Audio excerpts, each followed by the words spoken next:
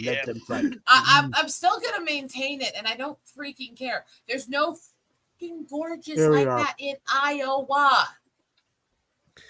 Yeah. I mean, I'm a nature photographer who's lived in the damn state, unfortunately, almost 20 years. And yes, I mean unfortunately. And I literally have traveled almost every single back road and nature area in Iowa extensively. There's nothing like that there. JJ is on drugs. JJ Abrams, it cost Hollywood 12 years, I forget, 5 failed movies, 2 failed TV projects, and $500 million to find out that he's a hack. Tell you what, share that thing I just put up. This is why JJ did what he did, because he saw this picture. Yeah, give me just a moment. Oh, and by the way, to that whole situation too, I've ranted and raved about these whole situations with the whole Iowa thing and all that. Yeah. I posted online this tirade about issues with Iowa and problems I have with the state. I had a whole bunch of the fucking Hawkeye idiots from Iowa City area start spamming me. Well, if you hate Iowa, leave. Pay for me to leave then, bitch. Mm-hmm. You want me to leave?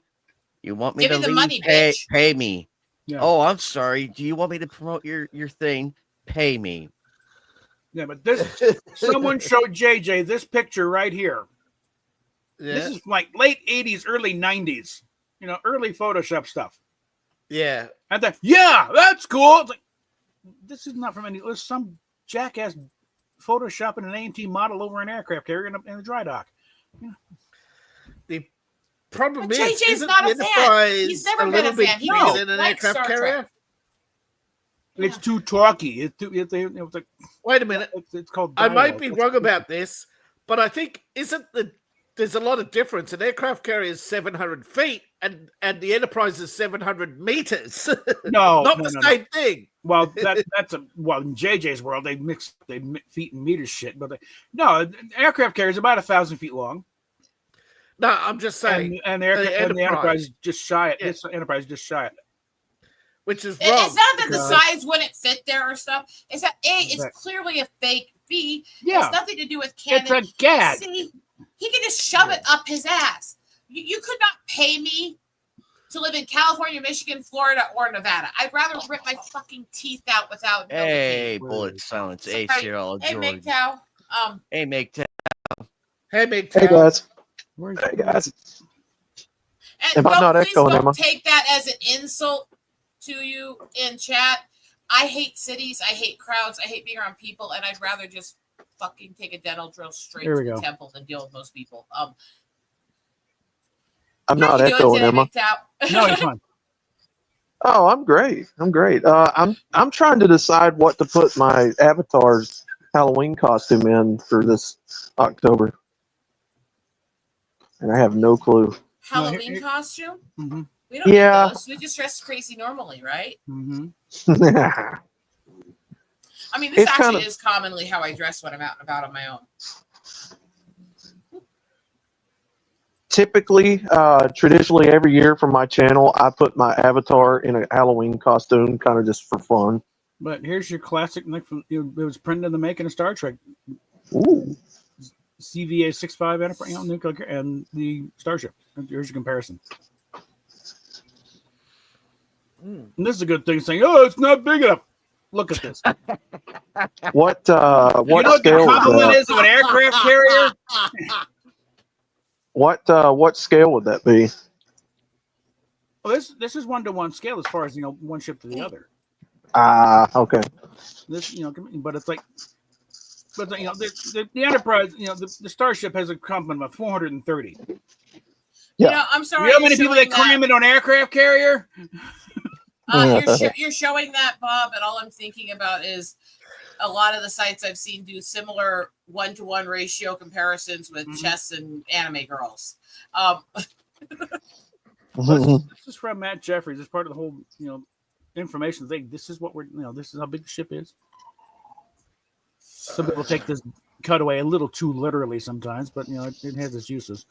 I wish they had the crew of an aircraft carrier is about 4,000 men. Okay. I wish they had the same schematics for the Outlaw Starship because I want to build that. I still that would be useful. maintain Yeah. that no matter all the issues with the motion picture aside, one of the best parts of tech, let's be honest, any form of tech porn, as they'd call it, is still the Enterprise reveal in motion picture. Well, yeah, and it's They also did that beautifully. and that movie must be seen on the big screen. Really. I haven't Here we had go. that There you opportunity in my lifetime. Thank you. Hopefully, in a couple of years, they'll do that. But because the 50th anniversary coming, here's one. This is on the next gen tech text manual. Oh, This is the Enterprise D compared to the entire Paramount lot. oh, good Lord. Yeah. This is when they realized they need to do something to justify how it wouldn't sag under its own weight. So that's where the idea of inertial of structural integrity fields came in. But it's also the left half here, not even half, just I Left can portion. confirm heavy things do get more saggy as they age. the left portion of the lot here. This was Desilu. Sorry, And I'm up feeling really here snarky was today, one Bob. of these guys was stage 8 or 9, and this is where they shot the original Star Trek. But down here in the corner, there's still the remnants of the old RKO. The globe is there, the antenna, the big radio antenna's gone. But The thing that gets me is just the lack of actual understanding of Trek most of these people have. And like I said, don't get me wrong. Our community, the traditional Trek fans who've been in it for decades, do have a problem with looking down on younger fans, whether they're fans of the original shows or not, all this other they're stuff. stupid. I even get from people in your age group, yeah, but you weren't there when the original series came out. It's like, and I can't control when I was fucking born. That means Yeah, I I won't don't die like as it. soon as you. I mean, Yeah. do we really want to take that route as our way of arguing? And a lot Yeah, of these younger Trek fans are actually arguing against a lot of the modern shit now and against a lot of the younger millennials and stuff. They're actually starting to go more traditional in Trek. This needs work.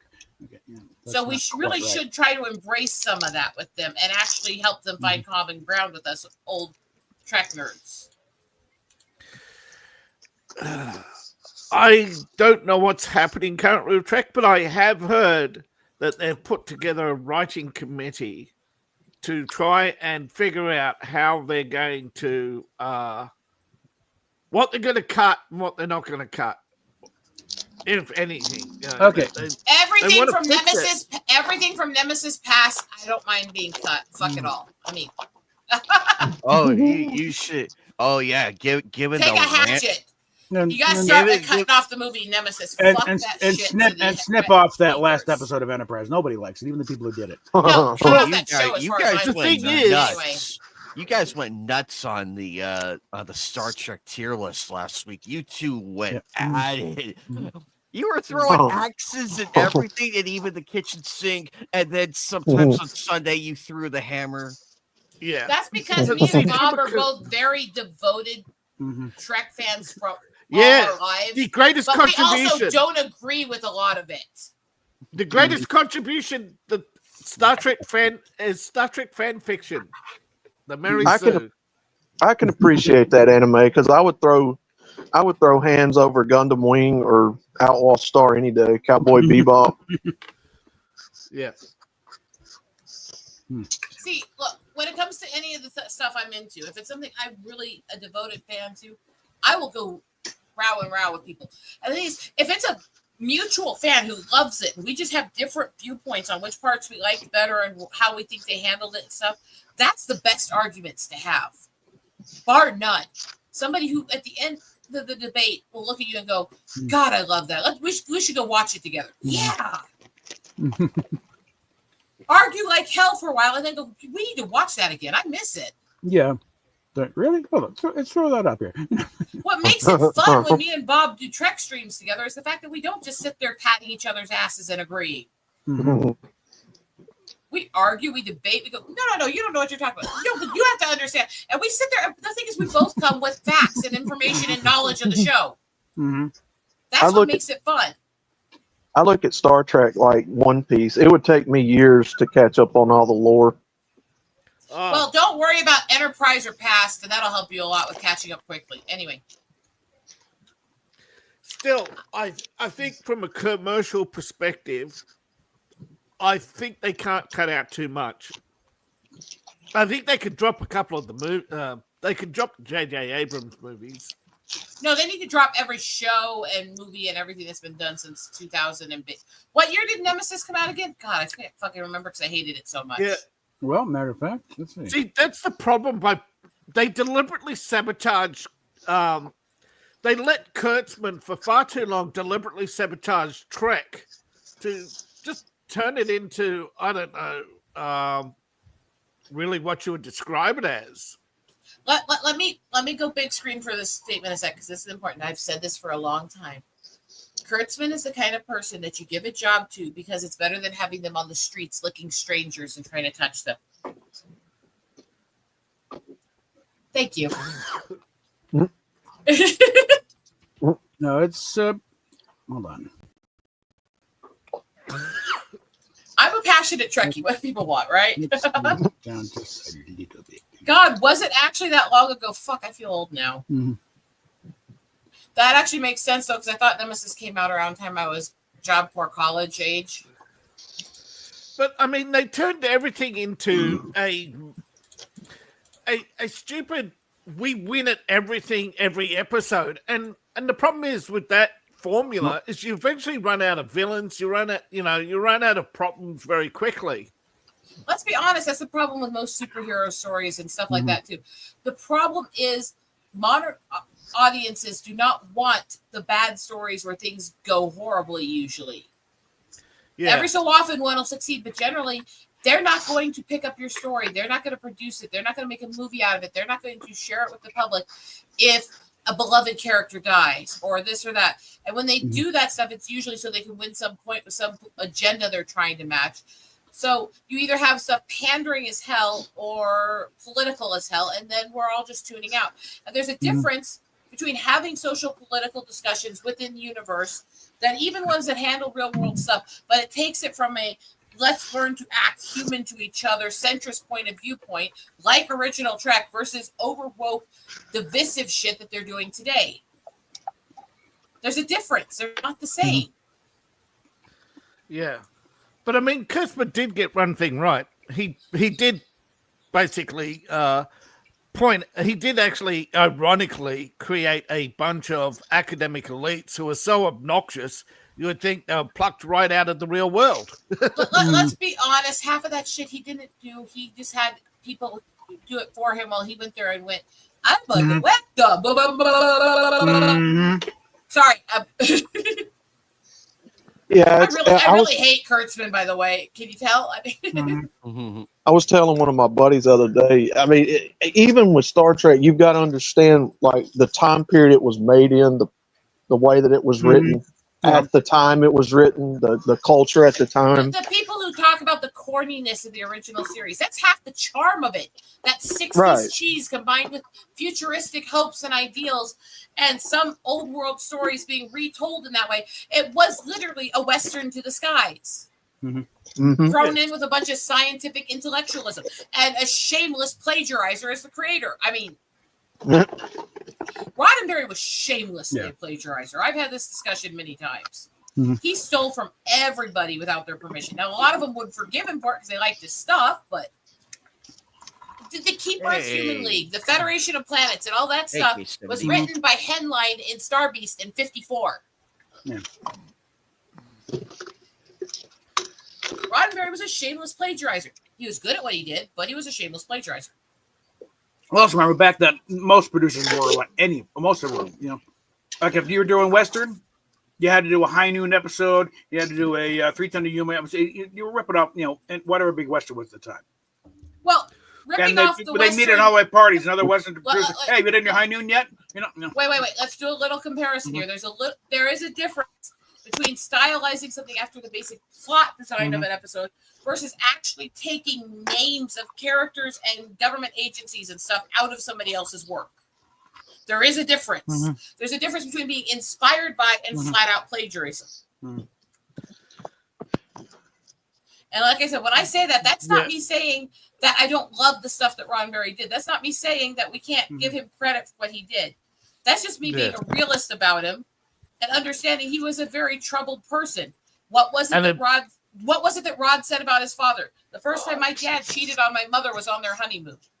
Yeah. Well, put it this way. Once they were married. Put it this way.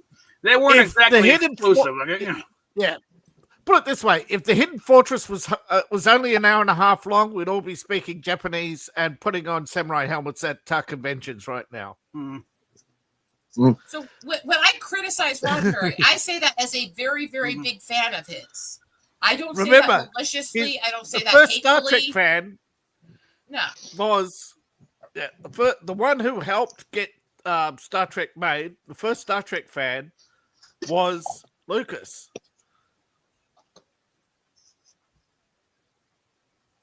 Those two, it's amazing those two worked together for so long and nobody noticed. And Lucas is one of these guys who just had the uncanny knack of showing up on every set at every time. And just basically, this one, Bob? That really doesn't line up with anything. No. That's one of those things that's been thrown about a lot, but there's actually not evidence of it. I mean, I've seen a few photographs of the men together. Well, yeah, they met at conventions here. They did become friends, but there's no George, proof that they actually helped each other in that. No, and George has said he was not a bad Star Trek fan. He both from Star Trek, Yeah, but the thing is, I can't remember any story where they actually sat down and Lucas admitted. There's only a few directors who've ever been able to convince George to collaborate on work with them. I don't think there's any evidence to say that Roddenberry asked him or didn't. But people used to. The story goes that he would get showing scripts all the time, and pretty much that was that. I don't think there was much more to it. You gotta remember, Roddenberry wanted to lose the stereotype that he was just a Western writer, and boy, did he lose that stereotype. And then sci-fi. He's done more than just sci-fi. He did 20 Futures for Head Gunboat Travel. He's done all these cop shows. I could see George Lucas's influence on Star Trek, if that's what you're trying to say, and vice versa. Yeah, I'm just saying they more the other way. Talk to each other on a weekly basis, allegedly. But that was not during the original series. Actually, that was later on. I think George is in high school.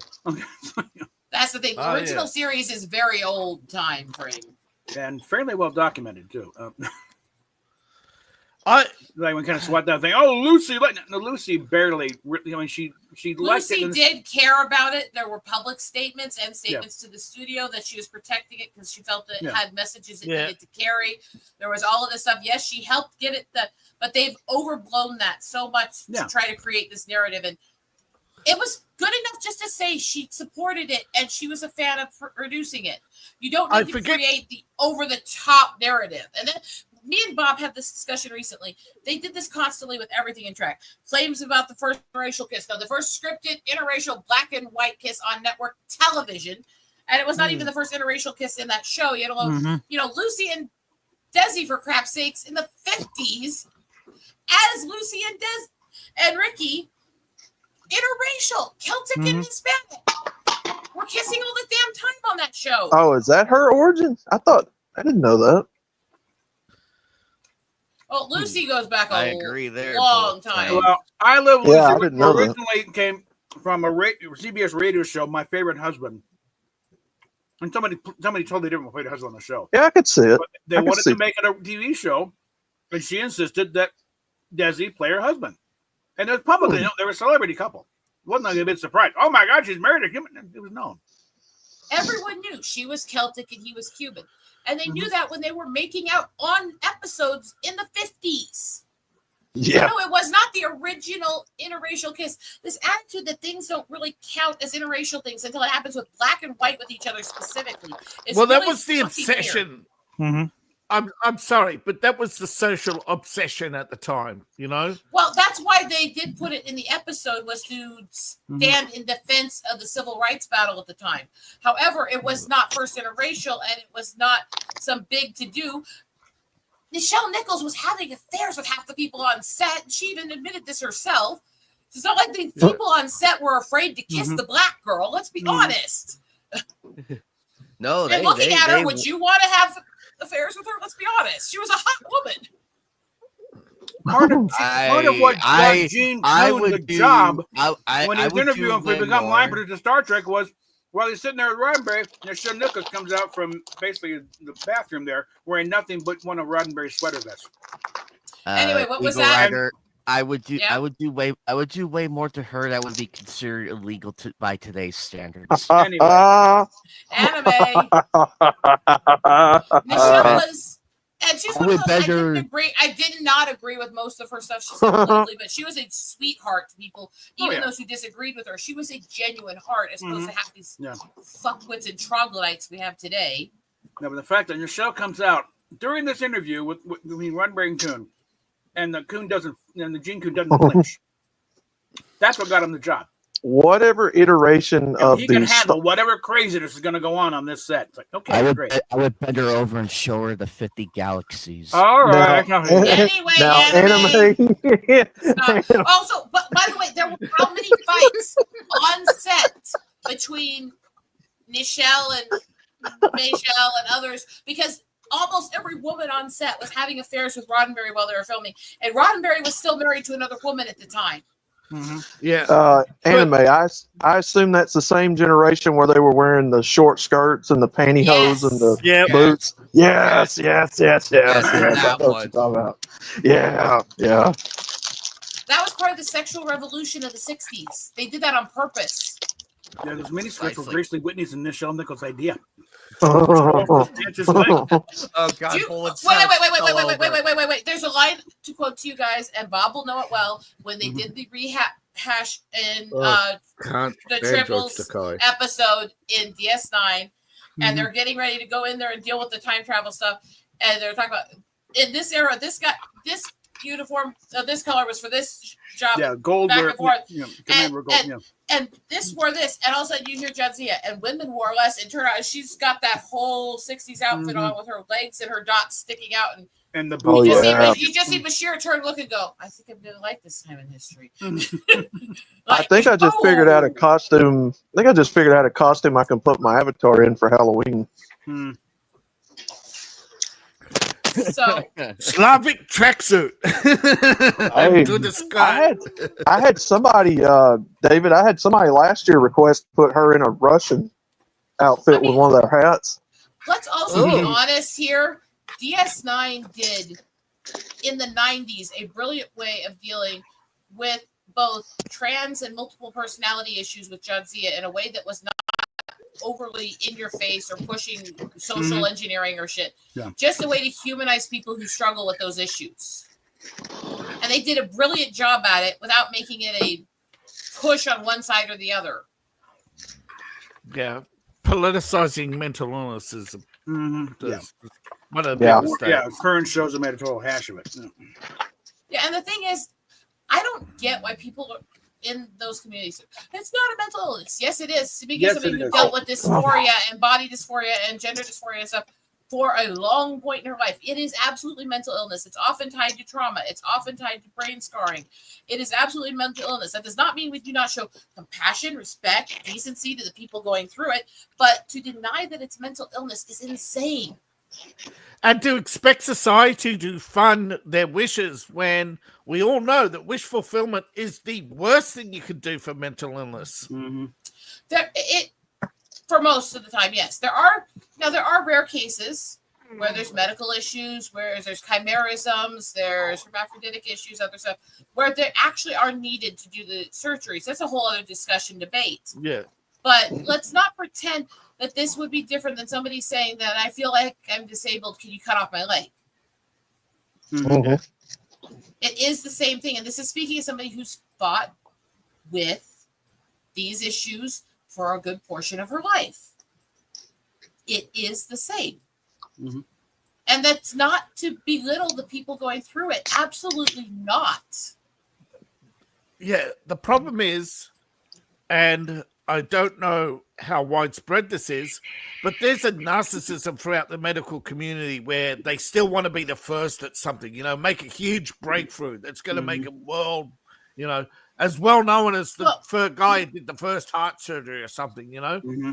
To be fair, that narcissism kind of exists in all people to some levels, not as a narcissistic personality disorder. But I'm saying but as a driving we all factor. want to be remembered some way. Yeah. And Yes. anybody who goes into fields that are known for big medical advances or being really famous or being really politically empowered, so anyone, even artists, most of us are drawn by a desire to be remembered and loved and treated as if we made a difference and changed part of the world.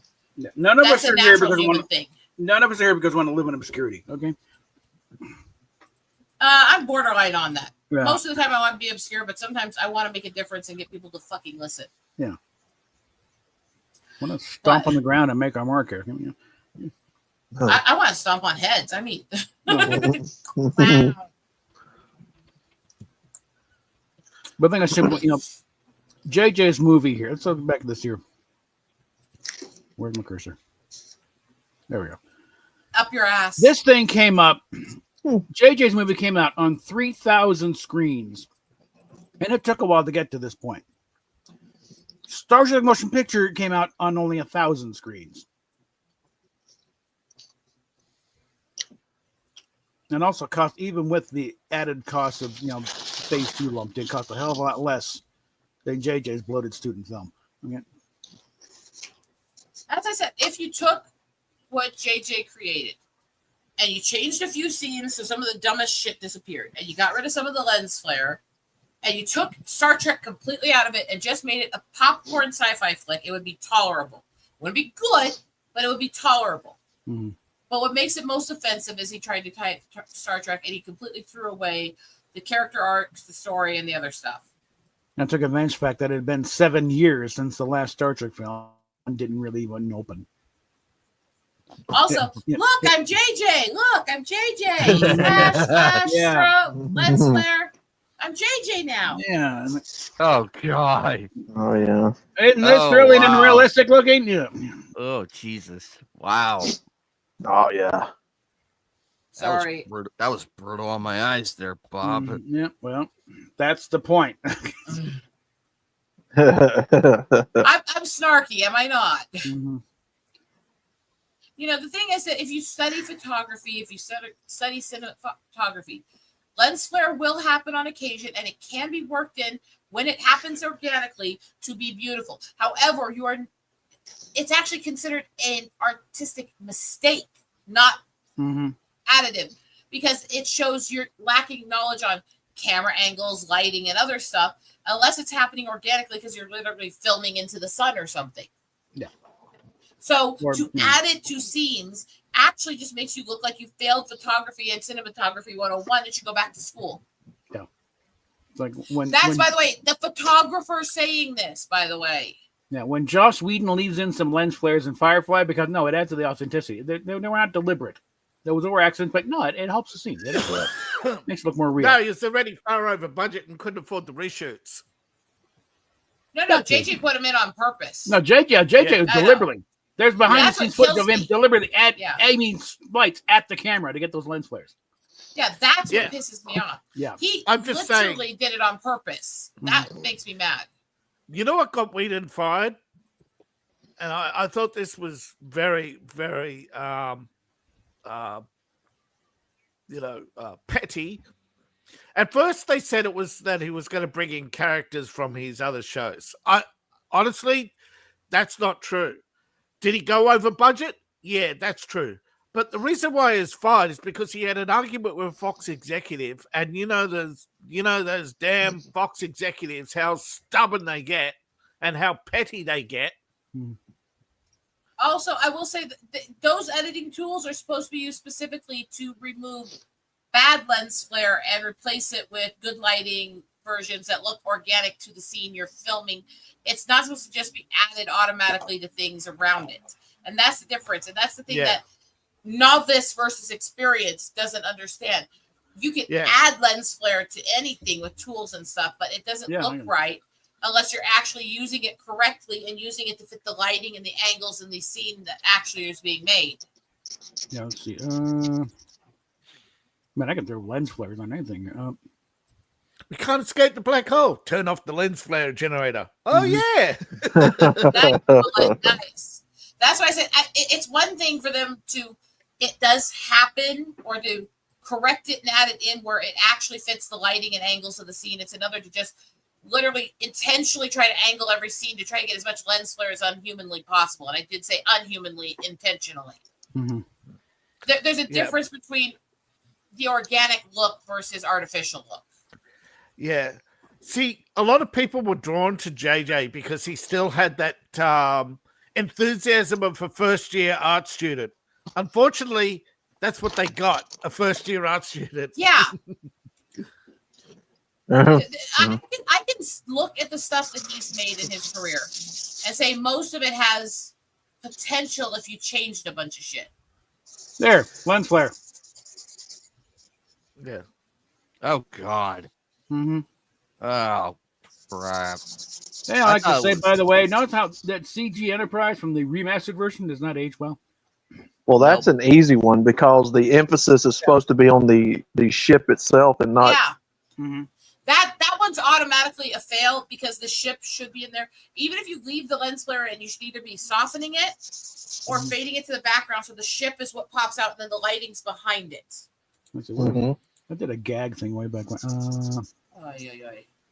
Oh man, this takes me back to taking art all the way through Art 3D, studying like shadows and Oh yeah. compositions and point See, of and angle. I didn't have a lot of technical educational training in this, but I studied all this stuff my whole childhood with my grandfather. I studied art, classical arts, color theory, angles, and stuff like this as a child with my grandfather.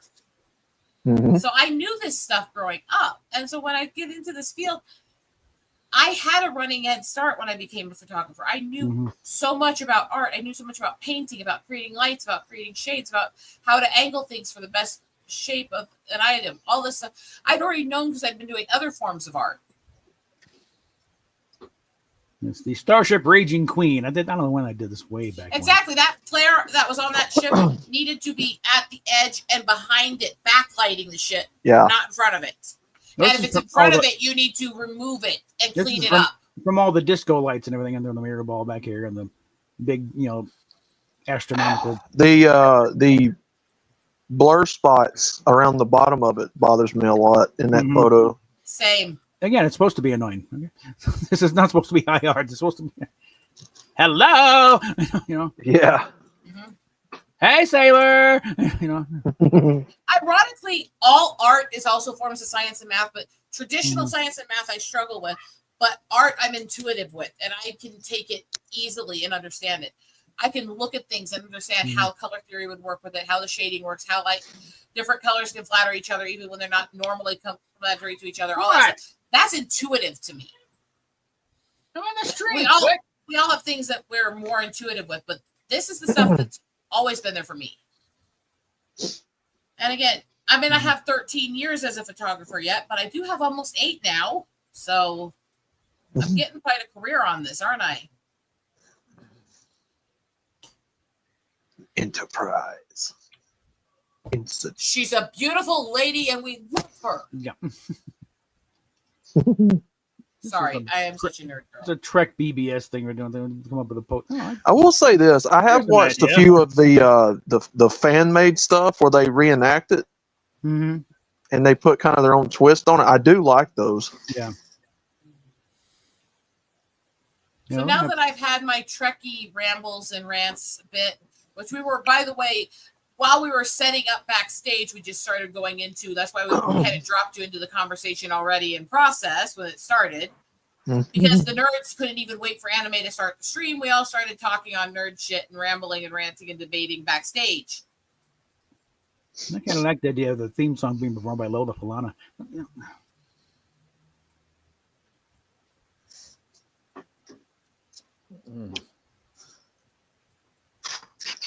Yeah, when you pull out this little thing, it's like from Cloud Miners, like, yeah, when he's holding the phaser like that. Yeah, that's a Bond pose there. Okay. Typically, Bullet, I work with, I do a little bit of everything, but I specifically work in nature photography of all forms, from animals to moving scenes to landscape scenery, stuff like that. It's pretty much anything tied to nature I do a lot of.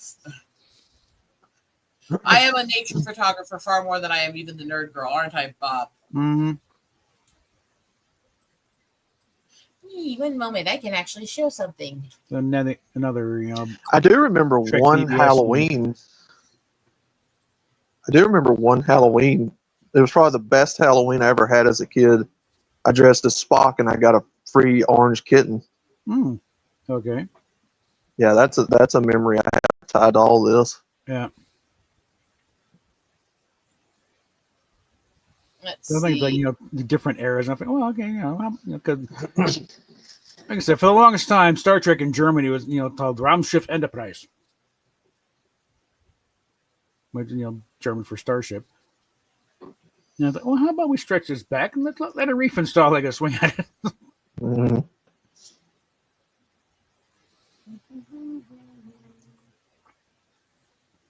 Go a little overboard, put a couple of swastikas on the Enterprise. Yeah. Don't say that.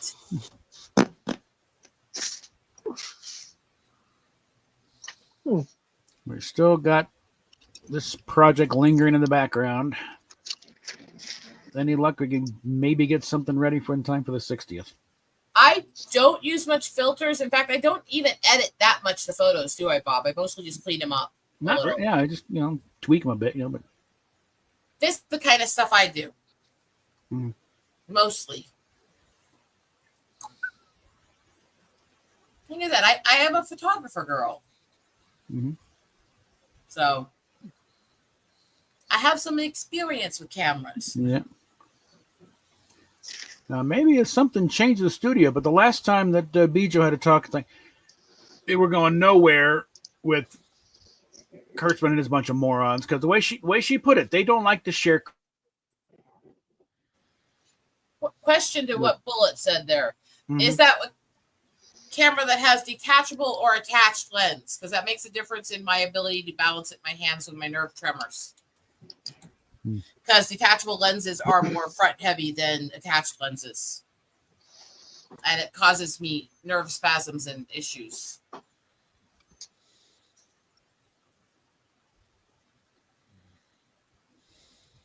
Let's see. Yeah, I don't mess with detachable lens and filters and stuff like that because it's really difficult for me physically to do that stuff because of my tremors and tics. So I kind of limit my work to what I can easily do within pretty standard. The nicest camera I have is a Nikon, but it is attached lens. So I work with my limitations. Oh, here's one.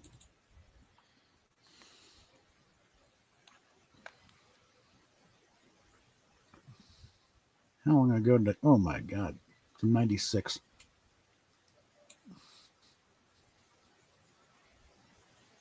I don't know if it's my style, honestly. And that's nothing against people who use filters and stuff. I just tend to like things look as close to raw and natural as what I was looking possible in my stuff. I prefer more stark realism in my stuff. Mm-hmm. And I don't think there's a wrong way to do photography as long as you're trying to get the angles and the lighting well done and make sure the image is clear and easy to see. And I don't even think there's a problem with soft filters or people doing blur effects or stuff as long as the image is actually visually appealing and easy to see what you're looking at. And not burning a hole in your eye, Mr. Lens Flare. Mm-hmm. Bingo. I whipped this up back in '96.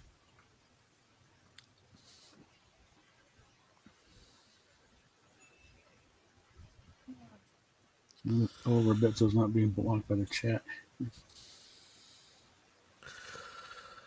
Yeah, I don't know if we had this discussion before, but I'm not sure if the pressure was on Trek, but I did hear recently the pressure on one of the biggest pressures that the executives had over at LucasArts was constantly coming out with new toy lines.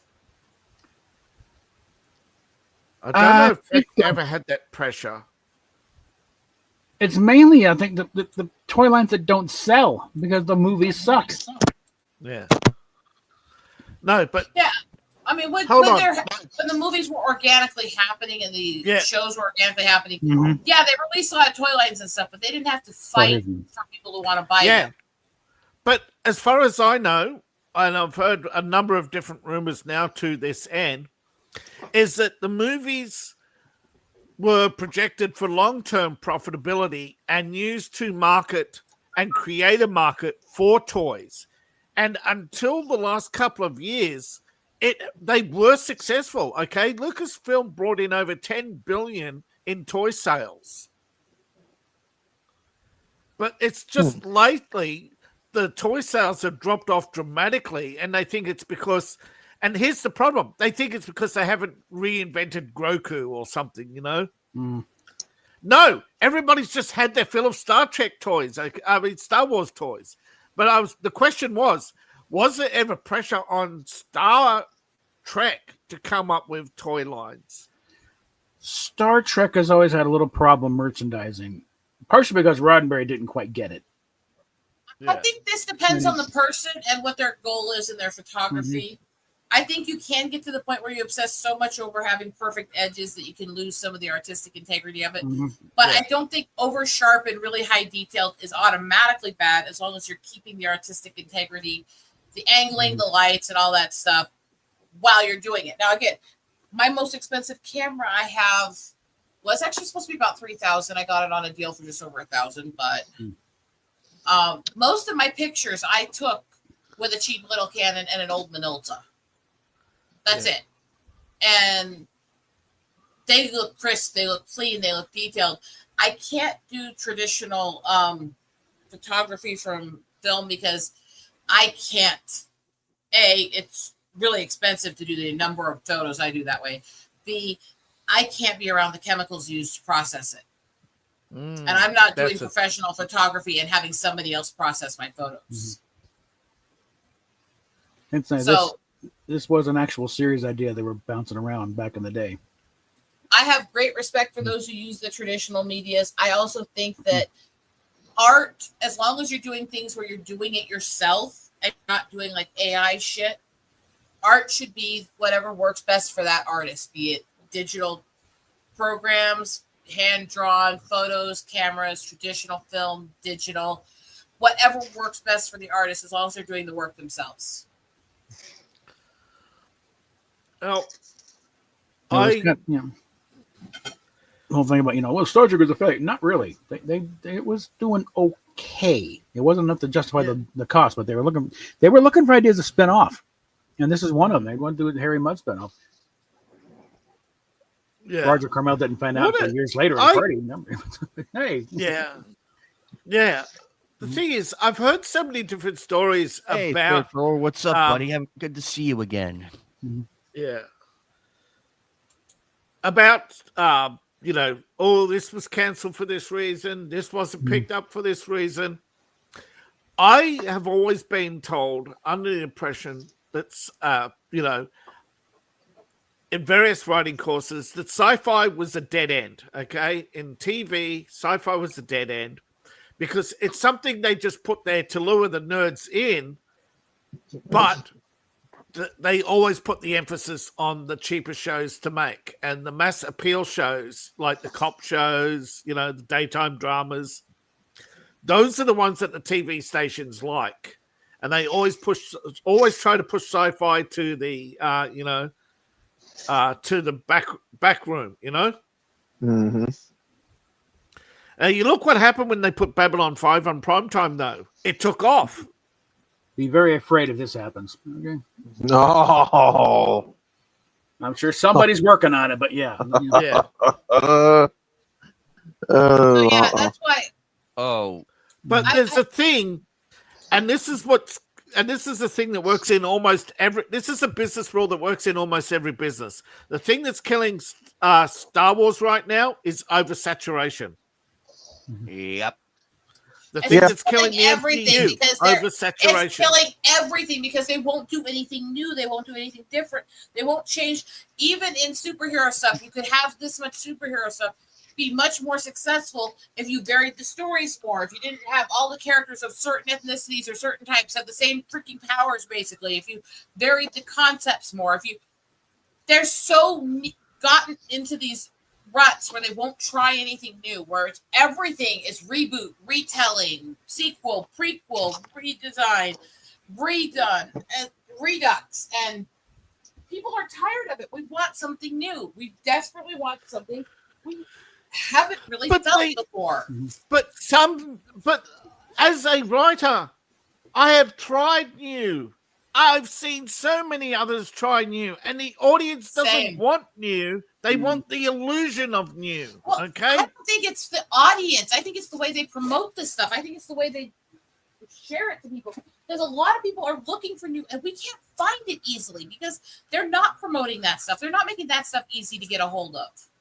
No, Burying because us who are trying to do things that are unique under this edge so that they can push all this crap out that's just redoing the same shit.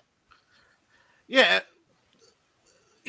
And I know it's bad when every superhero movie comes out and it's a white girl lead replacing the previous character. You know, that I get. You know, don't replace characters. Don't race swap characters. There's a few rules that they've broken that they should. And the first rule is, if somebody's a fan of something, don't change it. Right? If Superman has XYZ powers, you don't add new powers. You know what I mean? Even though that's how they operated for the first 50 years. Yeah, I know. Well, it's one thing for the characters to advance, to develop, and stuff like that. It's another to just change the base characteristics of who they are. It's one thing if Yeah. Superman got stronger, learned a new power, stuff like that. It's another, suddenly, he's not the same race, he's not the same background, he didn't start the same way, he's not from the same place, he hasn't had the same sexuality. When they start changing the base characteristics of a character, they lose all meaning to the character and they lose the fans. Yeah, Superman Red and Blue, that didn't last long. Yeah. Fan but backlash was fast and vicious. The thing is, you want to know what the S really stood for? It stood for socialism. Oh, by the way, David, should I And share yes, that is some of John my- Wayne. Yeah. Should I share Is it? some of my short guys? Guys, just wants to share something. Go ahead. I was saying, should I actually try to share some of my short stories and poems and stuff I've written with the group sometime? All right. Yeah, go 'Cause ahead. I've been writing since I was 11, literally. Yeah. And I miss my old stuff that I sold. I miss the pen names and stuff, but I sold them completely. I don't own them. I can't claim them anymore. Yeah. And that's a whole other thing people don't realize is it's really easy to get sucked into these contracts where you can't even claim you did this stuff anymore once you sell it. Yeah, that's the truth. That's why I've never submitted a story to an anthology or anything, because you could not just lose the rights to the story, you can lose the rights to the whole concepts. So I you can't. I did it to myself on purpose because I was trying to avoid my ex at that time, and I didn't want anyone to be able to find me easily. But I regret having done it too, because I lost a lot of things that I poured my heart and soul into, that I created, it was my baby, and some of them are known publicly, Yeah. and I have no claim to them legally. I can't say to anybody I created that, or I can actually get in legal trouble, and that actually kills me. I don't know if that makes a lot of sense, but No, this was bouncing around some ideas of, little stunt casting things. Because Admiral Fitzpatrick, and Trouble Tribbles, securing the grain is important, but he was the Allstate insurance guy. Right at the very end, we have a little house, and you're in good hands with Allstate. Right in the blooper reel, they throw him in trouble. Remember, Captain Kirk, you're in good hands with Tribbles. But that sort of thing, this is sort of things that could probably happen, and mainly if they could afford, in the case of John Wayne or Charlton Heston, if you could afford their fee, then yeah, this could very well have happened. Because John Wayne, I think he liked the show. He props up a few points here and there in lore. mainly ran into Nimoy at a party. I know you. You had your ears done. It's like, and Charlton Heston is like, Planet of the Apes is 1968. He'd been doing some stuff. And Dean Martin and Bob Hope, they were big on NBC, so it would have been a really easy cross promotion for them to show up. I literally will rate the shows from TOS forward, and that wasn't intentional. I love TOS to pieces. I love the era and the hopefulness that was in sci-fi more than. I love Next Gen, but they started to lose some of that original spirit. But I actually like all the shows that listed there, but DS9, I think, went too hard in the war where they lost part of the episodic nature that he liked in his Star Trek. And while they did good with most of it, I still hate Kira. I'll never change on that. Never. I can't stand her. Anyway. There's a crossover which could happen. And that's a long discussion that Ben had with Bob before, and he understands my point, even though he doesn't agree. I don't like her. But Deanna or Kira. I don't know. We've had that discussion. Yeah, I fell in love with Kira. As you said, you understand why I feel the way I do. You just don't agree. No, I fell in love with Kira in the opening 2 seconds I saw her. But with the strong personality and stuff is fine. It's the unapologetic for civilians she hurt and literally thinks she's better than everyone that I can't stand. Yeah. But that's a whole other discussion. I was trying to keep going. But Voyager, while there's some decent on it, it really fucking pisses me off a lot. Especially, claiming that it was going to be foot forward. The female captain, all this stuff, and we're going to do all this stuff to do tribute to different races and humanity, and then hire a known fake native to write dishonest stories about Native Americans as plot lines for Chakotay. Fuck him and the people who hired him. Yeah. Also, by the way, even though DS9 still ranks as my third favorite, my favorite Trek character of all is Garrick. Yes, I like Garrick. I absolutely love Garrick. What part was true? It's all true, Doctor. Even the lies, especially the lies. So it's like I have a complex history with all of it. And again, when I sit here and I say, I prefer this, I have problems with this, I dislike this, I will criticize everything, even my absolute favorites of everything. But I still have the collector's sets of all those shows. I still watch them over and over. I just have criticisms of them. Yeah. I did hear somewhere that the reason why they went backwards with Enterprise is because they had trouble progressing the technology for Star Trek. Well, also the prequel trilogies that hit with Star Wars, they've done bigs. Okay, well, prequels are good. How will we do that? Let's go way back and see how stuff problems with Enterprise wasn't that they wanted to go before original series. It's that they didn't. There's a lot of things I had issues with where that's not how technology moves. Timeline, things they put in it that would not have been before the technology of OS, and the design style of it was very much after OS, and you had to try to follow the timelines of how humans develop and the way technology and art. There's very cyclical patterns that occur, and they didn't follow those, and so it just completely takes me out of the moment instantly with it,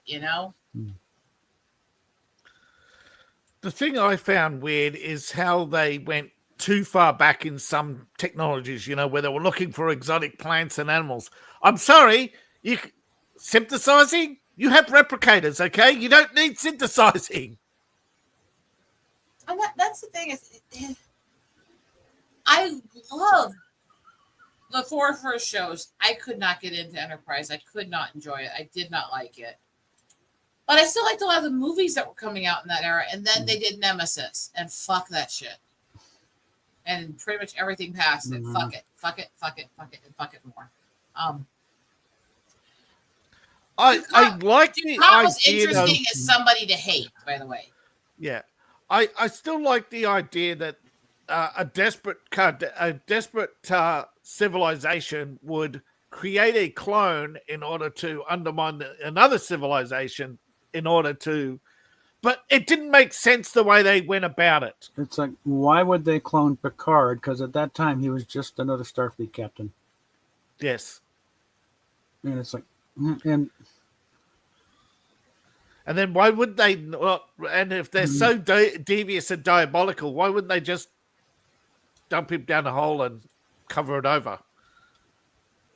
but they could have done so much more with it, dude. Because the obvious things, like, instead of hiring some young hunk and then just it's like he comes down to, well, you're supposed to automatically assume this is Picard. No, they should have done either Patrick Stewart plays both roles, hams it up. That would be the shock right there. You need to get the point right there. Okay, who the hell's this guy? Also, by the way, side note to this whole thing, real quick here. Mhm.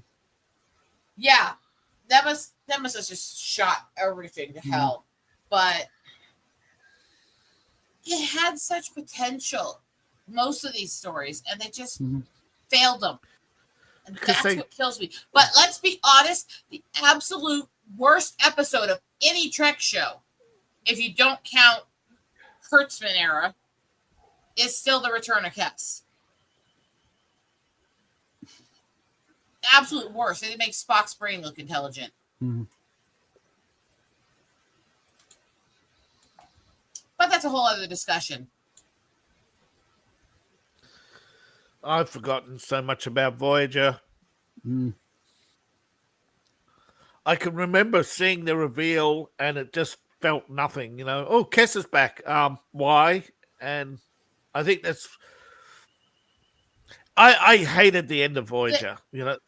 It's the time travel. It's the when sci-fi gets into trouble, use time travel to get out of it. That's. I don't mind that. I think they just wasted so much. It was like, and also The just, problem there's a few things they should have gone through. And no, The let's problem with eliminate Return that. of That makes no Kes sense. is there were flaws in that character and issues why it had struggles with popularity from the beginning, anyways. But they ended her arc so well when she first left the ship. She left becoming a more ethereal being, evolving to a new creature. She left gifts to the crew. She loved them. She was this intelligent, beautiful thing. She left of her own accord saying, I love you all, bless you, and giving them gifts, and suddenly comes back like a year and a half later, bloodthirsty, wanting to kill them all and claiming they abandoned her and left her without her having a say in it. That doesn't make any sense. No. Yeah. I think I'm going to redo this a bit, get a better She picture. chose to leave the crew to protect them from her growing powers. It was her choice. It's like the writers completely forgot the entire show and went, oh, fuck it, we'll just do this. Yeah, we need a villain. Yeah, we need a villain problem. Don't get me wrong, the actress who played her is a hell of a villain, but... Yeah, she's full goose bozo. Yeah, I'm just saying, this is the problem. No, she got arrested with violence to police after exposing herself to kids and dealing drugs to them and other shit. Yeah. So she'll make a good villain. Yeah. Definitely. That was the actress who played Kes. Yeah. I'm just saying, Jen Lin has definitely gone off the rails. Yeah. Yeah. I'm just saying, Trek has problem with Trek is they burn through villains too quickly. Look at the wasted opportunity in DS9. Well, they really Roddenberry knew, right? The tensions between empires was the driving theme that gave him a lot of plots, and he knew not to end those tensions. Well, Star Trek also never really had villains per se; they had adversaries. Yeah. You had people. He liked it being something people could watch when they hadn't watched it before, and they could follow the story. He liked episodic because it made it easier for people to watch one or two episodes when they had busy lives and get connected to the characters and want to watch more. And that was where I feel like, even though there was so much they did well with DS9, they lost that episodic heart in the last couple seasons, where you could not just watch an episode and know what the fuck was going on. Yeah, particularly with Kai, because you had to know everything about Kai, because Kai Wynn was, and she was always changing. Why don't people like her? If you didn't know her the previous season, you'd be wondering, why don't people like this nice old lady? You know what I mean? Did you see One Flew Over the Cuckoo's Nest? She was essentially channeling Nurse Ratched there. Okay. Yeah, I know. Yeah. I know. You know, she was. And the thing is it was okay at the beginning, but they went so far into the making Cisco into a deity and really playing on weird spiritual shit that it got really just creepy at the last couple seasons too. That whole wormhole thing was now what? Well, they had to end it could have been done so much better. Yeah, I think if they didn't make them into super powerful beings that were so far ahead, you know. And one of the They were worst out of episodes of DS9 is the stupid Ponfar taking hold of Keiko, by the way. Yeah. Say what? Don't you remember that episode? Sorry, I said the wrong. I said the wrong The word. pod You know what I bar on meant. the loose. Yeah, I can't quite remember, but whatever he ended up. Yeah. Pronunciation on that damn thing. The evil alien that decided to inhabit Keiko was one of the worst episodes. It was so stupid. I either missed that one or I'm blocking it out. Block it out. It was dumb as fuck. Anyway, This is in relation to there's a fan film that I've mentioned several times. There's a fan film of them doing Mystery Science Theater 3000 where they're watching Star Trek 5. Mm-hmm. I can dig up the link and put it in chat and people enjoy. They love the attention. But this is, I said, burned off on DVD and here's the cover. I love Star Trek. That doesn't mean I'm not going to sit here and criticize it. I actually think you're not loving something if you won't criticize the things you think it did wrong. That goes general in life. Wraith. I said it wrong, by the way. There we I know go. Okay. I know I said it wrong. I've heard myself say I it know wrong. she's referring. Look, I liked the idea of a demonic possession type, an alien entity like that. It had such potential, but it was so badly done. Because they raced through the storylines. There was no build-up. There was no long. They had too many conflicts in Voyager, and then they had too many conflicts in DS9, and then they had too few in Enterprise. They didn't know what they wanted anymore. Let's also be clear. Nothing against the actress, but she was so painful at those scenes where she was trying to play the alien, like inside her, trying to kill her, and her shaking was so over the top in those scenes. It was just cringy. There's the link to that. It's a Dropbox thing, but it's still there. And really, the best way to watch Star Trek 5. One of the great parts of my brain is it'll just invert words for a different word I didn't mean, and then I don't even realize it half the time until I'm sitting there going, "What the fuck did I actually say?" Well, you're talking made-up alien phrases like Ponfar, Wraith. That's well, it's not not. unreasonable. I do this even with basic things, including family members' names. My brain is interesting sometimes. I mean, Wraith, yeah. And let's be honest. I have nothing against pushing boundaries, using offensive words, and pushing about certain topics and stuff. But using the N-word in DS9 was just cringy when they did it. And his whole tantrum about not wanting to go to a holodeck program about a time in history where black people weren't welcome was just annoying as shit, too. Well, that was Avery Brooks wanting to vent. So, okay, give him a scene. Yeah, Avery Brooks has grown up a lot. He is not the racial divider he was then. Yeah. Mm-hmm. Whereas most of the rest of them have gotten worse. He's actually grown up a lot. Yeah. So I give him that, but that scene annoyed the shit out of me. Still kind of a weird guy, but still.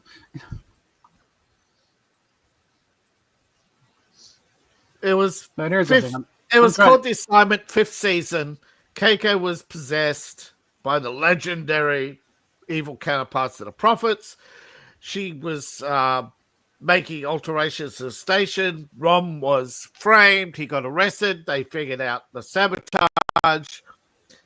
And it was a very, very weird episode, and it was just cringy as shit. Yeah, Miles altered the beam that killed the Wraith without harming Keiko. What episode was that again? Episode 103 I don't of go by DS9. I don't go by Production code 504. Title. The Assignment. Okay, 'cause I don't go by numbers. I never go by numbers. That's the one thing that stupid SNL sketch. Oh, episode number 10. Nobody referred to him by episode numbers. I'll beg to differ. I know people who do that. Before that, though, I've known people who did that since I was a child. Yeah. They're annoying as shit, and I can't stand it, but they do exist. But it's like, so very. I never. But it's not the standard Trekkie. Sorry, I had no, to no. scroll up. They get critical if we don't know the episode name on every episode, and I can't do that either. Mhm. I was looking at the wiki, so it had the episode number, and I had to scroll to get the You're episode name Mhm. because it kept referring to by episode 103, the plot line. Mhm. So if anybody wonders what the anime nights are like when we're not on air, there's a reason we dropped suddenly in the middle of this conversation. When we More swearing. More Off air, more swearing. Yeah. Fuck up. I swear away, huh? Mm. That's it. We swear a lot and we talk nerd shit. That's Mhm. pretty much what you see on air is Oh, what yeah. you get, except for Mhm. we're not fettered by YouTube's standards. Now, this Ooh. I had to alter this a bit to meet with the Marine Corps because the Marine Corps, the Eagle and Globe is copyrighted. Turns out, so I had to alter it a bit because I ran afoul on Cafe Press. But no, okay, well then, how about we replace the Eagle with a Phoenix, which has its own, lore within Starfleet anyway. So okay, there we go, and it actually fits better. The Fire Chicken, my favorite car. I feel insulted by this one. What? Look at what I just put on screen. Mm-hmm. That was almost my name on YouTube, was MGTOW Phoenix. Hmm. Look at what I put on the screen. While we were rambling passionately on the episodes, look what he said. Yeah, not wrong. Look, that's the thing is, So, what do you think on a scale of 1 to 10? How big a disaster is the Mandalorian movie? I am The watching that. What I Mandalorian. heard, it looks like it's just an extended version of like season 2 Mandalorian. Yeah, I they said am it's watching that shit. You three-part can pay me to episode. watch that show. I'll be honest, David, I haven't watched anything after George Lucas sold it. I tried No desperately. amount of super. You people couldn't pay me through super chats to even review right. that movie. Mm. Anime, I'm going to go big screen a sec here because I have a statement to say. Go ahead. See, this is what started it for me. I did give it a chance because I actually had somebody give me the DVDs for Force Awakens and Last Yep. Jedi shit.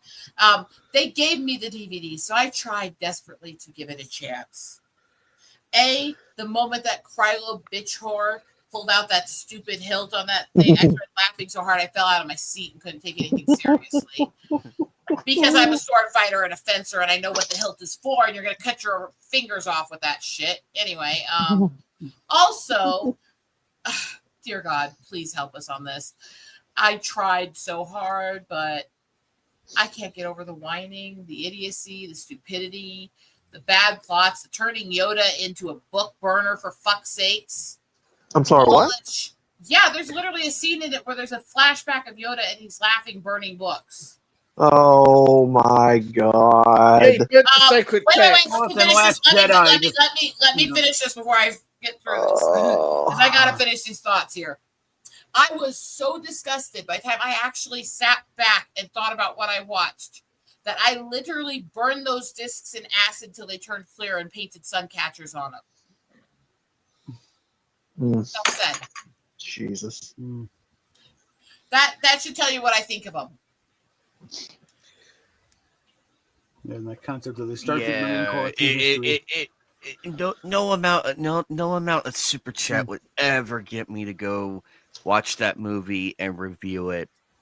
And by Yeah. the way, to all the big channels, stop watching all this shit just to hate on it. You're just giving them money. But this is the Please. thing.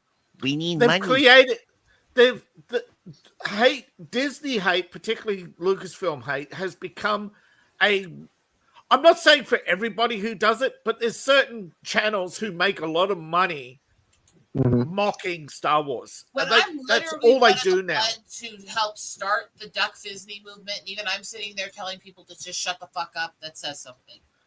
Yeah, but I think Mandalorian. They said the Mandalorian movie was definitely looked like a 2-part episode thing. Mhm. Apparently, like apparently one channel says it looks like homework. I Yeah. look. I think if a franchise, any franchise that gets so big, will get to the point where people can't keep up with the different characters. But the thing is, you should be able to go into a movie. You shouldn't need a backstory for every character. You shouldn't need a introduction for every character. You should be able to watch a movie from start to finish without knowing that these characters have history, they bring it up if it's relevant. Shouldn't need to know every detail going in anyway. Jump I them think straight to the I action. think the best Yeah. stories historically fit more the writing style of the old days than modern. And I'm talking Yeah. about stuff where, yes, they had backstories, they had flashbacks, they had all this stuff, but in a certain amount for certain characters, and not every character having like this huge arc where you have to know every damn thing they ever did and where they took a piss last week. The thing is, if you go back to the classic stories, right, you didn't have that many. You didn't have a backstory for Vader. Well, Not much, you know. What Obi-Wan told Luke, you know, he's a even, Yeah, that's even it. he said Backstory, there 5 was seconds. there was plans to write a backstory for him, but he didn't write most of it before he started releasing the movies. He had plans for ideas for one, but it wasn't in fruition. It wasn't created. He was still devising No. those when he made them. yeah, He rough didn't even. notes, yeah. The thing is, he didn't even know what Vader meant. He said it was a word he heard on the lot one day and thought it sounded cool and used it. He didn't know it meant father until after the movie. Well, a lot of it was like, you know, because Vader sounds like Invader, you know, Yeah, and just played on it. Insidious, you know. yeah. Maul. He played on words. He didn't realize. So let's be honest, as much as I love a lot of stuff Lucas did, if you really pay attention to his writing style, he wasn't exactly high IQ in his writing style. No, he was very He good was- at pick. He was good at storytelling. He Yeah. was not good No, at he was very good at intellectualism. ripping off Hidden Fortress. He was very good at ripping off a. Well, again, as I said, Japanese Roddenberry was movie, a shameless plagiarizer, but I still give him credit that he was good at storytelling when he ripped off. Yeah. That's why I said. But they're also, again,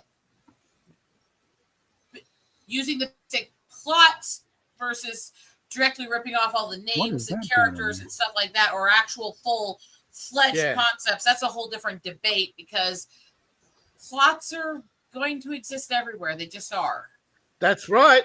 If Star Wars didn't go to edit, it would have been just as big and just as bloated as the original movie they were inspired by.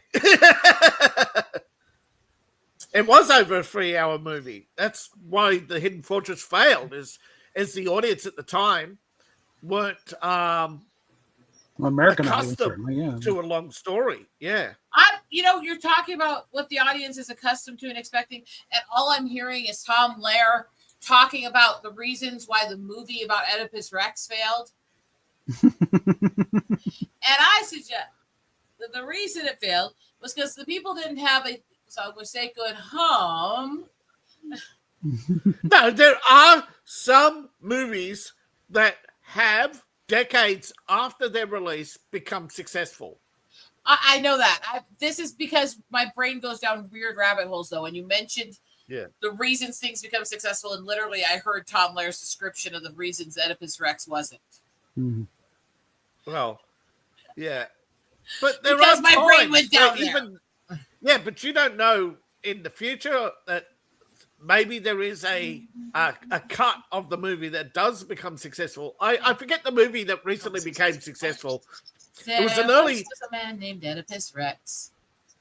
Hold on.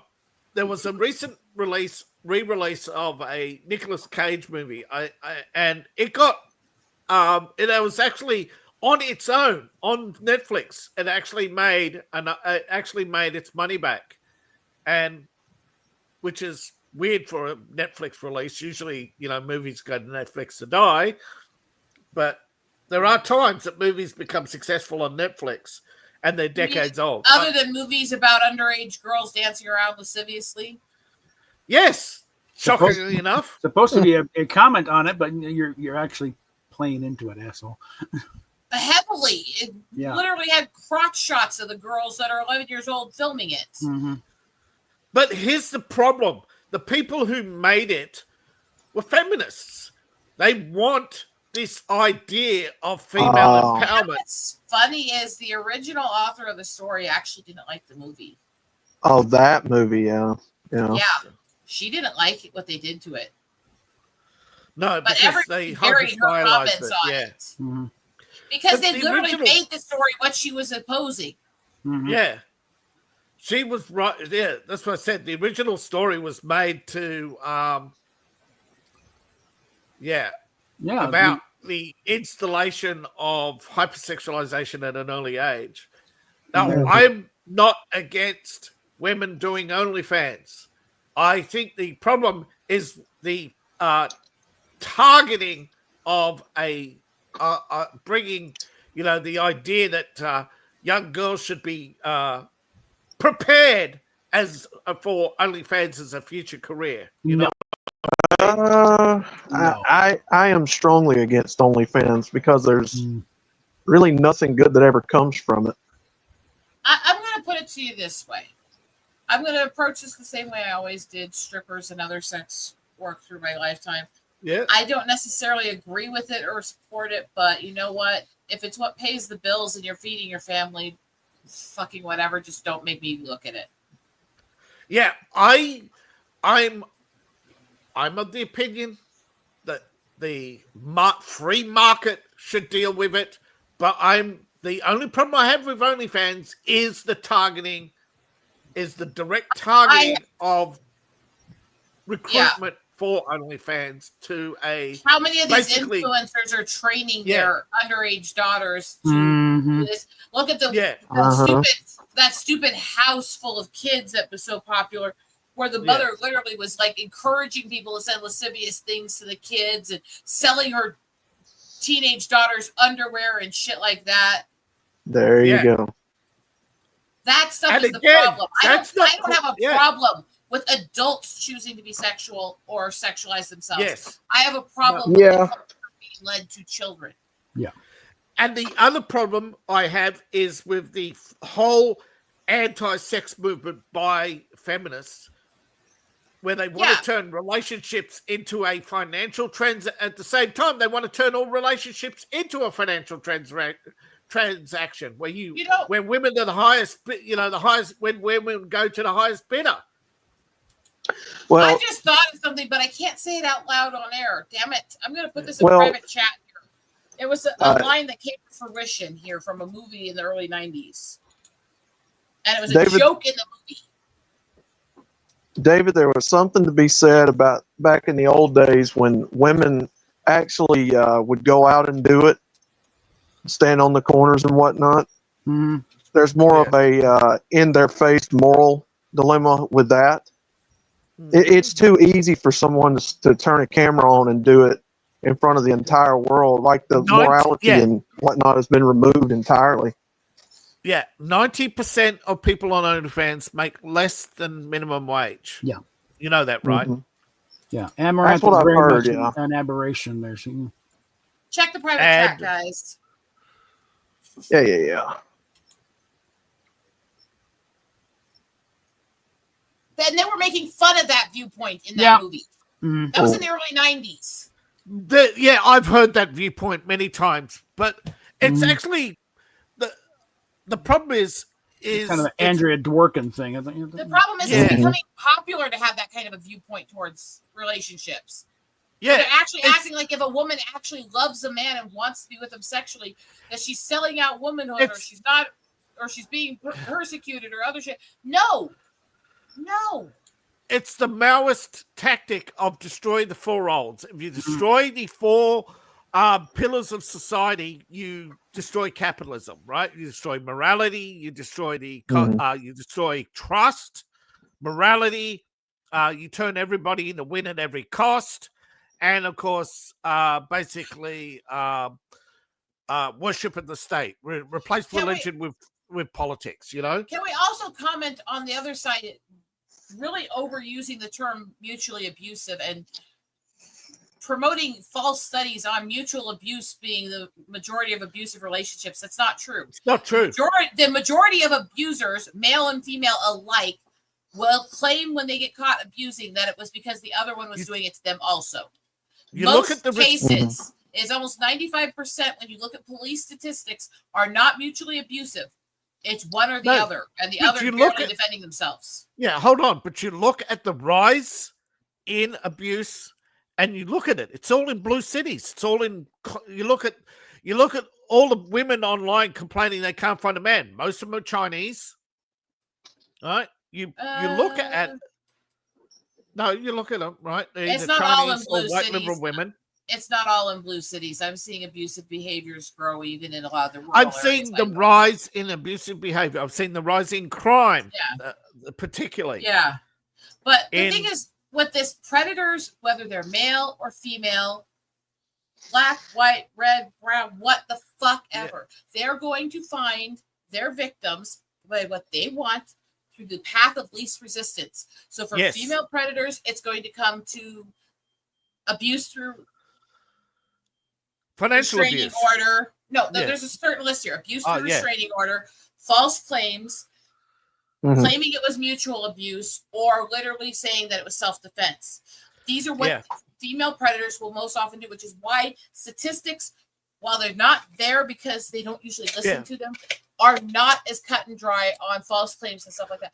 The majority good channel. of good people, the majority of good people, not abusers and predators, would never dream of falsifying being essay, would never dream of claiming somebody was abusing them that wouldn't. However, it is very, very common for female abusers to use that to cut the rungs out from underneath their victims so they have no support. Yeah, there's a sheriff in Texas. I forget. I think it was Amarillo. They have a special assault unit for dealing with abusive women because they're saying the rise in abusive women is problematic. Is at least that once a week they're rescuing a guy. It's actually less that it's rising as they're actually starting to see it now because of social media. Yeah. Because I've seen these cases so much my entire life with the stuff I've done with outreach. Same with the other side. Yes, a lot. The thing is, it is true about 1 in 3 women will go through some form of domestic abuse in their life. It's also true that about 1 in 4 men will. Yeah. And the thing is, they skewed the statistics somewhat in that they rarely mention that often the abuser the female abuser, can always claim to be the victim, which skews the numbers, particularly when it comes to a degree. Now, it was also domestic violence experts tend to be women in women's groups, and their funding relies on the narrative of women as victims. I will also say there's an issue with this attitude that men aren't supposed to defend themselves when they're the victims. However, they're also got to remember it was my lifetime when we got rid of the right to. You're married to somebody, you can essay them anytime you want because they belong to you. That wasn't banned nationally in the U.S.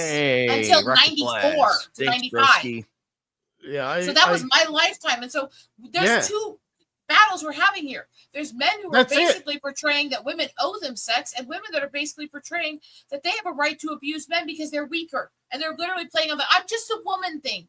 Well, either you want to be equal or you want to play I'm just a woman. You can't do both. Right. But the problem is, and I think this is fair, that if you're in a relationship and she just wants to cruise through life sitting on your couch, you have the right to throw her out and owe her nothing. I will say if you get nothing out of the relationship, okay? If you're in a relationship, you have a purpose for that relationship. Let me respond. I'm not saying you should assault her, but I'm saying that if she's no Look. longer interested in sex, then there's no point Let in me the respond. relationship. Let me respond here because Yep, go ahead. it's not women who stop having sex with their spouse. It's actually very even. They don't talk about men doing it often because men are afraid to talk about it. But the thing is, very rarely is the sex drive lost without a cause. Yeah, Which is why that's true. But I'm just saying. Please let me finish. Yeah. Because I'm literally trying to respond and I'm like halfway through Yeah, the thought. go ahead. Which is why I'm saying we have to be careful with that because usually if somebody suddenly loses their sex drive and they're sitting a lot and they're constantly talking of headaches or stuff, very rarely is that actually they're trying to not share a relationship. Nobody owes you sex. However, if you're not trying to find a middle ground and share an intimacy with each other, why are you together? However, it is extremely easy for cystic conditions, endometriosis, hormonal imbalances, other stuff like that, to literally not only kill the sex drive, but actually make it almost traumatic to have sex. And often when these kinds of medical or mental issues happen, we don't understand it unless we get medical help. Yeah, So as far as we know, we can't. And so I've been through that. So what I was saying is, if a woman's just not willing to try, if she's not willing to try to get medical help, if she's not willing to try to find out what's going on or do marriage counseling and stuff, and she's not willing to try to share intimacy with her husband, be it physical, emotional, be there for him, that is a problem. However, if she's changed and she's just sitting there, then the first step should be, can we figure out what's going on and why you're feeling this way? Yes, and that goes for the men who lose it too. Yeah, but what we have is a TikTok generation who can sit there and watch at least a dozen different TikTok videos from telling you how to game the system, how to pretty much manipulate men, manipulate lawyers, manipulate courts, so that you can go through life without having sex, and how to milk the child support, Sadly. and swing the vines. Yeah, sadly there is so many out there that have turned divorce into a for-profit industry and turned sexless marriage into a for-profit industry. And on the other side of that, and I'm not arguing that that's real. I've absolutely spoken out about that before and said, if you're not trying to find an intimacy with a partner, why are you with them? However, on the other side of that, you have the growing fake manosphere who's literally promoting actual SA culture and saying if she won't put out with you, she doesn't have a right to say no if you're married and shit like that. And both of these need to just go fuck off with each other because they're not human. They don't belong with the rest of us. Before, and as Big Tail will tell you, we denounce Andrew Tate each and every one. Do we not? That's what I was just fixing to say. Fit, all those guys, and I'm not. That's why I said it's a fake manosphere. I'm not blaming all men for that at all. I'm not even blaming all traditional men or all conservative men or all Meg Tower for that. These are extremists who unfortunately are growing in your group, just like the average woman who considered herself a feminist was not what they've become. And the you look leadership always was, but they weren't. Yes, and you look at most of the people who follow Tate, they're young Muslims. Tate is a Islamist. He's a Islamist using the manosphere as a means to promote Islamic culture. Tate's a fucking Oh, we denounce him constantly. He's not, unfortunately, the only one, and it is growing. Like every day, there's like 10 more of these guys you'll find online. Really, and most of them don't last. Most of them don't last. Thank God, but it is unfortunately growing. In public opinion polls and studies on younger Gen Z, they are because Gen Z right now is suffering the extremes of the feminist culture, and they're suffering the extremes of both. Actually, and everything drilled into their heads so much from both sides on TikTok and other stuff that they're just absolutely bombarded, and so the women are seeing these boys start to idolize Tate and people like him, and they're getting fed this feminist rhetoric, and they're going, oh my God, these boys want to do this to us, and running to the feminist rhetoric. Meanwhile, on the other side, these boys are seeing these girls feed this feminist rhetoric, bash on men. See you later, Bullet. To the people like them. It's literally reciprocal. They're actually feeding each other's hatred and fear. And the thing is, a lot of these influencers do it because it's the only way to get along with the algorithms. They literally have exposed Andrew Tate as a product of a community manager. Okay, telling him literally, right? You have to. it's the shock jock mentality, you know. But when I say I add in the stuff about the other sides here, I'm not disclaiming the issues the female community is having. You guys know I'm very outspoken about that. I'm just seeing both sides get more extreme and both sides get more afraid of each other. And I'm saying, and it's sad. Social media companies are feeding it with the algorithms. They go to people like Andrew Tate and tell them what to say. Yeah. Mhm. And it is actually terrifying to It's see. terrifying. You know how many people on both sides literally don't see the humanity in each other and think they have a right to abuse each other. Yeah, and a lot of these influencers are funded by either Islamists or CCP because they want to destroy Western society. And Western society seems to be so open that they basically say, yeah, we can survive our enemies. Well, the last 55 countries, you forget the fall of Lebanon, you forget the fall of Iran, you forget the fall of Afghanistan. Come on, you're kidding yourselves that you can survive this without draconian measures. Let's not go into draconian measures. There are ways to fight against that without actually overriding other people's rights. But the problem is, we have the extremists in our own society that we won't deal with. Yeah. And this is why I sit here and I'm really careful every time to make sure both sides know we have to stop the people on our own side that are doing this. There's too many that are rational women in the center who will not call out these feminists. There's too many who are rational men in the center and the center right who will not call out these extremists. And the first thing we have to do is cut that toxic on our own side before we can just sit there and bash on the other. We do. There's the problem. I'm not saying a lot of you don't. I'm saying there's too many who don't. Yeah. Or will I'm saying the problem is because they hate the other side so much. The problem is you get the channels who respond to Andrew Tate. Where are they? They exist. The problem is YouTube buries them because they're bad. Because YouTube only cares about the views. Lush Life. He has openly called out Tate many times, and he's actually pretty conservative in his stuff and does a lot of reporting on body cams and shit. I've been Tate watching actually went after his wife. Yeah, I've been watching a few channels about the troubles in Britain, and they're saying a lot of it is like for far too long the Andrew Tates have been preaching to mostly young Muslim boys that the only way to be a good man is to be, to be abusive, to strut about in large groups, harass people. You're going to always show how strong you are, I am and unfortunately, one of those people. hold on. I see both sides' fears. Yeah, but here's the problem. Most of these young men, particularly the Andrew Tate types, one of the reasons why it's growing is because they get women who suddenly fall in line with them. If Andrew Tate didn't have a parade of endless bimbos, I think half his audience would be gone very quickly. The funny thing is, if people actually look closely at all these fake manosphere psychos like Tate and Fresh and Fit and all them, you'll find out quickly they're all either privately simping for girls or they're all single and unable to get a woman. Because nobody wants them. What they can do is they have enough money to flex to get a few girls to be willing to parade around on camera for them for a few minutes for a video, so they look like they have relationships they don't actually have.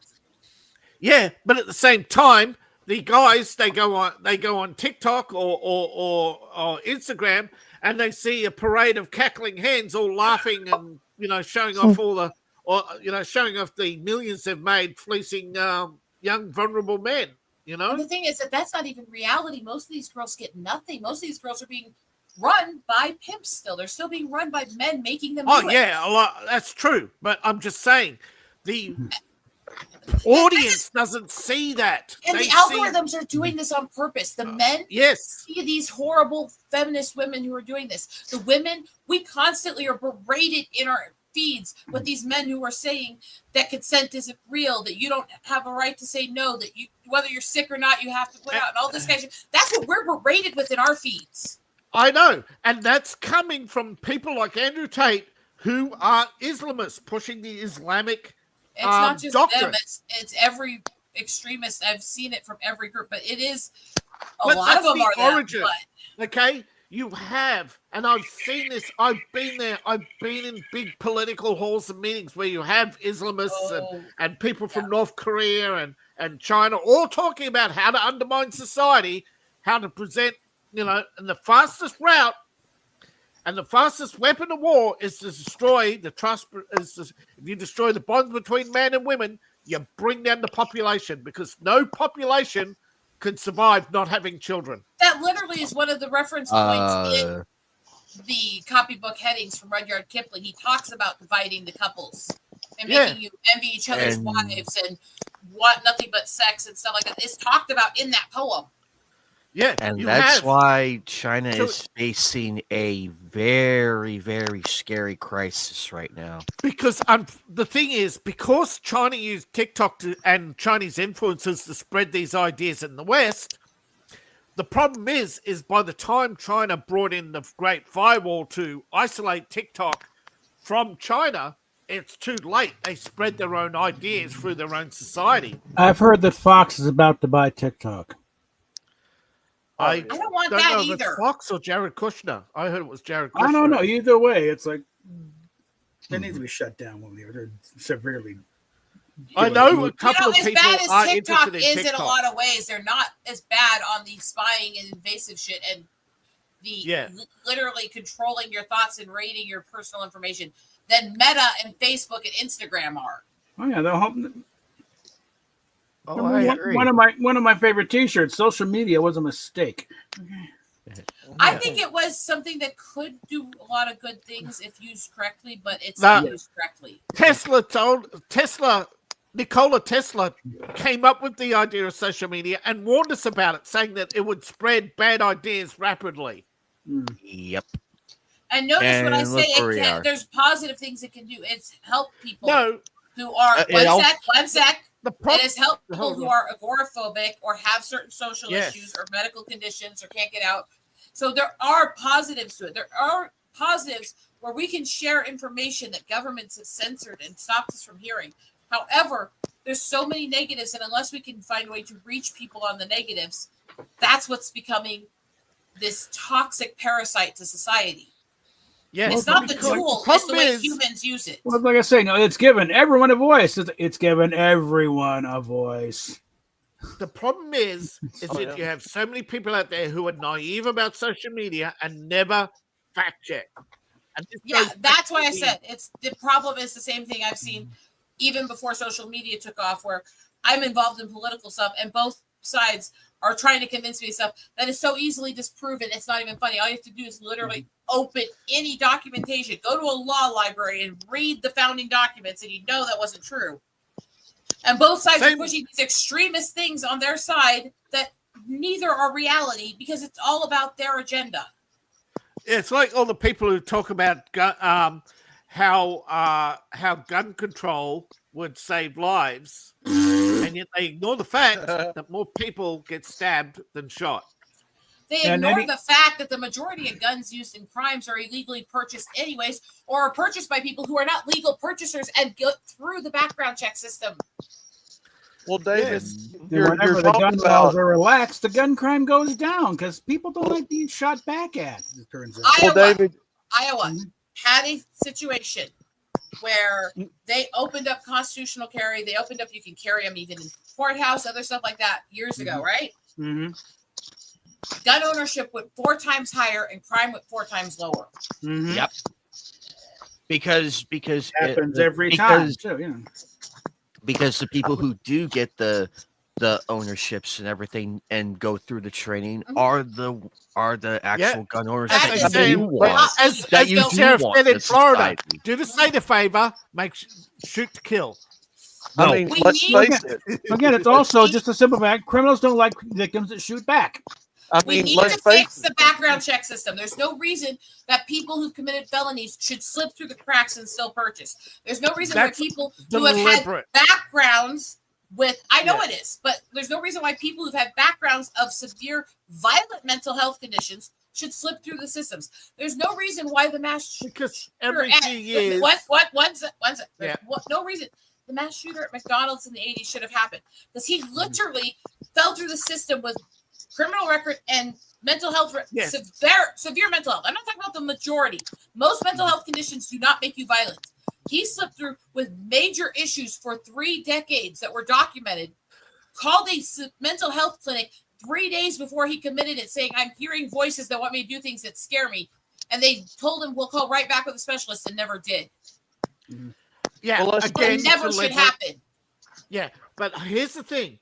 That I don't know how true or not, but there was a study that showed that some of these mass shooters don't slip through the cracks. They deliberately slip through the cracks because every few years, governors, particularly Democrat governors, come election time, sign a restoration of rights bill that, and of course, a whole bunch of criminals get their voting rights back. But unfortunately, that comes with gun rights, driver's licenses, etc. Because their You know what's records are now clean. You can't look them up.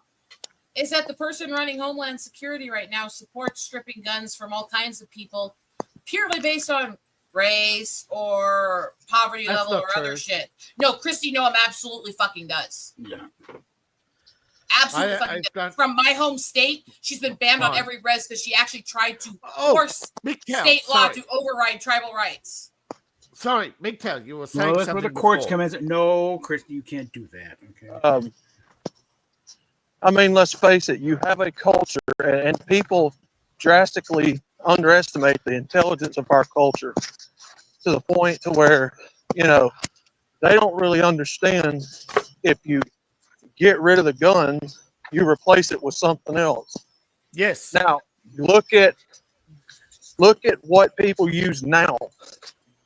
They use cars. They use knives, swords, frying pans. No, machete is a very Bioweapons. popular weapon. Why am I hearing Jimmy Carr talking about the Remembrance Garden after the Oklahoma bombing? Mm. Mhm. By the way, that whole area is still under guard and everything. No, that this- whole area. No, his joke was that they put a Remembrance Garden where there was a fertilizer bomb. Oh, You take guns from people, all they're going to do is get creative and find new ways to kill other people with it. Mhm. True. Look Okay. at the rising murder rate in China. No guns. Look at the rising rate in England. No guns. Where's that clip? You should still have it in here. Oh, which one? The crass tirade from Carr on censorship.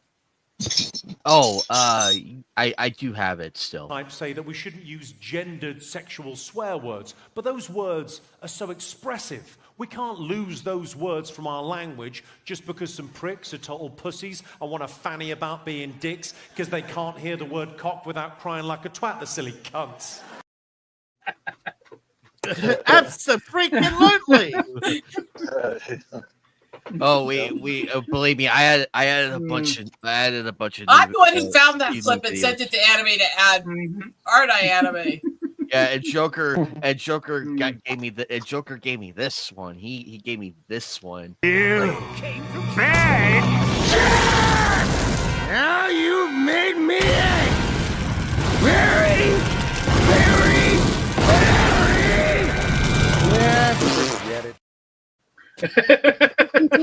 We play that so many times, like on Nightcast. It's Joker's favorite. I did bring this one back though. I brought this one though. What's in this box? The box. The box. You could apply that to anything, and it's still funny. Especially JJ Abrams. I just needed that little tirade about censorship with everything that's going on in the world right now. What did you show Because part of JJ the Abrams with plus the mystery here- box? Part of the plus here Box is that we bullshit. can sit here and argue and debate and rant and yell at each other and still love each other because we're not Yeah. total pussies like Oh, Carr yeah. was ranting about. Mhm. And that's Oh, why yeah. I need that clip so much and I love it so much because I cannot stand crybaby censorship bitches. You know the one I like best? when Chris Rock was saying how not to get arrested by police. Oh, God. That's still relevant today. I dragged That's that out still- several times. Yeah. I'm going to put something in private chat, not because I wouldn't say it on air, but Well, because who I have to credit it Step to. I don't one, want to out her obey family. the law. You know, Your Be culture- polite, available. Your culture will create people like that Mhm. when they empower them through social media and then take it away from them. Mhm. I was empowered. It was empowered already in the 50s through TV shows like Perry Mason, always painting the black criminal as a victim. You know, Well, it was the middle of civil rights. painting every white man as guilty. You know, there was social engineering already back then. You know, How But many yeah, social times do we media- have to teach you this lesson, old man? Kinda like that. yeah, Well, David, most people don't even understand what that word even means, victim. I know. That means your circumstances are permanent for something. That Check doesn't mean, private chat. that doesn't mean that, your circumstance can change. Yeah. You know, We had this. The thing is, we had Oh, people wow. on already. We had Thomas Sowell on Donahue already trying to stand up to white liberals in the 70s, and look where it got him. You know, Anime, do you see how I was raised now? And this is That was- all the That was yesterday, by the way. and this was all the leftists from last year. This was Yeah. all of them in November. We were so close! I love Hades. I love Hades for Hercules. I love him to pieces. See, I'm torn on that movie because while they did a good job with some of the stuff, I hate when you bastardize mythology, and they fucked mythology with that movie. the thing They- is, They absolutely even though I'm sodomized the thing actual is, story. the original story of Hades was about a warning about Hey, Callie. condemning people to hell. You know, Hades was condemned, right, and put into hell, and that's what drove him mad. You know, it's basically it was a cautionary tale about not condemning people to an absolute,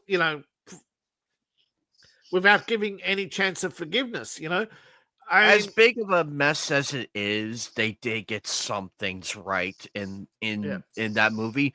But even though like I I'm, said, I'm fully torn on it aware, because they really fucked But mythology, but they in the did some good true stuff. mythology of Hades and the escape from hell is that he learned to love being the he became the master forge. Okay, he used hell to make weapons and armor for the other heroes and gods, and earned his place and of respect. You know, he in redemption. precisely that. But As guardian much of as, the dead. as much as I am fully aware of like the Greek mythology and that, I still enjoy the movie. Like I still enjoy it for what it is. And I could still have fun and laugh at it, But I'm despite just saying, everything. But I will agree with Eagle you're a Rider Greek on that. I mythology understand fan- why she is torn and Yeah. everything. I do fully get it. I've been meaning to do this too. I should play Hades. Hey, No, there the you go. game. The game Hades. Thank you, Cal. Oh, they got a No, game. I'm gonna say it honestly. One thing I will give that movie top tier was the music Oh, I'll absolutely. because I love that classic soul style music they used for a lot of it. I guess I have no taste, but I liked Time to I get out of forget here. the name. What's the one that people don't like? I figured y'all were closed or something. The story about Atlantis, the one where they're trying to find Atlantis. I like that one. I thought it was funny.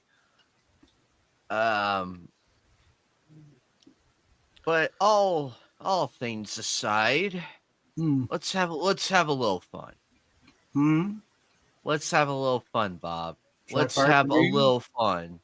Oh, Oh, we're ranking I that figure we'll start something light that everybody knows before we get to the crazy one.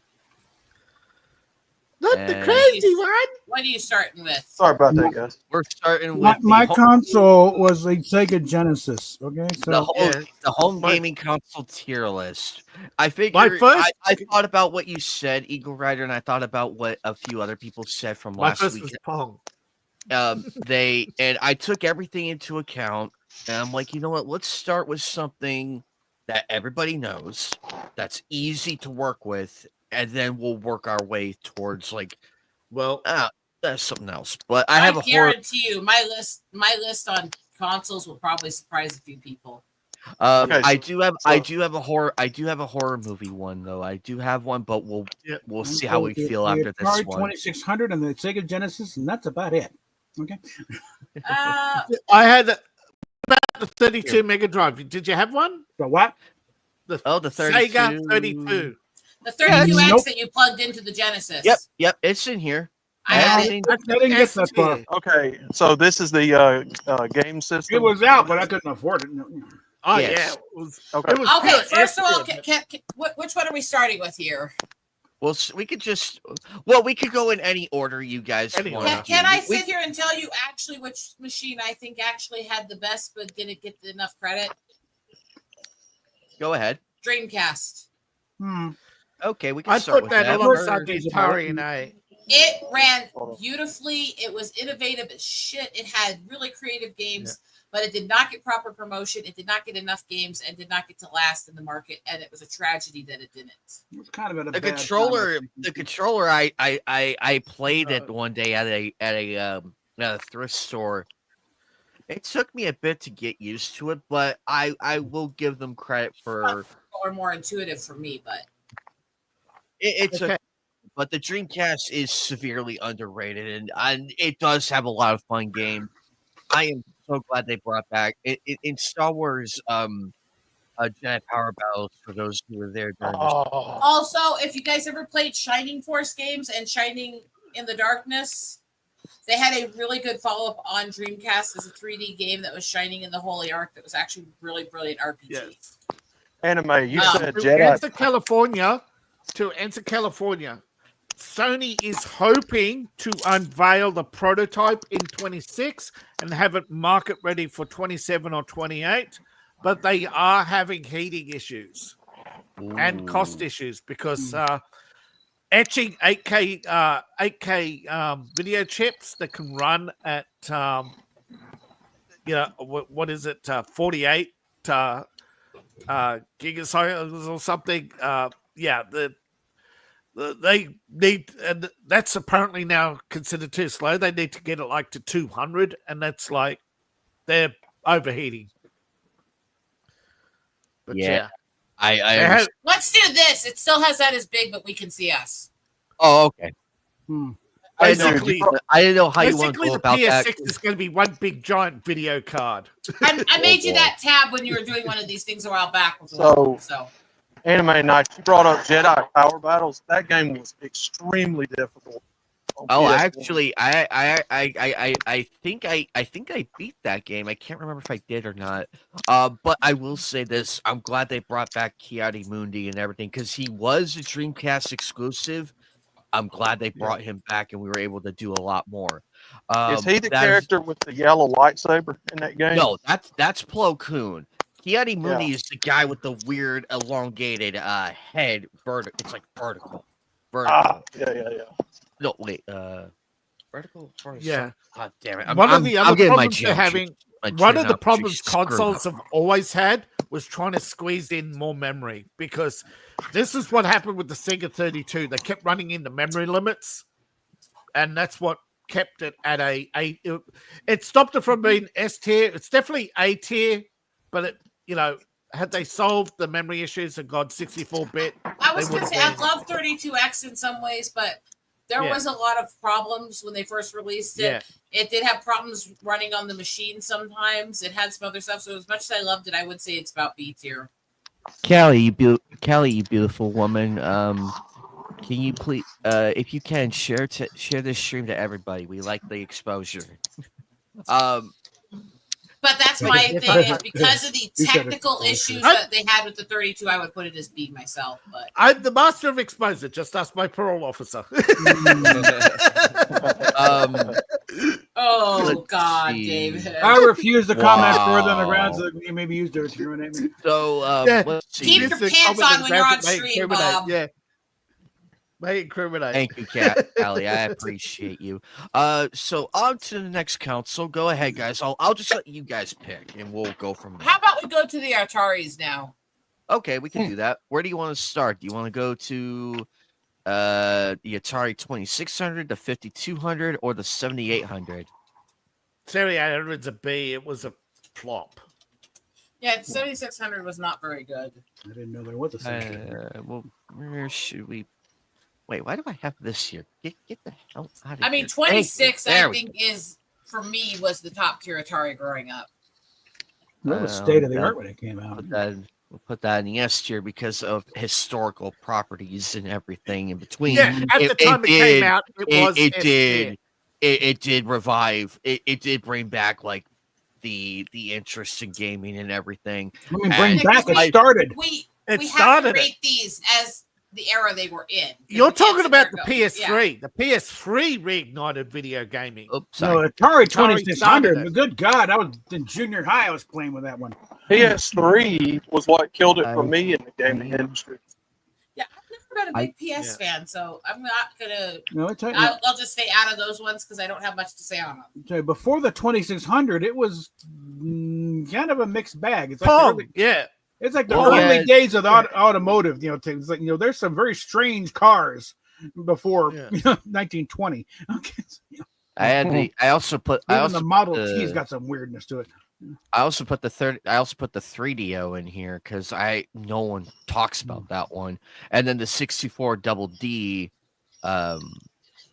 Basically, this is one crazy list, but luckily though, I kept it where it was relevant and everything. I would put Sega CD around B tier because it was instrumental in helping create CD gaming.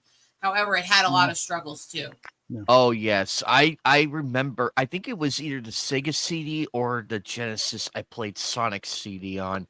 It was one of the two. That was like my very first. Sega CD was the first CD system from Sega. Sonic so it was on that. Sonic would be Sega. That was because Mario. I love Sonic CD. As difficult as it was, I did like the Time Stones. But a lot of like Echo and stuff like that, Sega CD started really bringing out some of the more solve the scenery games and stuff like that are becoming more interesting in the like escape room styles and stuff today. Hi, Iron Sweetie. Hey, Iron buddy. It was very instrumental for a lot of things, but also had a lot of struggles too in releasing because they were still trying to understand that. So that's why I put it as about a B.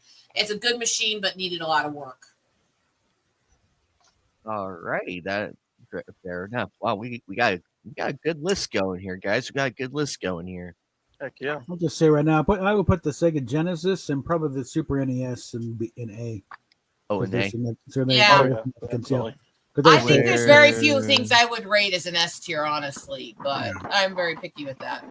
Yeah. I would actually put Nintendo 64 there because that's one of the few I had a really good ability playing on and didn't glitch on me much. Between A to S. Yeah, I would. That's where I kept that. Okay, so I put Genesis and Super Nintendo in the A tier based on everything because the Genesis and the Super Nintendo were a lot of fun. The problem with Super Nintendo was how often those cartridges glitched on that. Uh-oh. It was terrible with cartridge glitches. Oh, yeah, I remember that. And Sega had them too, but not as often as Nintendo did. Oh, Nintendo, yeah, you had to pull it out and blow on it every 15 minutes, or it would because it could. Nintendo is still notorious. Nintendo was the one I swear I could not with my little tremors. I could not get those games to load. I had to literally have my brother do it because every time I played it, it wasn't perfectly centered enough because of how finicky that machine was. Did you see the crappy cooling fan they put on the Switch too? That couldn't cool the pimple on my butt. All right, what we got next, Anime? Alrighty, let's see. We got I was going to answer ColecoVision. California. This is Coleco. Sony said, Sony said they hope to reveal the prototype next year and hope to have it out by the end of 27. But market analysts reckon they won't get it until 28 because of heating and memory issues, because they need to pack more memory into it. And it's going to be, and they're panicking because it costs more than a PC. And no console wants to cost more than a PC. Alrighty. Here's a classic for you guys. How about the ColecoVision? I never had one. I never had one either. I gotta think realize you I have grew to up put it very in B poor, list so because what it was just priced out of Yeah. the market. I gotta say this. I grew up very poor. What I know about gaming consoles is what I could get out of my cousins and play. I mean, Yeah. Yeah, I feel like that's what limited it so badly was the devs. Because there's a lot of great games in there that you could do and everything.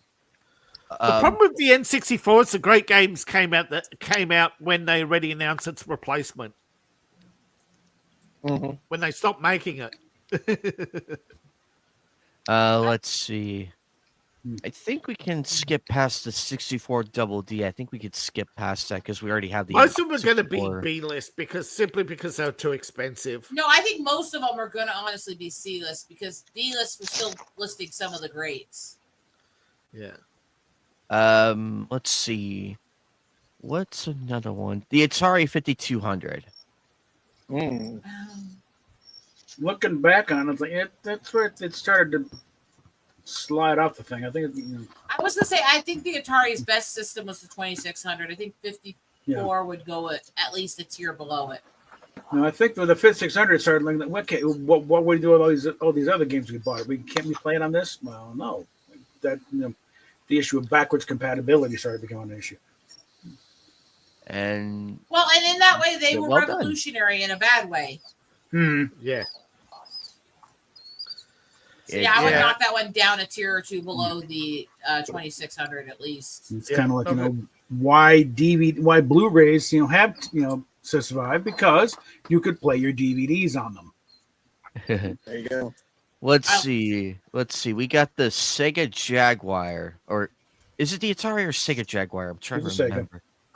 Oh, I don't remember that. It was all flash and no. It was there was a DOA. Yeah, literally all I remember is it was meh. Speaking of Jaguar apparently is declared bankruptcy. Oh no. Alrighty, we got the let's see. The Sega Master System, if anybody. It's mid. I would say C to B on that. Very well. A bit picky. Yeah. Alrighty, now we're into like the really gritty here. The Nintendo Entertainment System, the first one. NES. The NES. I would put it up with the Super Nintendo too. It's a good machine, but both of them had so many glitches. But they literally helped revolutionize the industry, so they've got to get higher. Yeah. Hey, you know what made a comeback? They're remaking Commodore 64s as a dang. The Commodore 64 is really neato. As a retro gaming Got it machine, there, yeah. Dorito. Sorry, everything equates to Weird Al for me. Sorry. It's okay. You could fit a Commodore 64 and its emulator onto a single. All the games for the Commodore 64 and the 64 emulator will fit on one memory board. How about the Sega Saturn? That one was definitely underrated for what it could do. So, probably it was killed by cost. I would put that up at the B to A area. Yeah, killed by cost. It was a great machine. It wasn't promoted enough and too expensive. Yeah. Yeah, I feel like they had the right idea. It's just whoever their financial person was. A lot of the time, Sega Dreamcast were all brilliant machines, but they got killed by flaws Sony that made PS3. it harder to get. Yeah, they got No. killed by the cheap machines from Sony and Nintendo. No, Sony wasn't really doing That much one. against them at that time. It wasn't even Nintendo was thriving great at that time. It's that the new machines were just so expensive at that time. They all kind of tanked compared to the classics for a while. Yeah. And then the next Yeah. bubble hit, and all those machines kind of got lost by the wayside. But I played Saturn, CD, and Dreamcast, and they were great machines. Yeah. Oh, I believe it. Already. In on to, let's see, what can we put here? Well, we're getting well into the late 90s, so let's see. Oh, the hell with it. How about the PS1? Oh my God, No opinions to it. I was so bored with the game styles on it. that Is is it was- definitely Go ahead. that is definitely going to be either A or B because that was. Oh my God, how could you forget the PS1?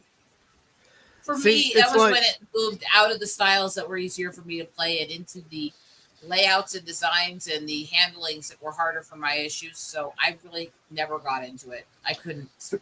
PS1 had so many memorable titles and so many good 3D games that And also that came out when I was in college and broke as shit too. But yeah, probably not S tier, but it is like an A and B. Yeah. I would put it in B because I don't think the handling was as good as a lot of other machines, and that made it hard for people Yeah. like me who have hand issues. I was going to and nerve say issues. it was. See, the reason why it should be B is because I think PS3 was their peak, but although PS4 was a better machine, it was a huge problem with backwards compatibility, and again, it was starting to be where consoles started becoming expensive again. Exactly that. Switching gears, the Yeah. Nintendo GameCube. Oh, definitely A tier, B tier. A Hey. tier. Yeah, I have fond memories of that one. I had a silver Nintendo made a Nintendo huge GameCube. mistake giving it a short product cycle. Yeah, GameCube deserved more than it got, and I would put it in A tier easily with the others. Yeah, they could have given. love- It was the first time they could have given Sony a run for their money, and they didn't. another set of great games, memorable games on that system too. Yeah, Plus, the CDs were a lot smaller. Yeah, I remember how tiny they were, and I'm like, ooh. Oh God, I remember those micro discs. I did not like much, but that's because again my hand issues. yeah.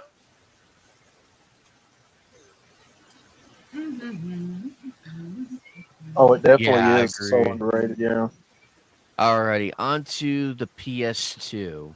Oh, that's S tier, and I'm biased. I'm biased. You're, Oh, you're biased on that. I'm Yeah. biased against it because I could never get into Sony's because the controllers. So and that handling would of make the it. PS3 A tier and the PS4 B tier, wouldn't it?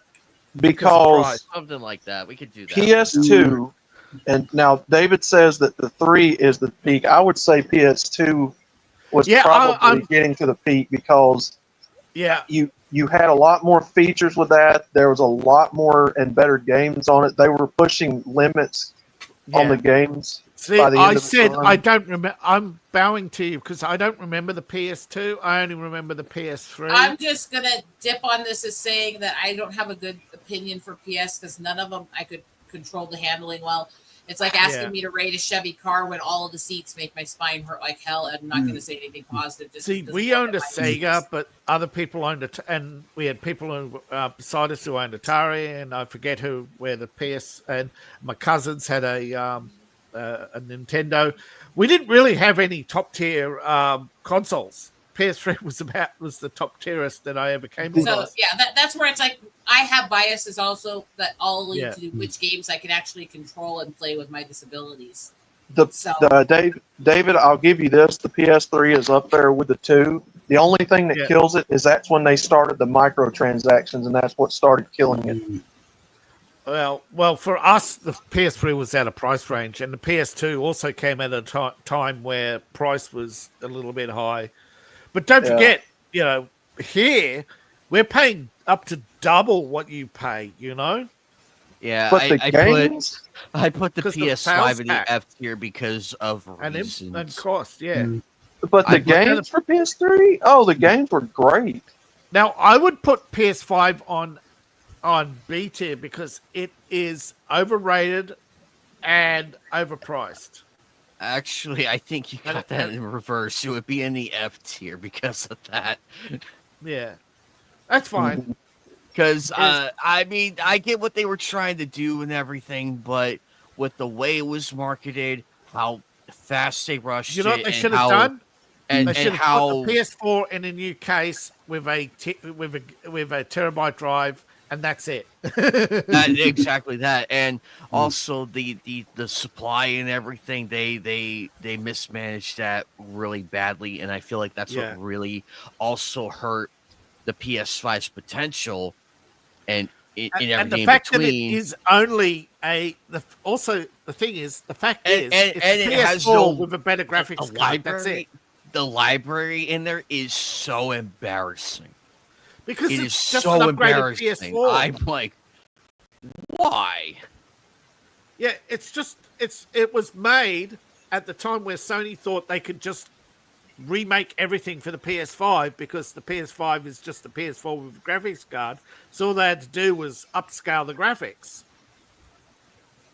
It's a And a lot of- very overrated system, yeah. Yes, very overrated. Which is why they're redesigning everything for the PS6. But the problem is the PS6 should basically say, "Hey, let's take all the PS1, PS2, and PS3 games and let's put them on a PS6. You know, make them playable again. You know, or something." That would be great. Oh yeah, no, Yeah. and that too. That's why I also put it in the F tier because of that as well. Because of that, like, oh, we're gonna give you a digital only a PSI Pro with no disc drive. And online only. Yay! I'd rather just get. You don't need that pesky physical media. No. I'd rather just get. You wanted a console for a rainy day? F you. Onto the Nintendo Switch, not the Nintendo Switch 2, the first one. It's overrated. I've It only really played them a is. couple times and it kind of bored me. So Yeah. meh. Yeah. Like yeah, right there, maybe. Is the Game Boy on here? Technically? Actually, you know what? I could go fetch that. Actually, Okay. Because the Game Boy is highly underrated. Yeah. I remember it was my teenage years when the Game Boy and all those colors and all those kids carrying them in cars was such a big thing. Oh, yeah. I had a Nintendo handheld, and I could tell you they are. They're great for the first hour.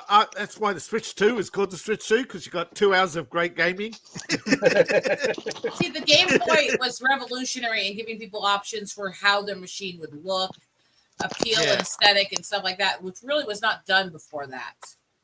Yeah, that was a neat feature.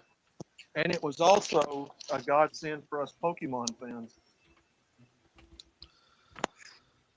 Meh. Anyway, Well, it could be better, but yeah. everyone Yeah, knows I'm well. not a Pokemon girl, so there's no shock that I went meh to that. All right, Yeah, here we go. give me a Yeah, minute here, give me a guys. moment. Give me a minute here while I add all that real quick. Nope, not that one. Can I? Hiding all the secret backroom stuff. Prob- Please, Ah, upload, crap. please upload, please Oh, upload. there it is. Please don't crash. Please don't crash. Yeah, I'm just adding the. Okay, there's that one, and then. Yep, damn it. Do I have the? Oh, I don't have the Nintendo DS in here. Uh-oh. Oh. I completely forgot about that one. I could fetch that real quick. Do Keep you talking, have the, guys. Go ahead. You have the keep- PlayStation Portable? I think so. I could look, but Steam yeah, Deck. yeah, we could We can add the Steam Deck because technically it does count. So I suppose we can. Because Just for the sake of it. In the modern era, I think the Steam Deck is the way forward for consoles. I really do. Sorry. And also, we have to give a little credit. In the modern era, your computer is as much a gaming machine as any console now. Yeah. Yep. That's what I was fixing to say. How long do you think it's going to be before there's pretty much no difference between consoles and PCs? Like I said, when look at the PlayStation. PlayStation, you know, they were desperate to delaying the 5 to try and bring its price down because Sony knows if they go over the price of a PC, that's it for them, you know? Mm-hmm. Okay. So I managed to add. Okay, so I managed to add the Game Boy Color, the Advanced SP, PSP, and the Steam Deck. Nice. Did I also add the? We could really go esoteric. The Magnavox Odyssey from 1972. He's got the Odyssey. I do have the Odyssey. You got it in there? Yeah, where do you want to put that, Bob? God. You're the only one in here that knows about this system. I remember the ads. I think one of the things they had a plastic overlay put over the screen because otherwise it was just Pong. I think it was too soon and overpriced. Oh yeah, I have no idea what the price was, especially it's been 1972. I don't know money. Well, from the historical significance, I don't know. Historical significance would make it a BT machine. But don't forget, in the 70s, you did have, you didn't have much interest or mass market for technology then, you know. The next best thing was the Atari 2600, and that was in 77. It was 5 years later. Yeah. But it did give birth to... it's the same with the Pong machines, you know. It did give birth to the gaming console industry. It's just that a lot of them started as glorified calculator companies, you know? Yeah. We didn't want to go into arcade games, and it's like, oh my God, how about Space War? Or that one? I mean, could you imagine if Capcom would stand as look at Capcom, you know, they were almost bigger than Sony, you know, for gaming. Yeah. And they ruined it for themselves, you know. Yeah, they were up there. Well, they were up there and they ruined it. Again, it's what happens when you oversupply. Mm-hmm.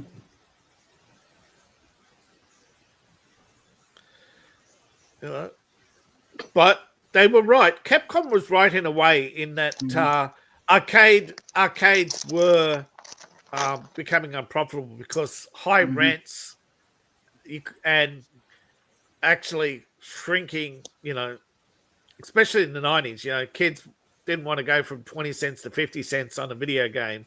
And then in some countries, it was already $1, you know? Oh, absolutely. Let's see. Let's start with the Game Boy Color.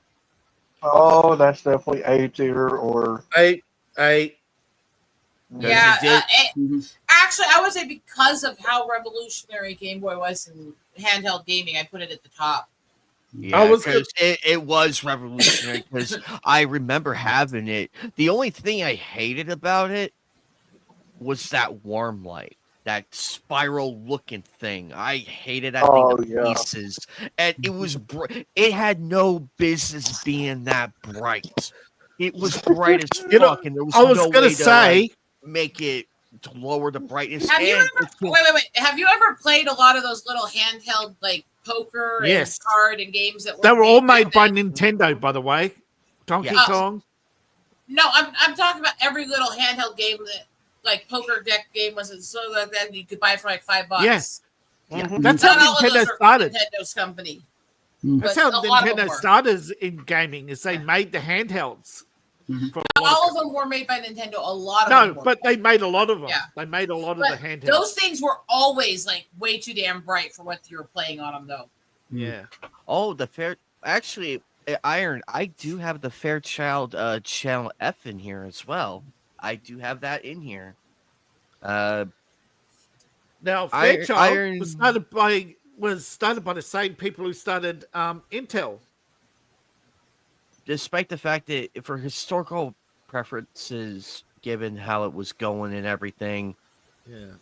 I'll put it in the B tier because of the it was the first cartridge based console, and given the historical thing in between, I don't know But that it much didn't about offer it. much else. Yeah, it didn't offer much. It was basically made by a company that was more interested in respectful didn't really. Yeah, Fairchild was a company that seemed to be chasing trends rather than, they didn't know where to go. Once they created a product, they didn't have an infrastructure or anything beyond.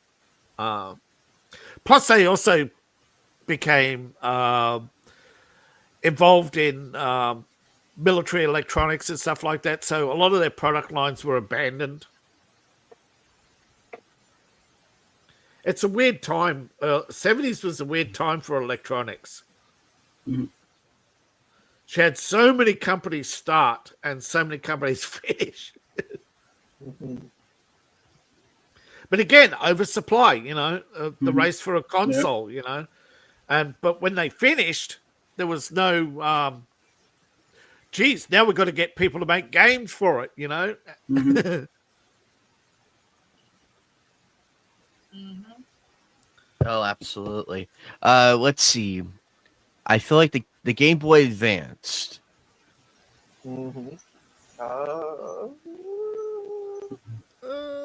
Probably A or B. I would 'Cause- put it B. It said advanced, but it was less revolutionary than the color and the standard. So I agree there. However, I'm going to be very biased here. The Game Boy Advance SP definitely in the S tier because of many reasons. Because I got it for Christmas in So you're early really putting it S tier purely because you got it for Christmas and loved it. No, let me explain further. That's part of it the warmed bias, his but lap. also it's also it's part bias, part understanding because it took Nintendo 3 tries to get the working handheld. Anime, quit justifying to us and just look at me and do the Mel Brooks line. It's good to be the king. It's good to be the king. There you go. With your You know this is also a bias the as factor- fuck decision. We don't need you to sit there and justify it. Just go, I'm king and I'm putting it there. It's Yeah. good to be the king. Anime, but- we get it. Was the first to warm your lap. Okay. Oh, no. That was his hand. I mean, Exactly. What's up, buddy? But joking aside, though, you could play both the Game Boy Color and the advanced games as well, and it had the That's light and everything, and it was chargeable. You could recharge it, and also if you have a car charger, bonus. Yeah, that That makes was it really SP. the great. That's why I love the SP Features. so much I because give them some credit for some of the things they helped revolutionize. I just don't think it was an improvement over the other consoles, which is why I don't want to put it above. But again, you're king. You don't have to listen to anybody. I stand by the fact that I am king. I stand by the fact that It warmed your lap. I and gave agree. your I hand am something to do king. Besides I FAP. agree. One sec. It warmed your lap. It gave your hand something to do besides FAP. I get it. It's special to you. Okay. At about night, you got to grow your mustache out a bit so you can just twirl. thank you, Mel Brooks. I'll see you in court. Oh, gotta be a Mel partner Brooks. somewhere. Excuse me. Hi, Jazz. You're welcome. No. What's up, guys?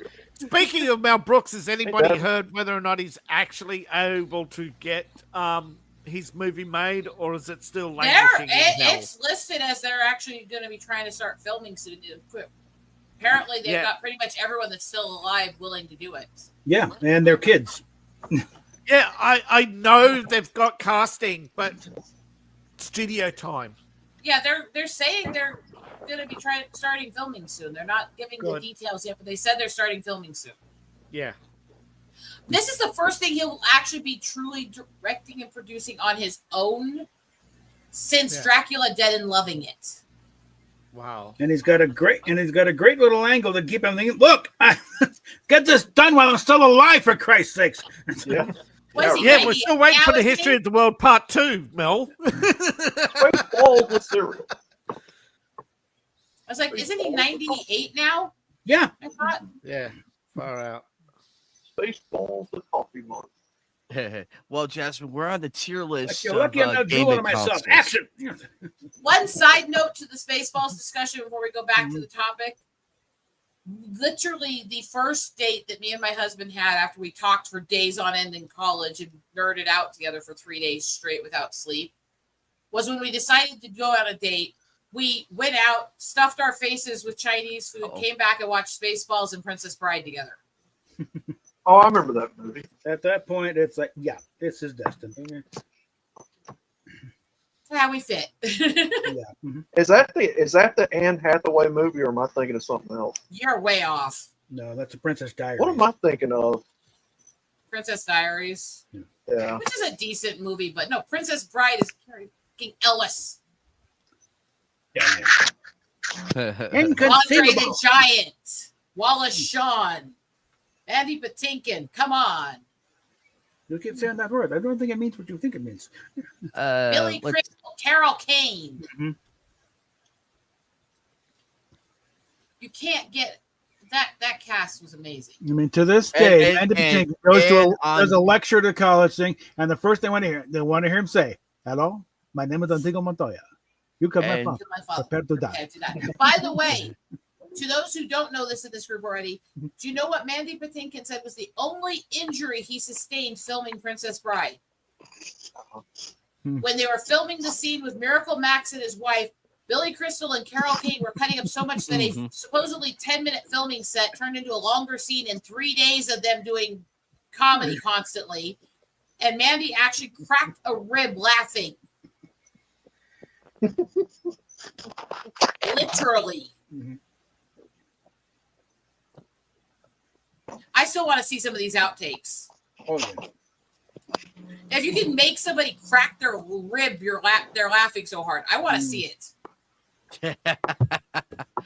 Oh wow! And also, don't forget about Andre the Giant. He was fun. It's not my fault being the biggest and the strongest. I don't even exercise. He's the reason I called my avatar Andre the Giant. By the way, Cary Elwes, the only real injury he had on set was Andre the Giant basically nagging him into doing ATV stunts with him and breaking his wrist. Ouch. Oh, God. What surprised me is neither Mandy or Carrie had any fencing experience whatsoever. No, and God, they were good. They learned right then and there. And as somebody who studied it her whole life and literally cut her lip open trying to recreate that cliff scene as a 6-year-old kid. Anyway, literally amazing because I've studied it my whole life and they showed mastery levels that most people don't till 20, 30 years. Yeah. And they had no experience before that. They studied it on set. All credit to Bob Anderson, who's the coordinator on that one. Well, a lot of credit to Bob Anderson. You have to credit the guys who actually learned that quickly. Well, That's incredible. The talent was there, but it's like he brought it out well. The three of them together, amazing. God, if you're going to be coached by how to use a sword, that's the guy. Okay, I mean, do people even still do that? But that's why it's so authentic in sword fighting, and why it should be studied because it was really well done. Yeah, they did a few flippy dippy things, but at the same time, there was a reason behind it. Flippy dippy things do happen in real sword fights if you're trying to get from one spot to the other and avoid getting hit. And the athleticism, that's not fake, ladies and gentlemen. Let me show you guys something here a sec. Let me show you all something a sec. Do you see my lip here? See the crevice? Oh, I do see it. You had it. Do you know the 80s tent poles, those round aluminum tent poles? Yeah. The pointy part on the end that goes on the ground. Me and my sister were trying to recreate the cliff scene with those, and she tripped and one went through my lip and chipped the teeth behind it. I think I'm a Princess Bride fan. Anyway,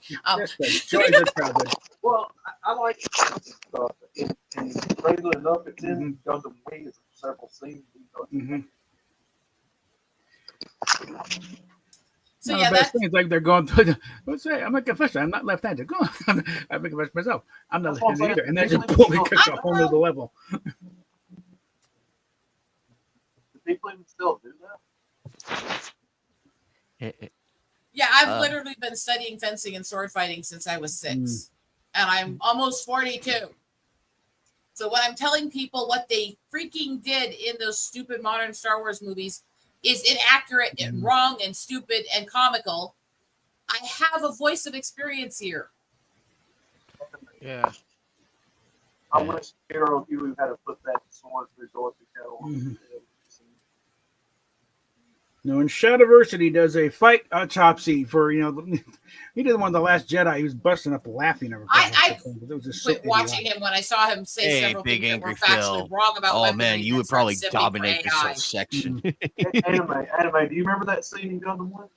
Yes, I do. Because I liked a lot of his videos, but there's several times he went over different weaponry where I actually could sit there and say, no, he's actually incorrect. Which it will happen. We all get things wrong. But then when he started simping for AI and attacking anyone who doesn't like it, it's like, no. Let's just say And One say of the that he's best as ones much he an did artist was as we are Cloth. because he uses AI. It's like, no, you're not. No, it's a tool. Yeah.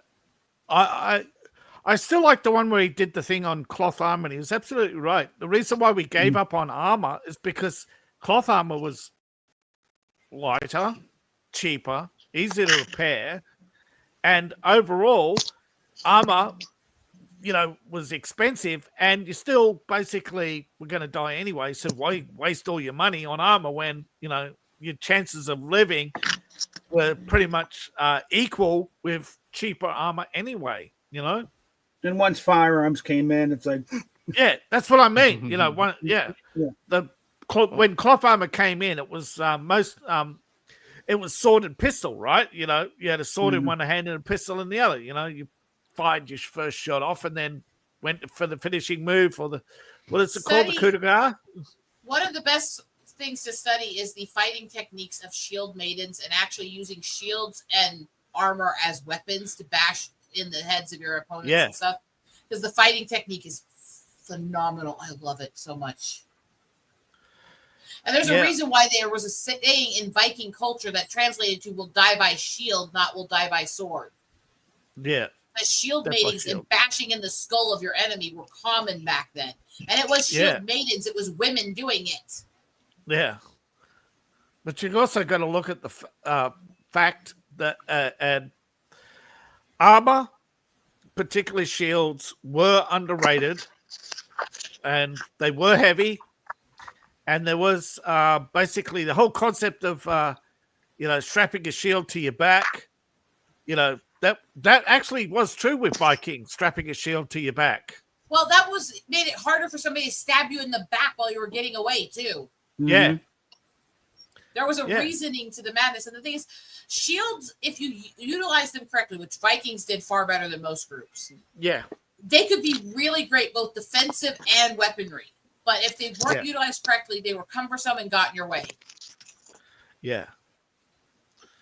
But I love the whole die by shield and shield maiden shit. I love it. It's one of my favorite parts of studying with old fighting styles. Well, I'm just saying, the transition from metal armor to cloth was that your chances of dying were pretty much the same.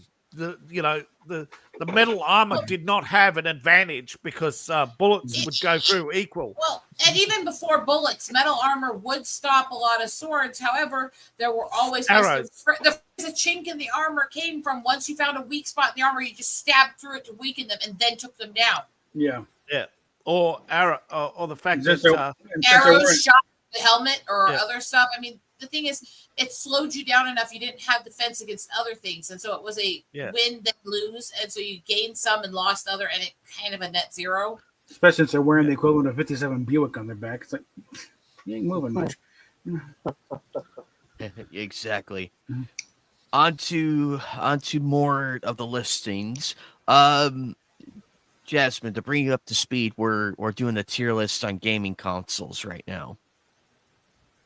Oh, nice.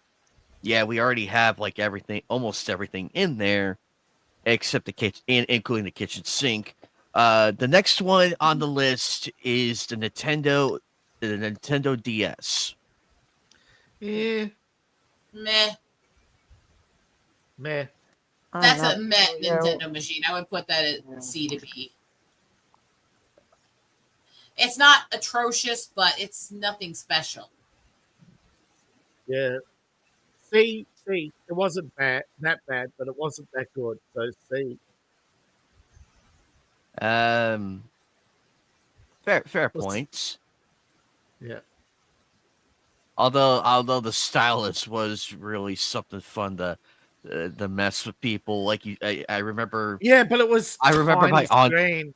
The stylus was a novelty that really didn't have much utility beyond putting a big middle finger on the screen. I will say there are functions for styluses, but it's more in art and certain types of work than gaming. Yeah. You look at the stylus boards of today, that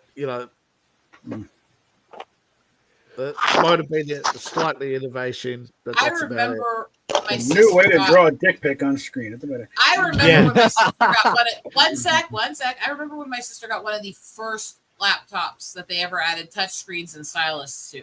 She got it as a photo editing laptop for her camera system as a photographer. Yeah. And this machine couldn't do a fraction of what Chromebooks can now, and it cost her almost $4,000 then. Here's the thing. I think the Wii U was was underrated, poorly marketed, and was probably one of the most innovative machines of its time. The problem is motion games are very limited. I think it took way too long for them to jump on a Star Wars lightsaber game. Yeah. Yeah, if you're going to do a They should have motion-based jumped on that should have been immediately. the first. Go Yeah. straight for Yeah, the but lightsaber. the Star Wars wouldn't give them the rights. Yeah, Well- but if you're going to do that, okay, Star Wars doesn't want to cooperate. Start talking to them at Princess Bride. Anything that has good sword fighting scenes. Yeah. Start talking to them. Set it up. Because that should have been top priority. Well, and David, it's almost a moot point now because you got VR. Yeah. Yep. Alrighty, on to the Sony PSP. Yeah. Probably not. I S had one of tier, but I would those. put a- Meh. They didn't really pick up. Yeah. Yeah, I think it was just kind of limited because it didn't really have a whole lot The of fact games that it was on a it. communal groan and meh from pretty much everybody sums it up. Put it around C. You heard the woman. Yeah, You're only yeah, I king. think I remember there being limited games for it too. It Yeah, it's like was. just the fact that nobody was enthused and we all kind of went meh. That's a And C every tier. game that they released, it was kind of it was on the lesser side to the PlayStation Yeah, version. I consider it a very meh average system. It wasn't Ugh. atrocious, but there was nothing special about Yeah. No. It didn't solve a problem, but it was made for a very niche market of people who spent an hour on the bus every day. That's about it.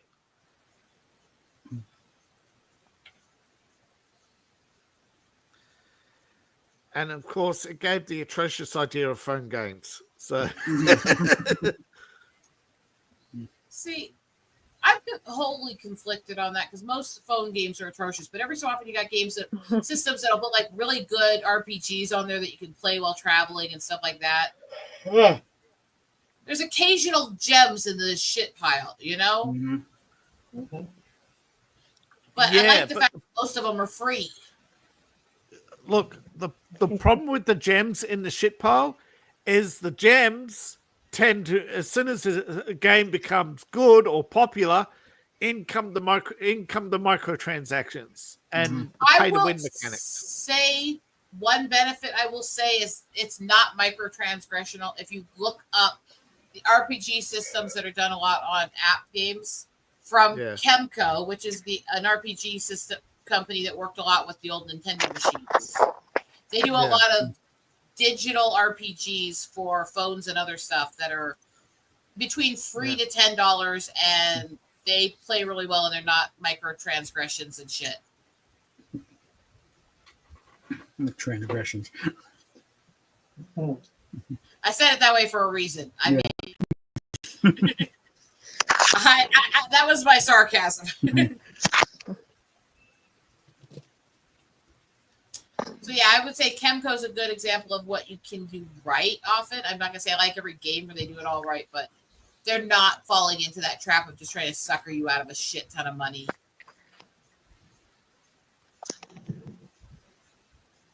Side note, you know? God, I am such a dweeb. Anyway, continue. I like turn-based RPGs, and they're hard to find anymore half the time because there's so much of the MMO shit, and I don't like that. I don't like hack and slash. I don't like MMO. I just want to sit by myself, strategize, and kill the bad guy, and grind out and get free shit. Okay? That's why I like Yu-Gi-Oh! And Pokemon trading card games so much.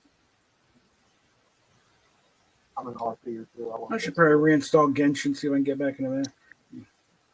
Yeah, All I was right, gonna ask if next one. any of you guys play that. What was that? Do any of you guys play Genshin Impact? I did for a while, but I got bogged down on certain things. I think I'm going to have to reinstall and try it again.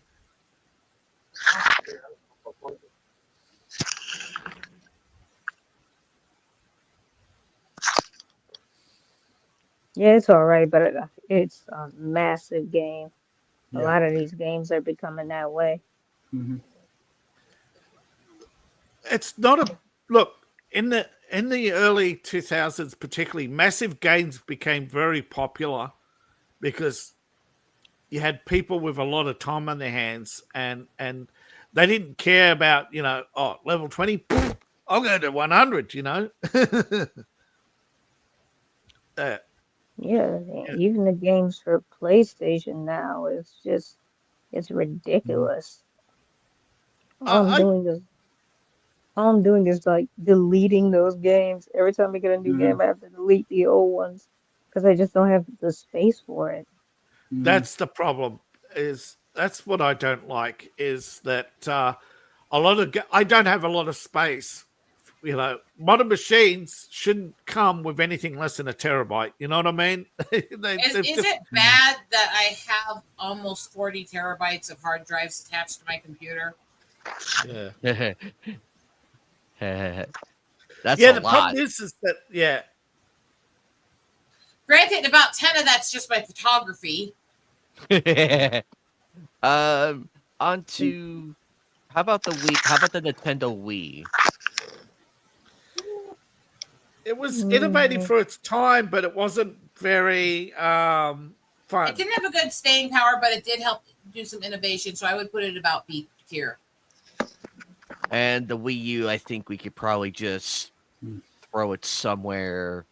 I just throw the Wii U with the other Wii because it was basically about the same. Yeah, it was innovative, but it was just about. But it was very limited. They didn't. They should have secured stuff. They should have secured more IP for it before they brought it out. See, we love our consoles, and is there one we put up here without at least some criticism of it? But what Nintendo did was with the Switch was to basically weed out all the IPs that didn't belong to them through the Wii and just go with the Switch. The fact that Nintendo are psychotic, greedy bastards love to screw their fans over, customers over is also a problem I have with them. Yeah, that's what I mean. The Wii U became a corporate tool to weed out the fans. Basically, I get it. They love Pokemon and they love their Mario Kart. Their Mario and Bowser and all that. But that's about it. Session with people playing Mario Kart on streams got old really fast. Yeah, It tuned me out of so many channels because literally They didn't do anything else. They just got a group of guys together to play Mario Kart and swear at each other, and that's all they did for months and months. That's all they did. I mean, that was a big attraction when Mario's doing, watching how Mario just totally spaz out. Real quick, how about the Steam Deck? Let's get it out there. I want one. I was considering getting that. Yeah. It's not quite there yet, but it's definitely A tier. It's got potential. It's still got a lot of potential. It's got a lot of good things. It's too expensive yet and needs a little more work, but I do want one. Yeah. If they came out at the same price with more memory, I think they'd do better. Yeah, I agree. I agree on that. So yeah, I'm putting it B to A. I do want to get one. So okay. And now for the finale. The original Xbox. The original Xbox. Ooh, yeah. Jack that up there because it was influential. It was. It's a highly influential. Because it did have its own title too. Yeah, it showed what you could do with vector graphics and pretty much brought the FPS genre to console gaming. Before then, it was exclusive to PC almost, Doom, Wolfenstein. You couldn't run until the Xbox. No console could run them properly.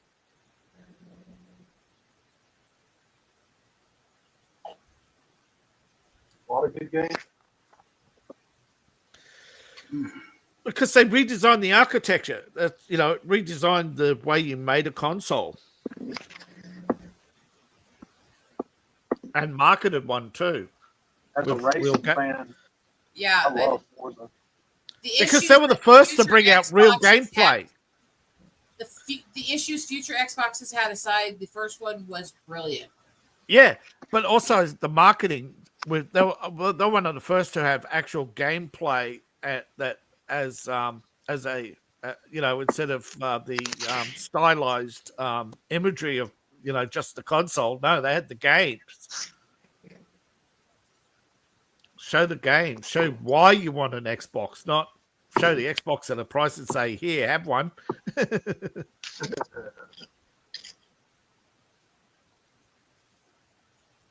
Come on, you think about it. How many magazine ads did you see in the past where it's just the console or the keyboard? Not, but I never really bought magazines. No, but gaming magazines used to be very boring until the Xbox came out. Mm-hmm. See, my brother always was getting all the gaming magazines and searching them for cheat codes and all that shit. I never got into that. That was, Nintendo. That's what kept Nintendo magazine alive for so long. I remember my brother all happy with the Game Genie and Game Shark. Yeah. Well, for us old school gaming nerds, that's all we had. I mean, you had the ability. That was just early days mods. Come on, let's be serious. We're always looking for cheat for our games. Exactly. Mm-hmm. Cheats sometimes on my games on Steam. I'm sorry, did I say that? I mean, you think I haven't used multipliers to get myself more supplies than Kitty? I mean, for us older game nerds, I mean, finding a book of cheat codes or that sort of stuff, man, that was just. My brother paid a lot of money to custom order a book full of cheat codes for multiple machines. I still remember the God code for that X-Men game for the Sega Genesis. Oh shit! Look, there was a code that my brother found where you could take that stupid Aladdin game and literally skip over the whole lava chase and act like you did it. There were entire games there were entire games like Shinobi that you couldn't finish without the cheat codes because particularly Shinobi, because you'd die in the to the Shuriken storm, Well, the smart one of us would go to the library and look them up on the internet. They didn't have any of those. Okay, first of all, when my brother was getting the back issues, there was pretty much no internet at most of these libraries then, and there was pretty much no gamer books at the libraries either. Some of the first, remember you when the internet came out? That wasn't really a thing when these machines were new and they were just releasing. Oh yeah. Well, it was like maybe mid to late 2000s, but yeah. Okay, can I ask a question just to remind me? How old are you again, MGTOW? 36. Okay, see, I'm talking about stuff when I was really little, and I'm the youngest of my siblings, so Yeah. this is definitely a little before your time. But the thing is, when the internet came out, you literally had entire websites all dedicated to cheat codes, and they really. And the thing is, it The internet inspired was built on and Star Trek created. and porn. I mean, Yeah, but I'm just saying the cheat code websites brought a lot of people back to gaming because, wow, all those games I couldn't finish, I can now finish them. Yeah, David, the internet, but people also glossly overlook, fast food joints and product placements because a lot of that's where, like PS1. I remember Xbox and PS1 would always, advertise as like, what was it, Burger King or where else? Taco Bell. Here's my stop and why Sega is my top tier on almost everything. I remember when we went through the house fire. I remember spending over 2 months with 6 people and a cat in a stinking hotel room. And the only thing we had was my brother's Sega and the new Street Fighter games. So guess what we did a lot while we were going through that? I had Double Dragon, and oh my god, without the infinite coin cheat, you couldn't finish that game because it only gave you so many coins. Like you had to finish it in 5 coins. Like instead of lives. Well, for me and the boys, David and Jasmine, will love this. We had Dragon Ball Z Budokai, Tenkaichi 1, 2, and 3. That's how we settled it. Yeah, that's definitely. See, a few years difference, and we have a completely different generational experience with video games. Literally. Oh, man. And like 5 years difference between us in age, and we have a completely different experience. The thing is, I lived through the golden era of Star Wars games where you had Kyle Katarn, the real hero of the rebellion who got the Death Star plans. Well, and I remember having force powers out the wazoo, and all you still do is spam, spam throwing your lightsaber everywhere. Yeah, let's see a remaster of Dark Forces. Okay. Well, see, and I talk about this on. Dark Forces. I finished Dark Forces, but not. Yeah, Dark Forces 2. Actually, they remade Dark Forces 2 recently, I believe. See, I grew up through that generation. Remember the trick though with finishing up the first ones though? It's like, don't use a target computer. Yeah. I grew up through that generation, and I talk about it on my channel all the time of the golden days of Toonami and anime and all that. All the games that were coming out at the time, like Gundam had Battle Assault 1, 2, and 3. It's just amazing because you look at this group, and in this group, our age variance from the oldest to the youngest is about 30-ish years, right? Yeah. And look at how many different eras of technology we all grew up in that are not the same as everyone else. How quickly the eras of technology and gaming were changing every couple of years while all of us were growing up and getting older. Yeah. I'm still hoping The secret to winning at Dark Forces, just line up, and as soon as the Dark Trooper comes out, just spam. He's gonna, he's gonna spam with rockets. So as soon as he comes out, you just spam your blaster because the rockets are gonna blow up on him. Because the AI was pretty retarded. They didn't switch weapons. Careful word. Wasn't Dark was like X-Wing Fighter, the first one. Yeah. Don't use the computer. David, as a long-time NASCAR gamer nerd, that's been a problem for us for years, is having the AI realistic. The first one, the thing is, the second one with Kyle Katarn, the AI was improved, but they nerfed it after. They nerfed the remake. They really had much better gaming when they had to rely on the story, not a lot of modern games, however, are built for people who basically, just want to walk through, basically, you know. Mm-hmm. They don't want to actually play the game. They just want to walk through the game. And unfortunately, I don't know why that narrow segment of the market dominates the thinking processes of the game designers, because the majority of people out there, they're going back to retro games like Dark Forces, like Postal 2, like Doom, because they are thinking games. You can't just go around Doom. That's you can't run why around the map. I like the turn-based RPGs over the hack and slash and MMOs, because it was about strategy, it was about thought, it was about planning, it was about articulating the right moves. It was not just physical ability. Particularly with now I forgot the name of the game. It was a big turn-based. It was a big turn-based RPG, and the entire game, it just did not stop for you, right? It had a timer countdown. It gave you so many seconds to go to decide. Oh God, I know which one you're talking about, but I can't think of it right now. But anyway, anime. I just thought of something.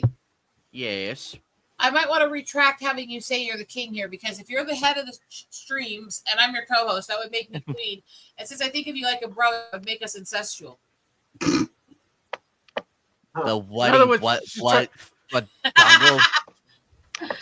She's Wow. a mental noogie. Hi, Wild.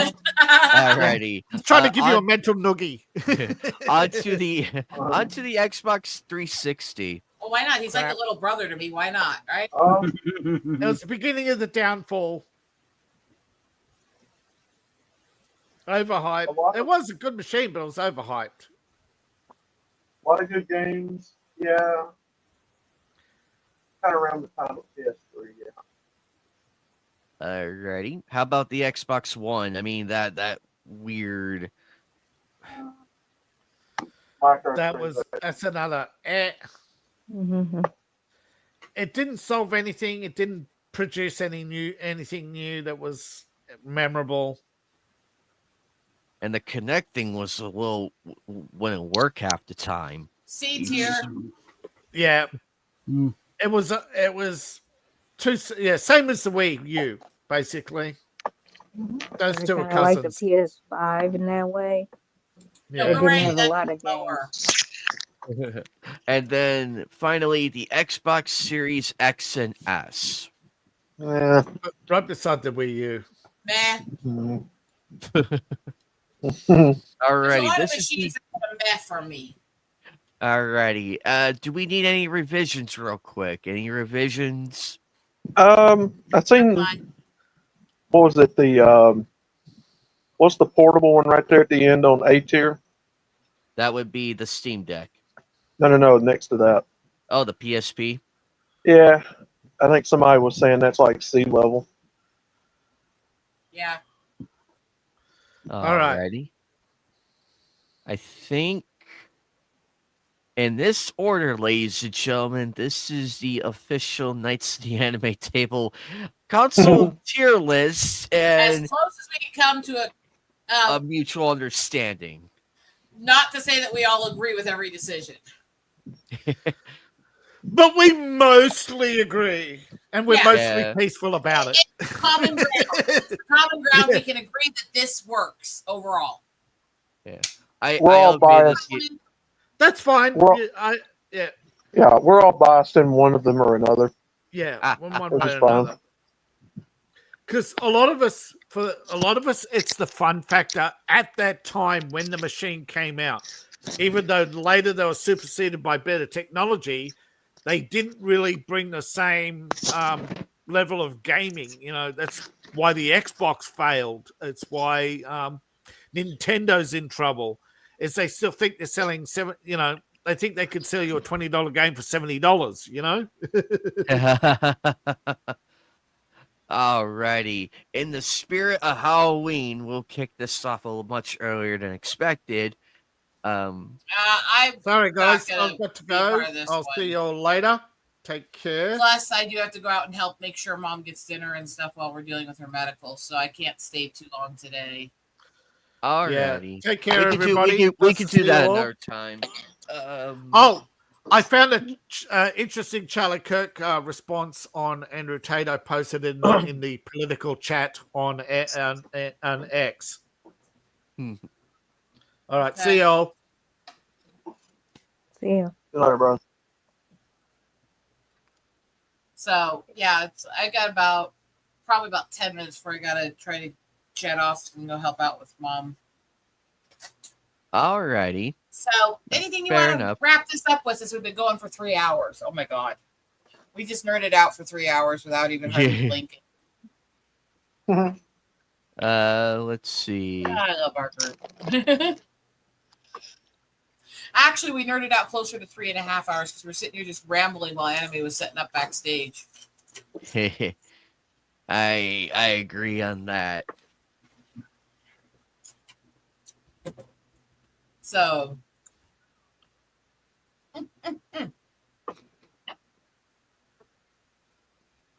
wow. Oh, was that a horror film here? Yeah, it was. But I figured we could probably save that for another episode when we're all fresh and everything. However, I do have. Oh boy, where can I find this and everything? You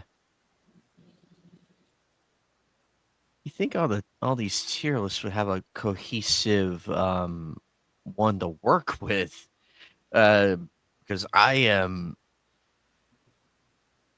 really trying here with this one. Oh, I agree. You're really trying.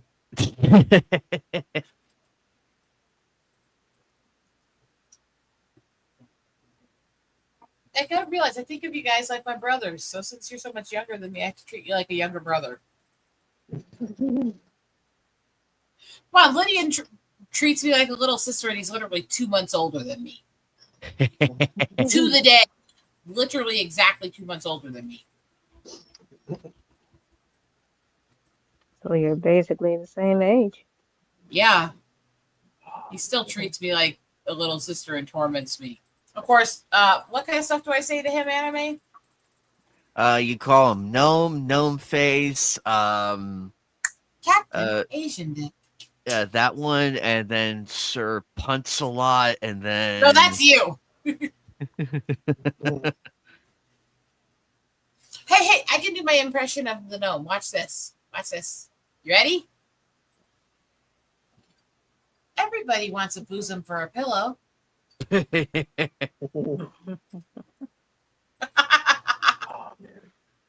of makes me Sorry. want to go back and buy a PS1 and find Gundam Battle Assault.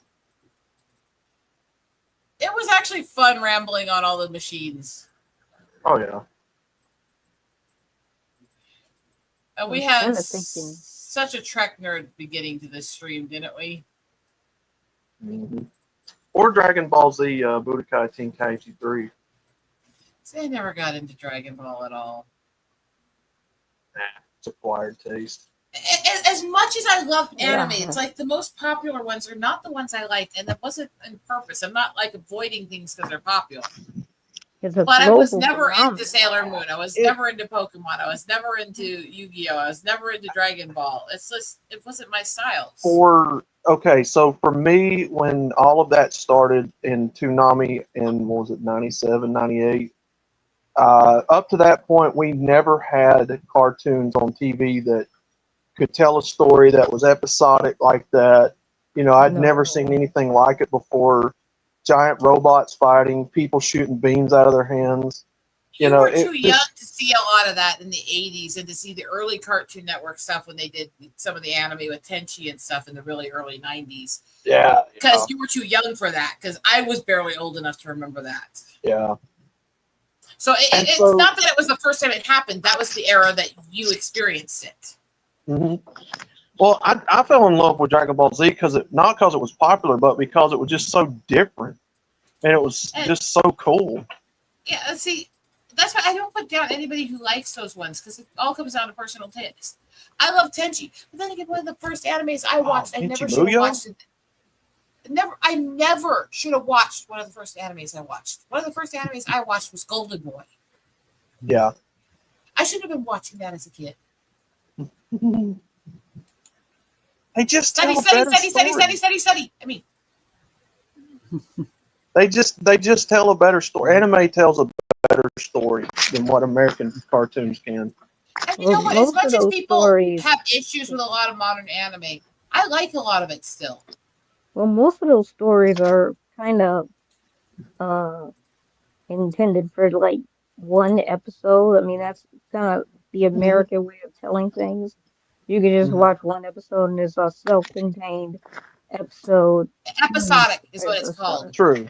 True. That's But true. Yeah. manga and anime grew up in a different, isolated from the rest of the world, so they developed differently than. See, like one of my favorite. I don't mind episodic, but there are things where you want to follow a story through from beginning to end also. I think Exactly. you need both are needed.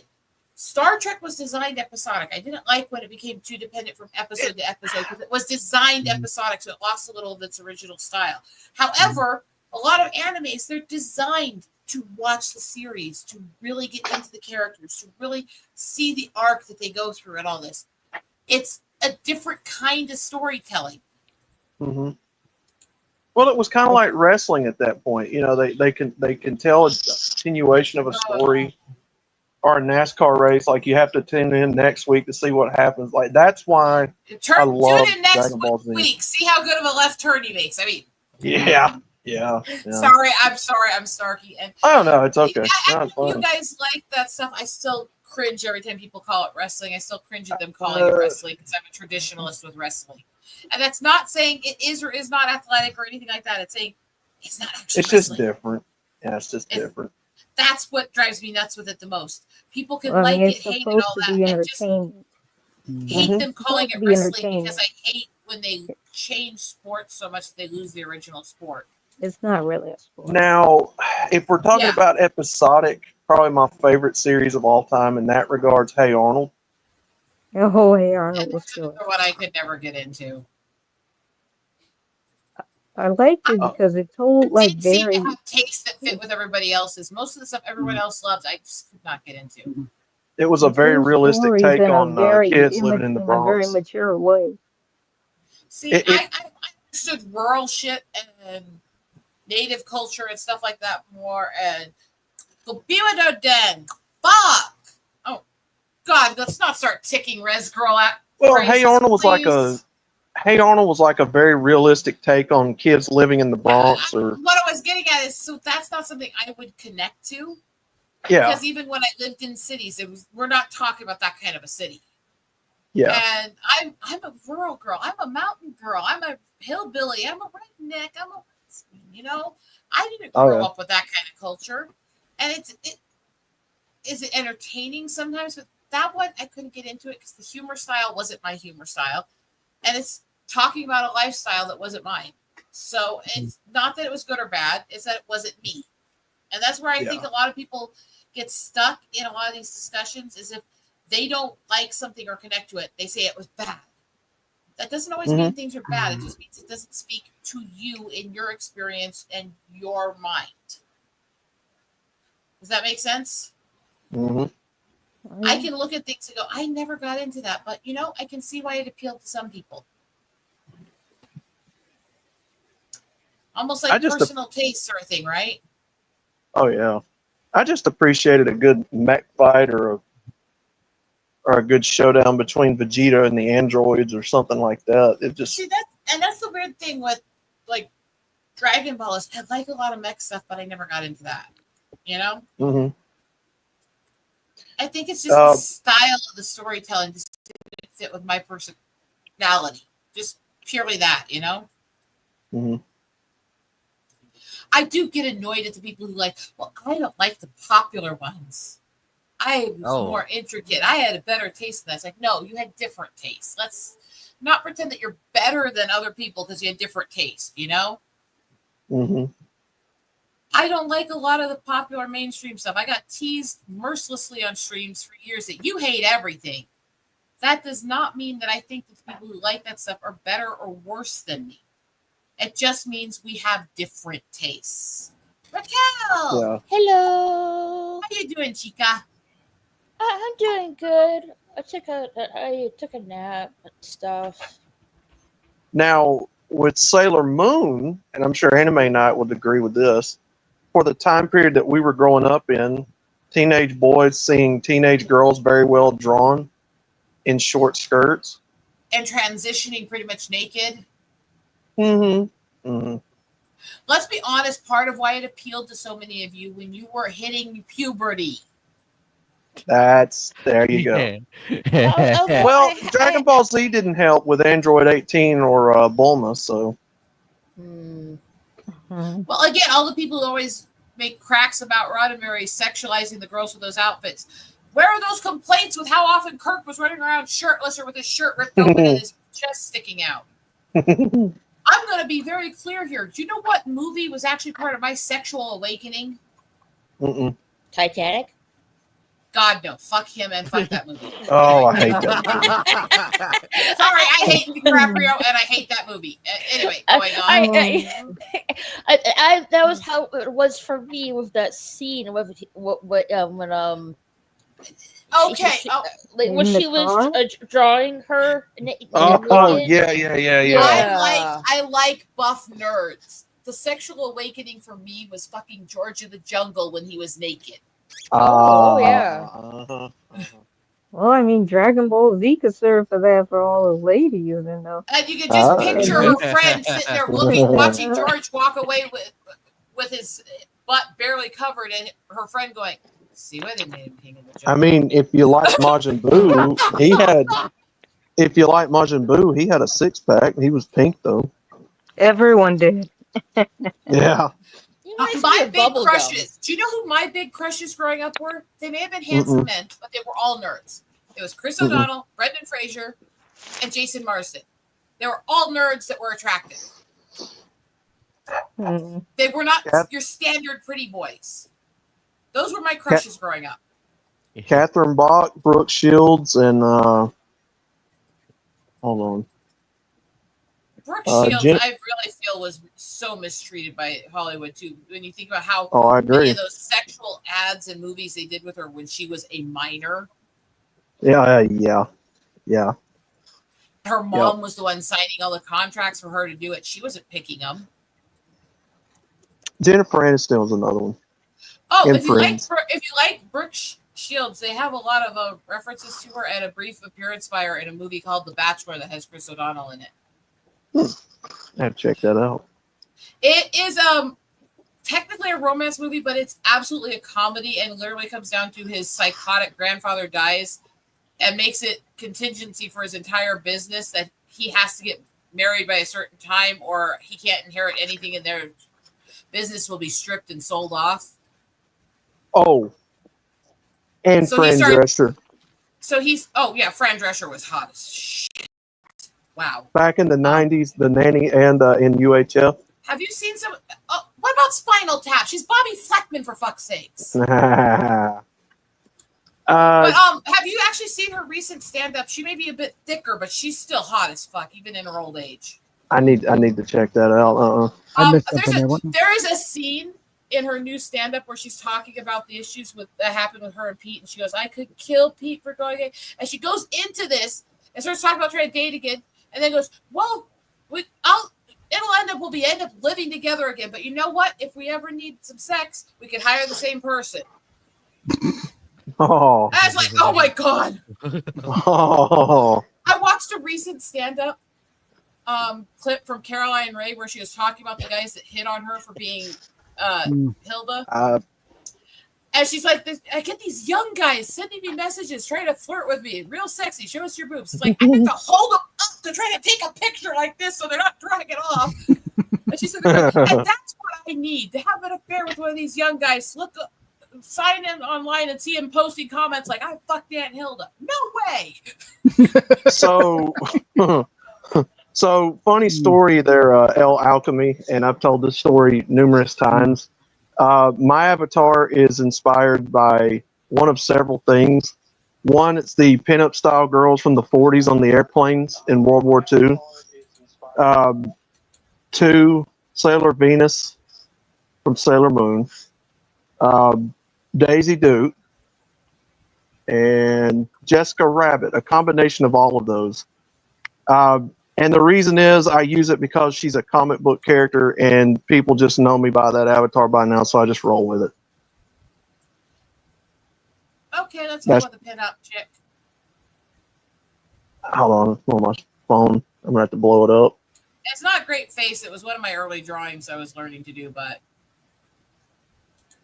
I have a good style for doing the shaded hair rolls.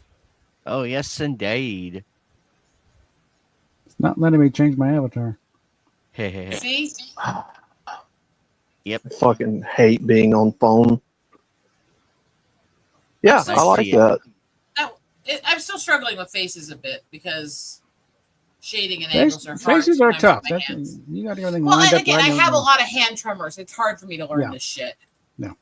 Plus, I didn't start drawing until I was in my 30s, so that doesn't help either. Whereas I've been drawing since I was 2. So, yeah.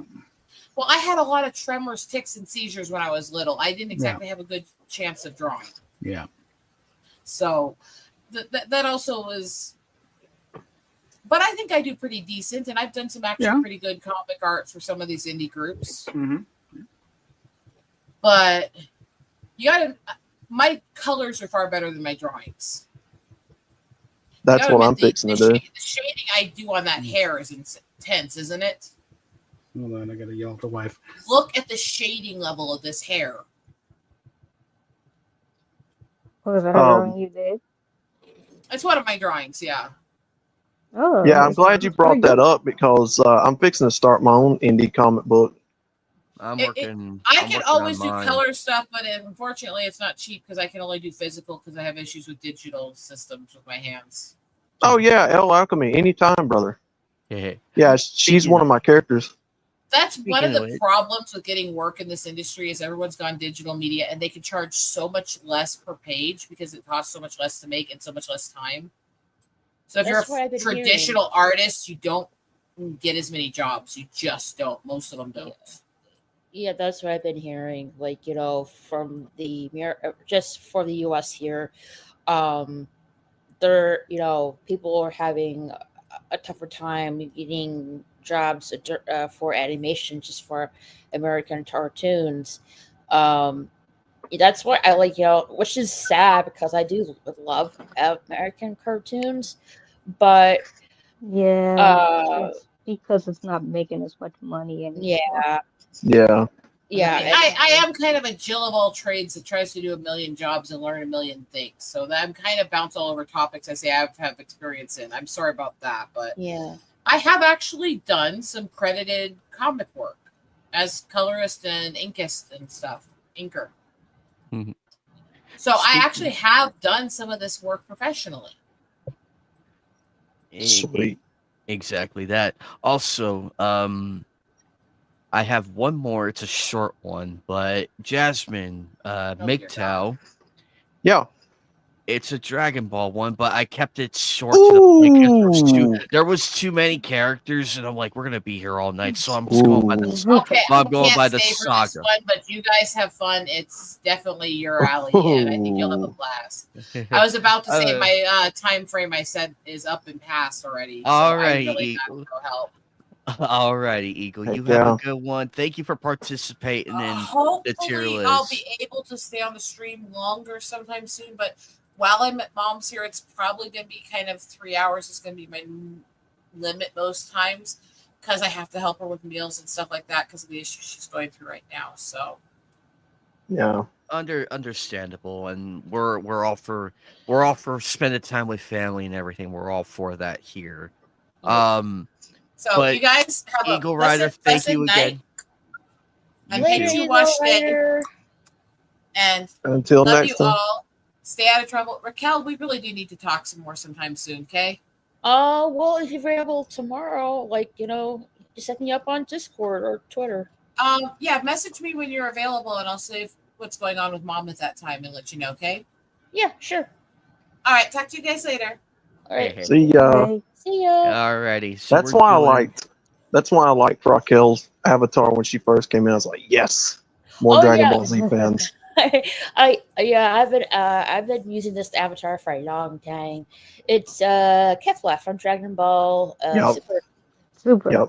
Yep. So I figure with the limited time we have left, I figure we just do a saga one, because I did Sure. promise Jasmine last week I would have a Dragon Ball Z one for today's episode, so I kept my promise.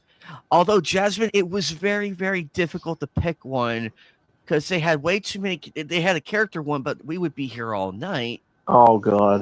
You might have to like stick to a certain type of character, like heroes. And they had like different variations of the same character, and I'm like, oh yeah, I would have to probably do one character at a time, just on the standalone, and not like that makes sense.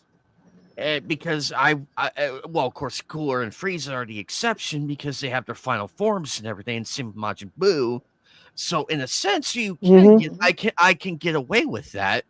But everybody else is like, it's like Jesus fucking Christ. There was like 500 of these things. I'm like, we're not gonna have enough time for this. So to condense it, we're just doing the sagas one, and I think we'll be fine until I can find a character or a villain one that would make sense, wouldn't take too long, and everything in between. But this is as close as I could find in this. I'm going to be in this conundrum. I'm going to be very biased with people like PyCon and Android 16 and. Oh no, I threw Android. I threw let's see, I think it was I threw Android 19 in the trash in the F tier. I threw him in the trash. He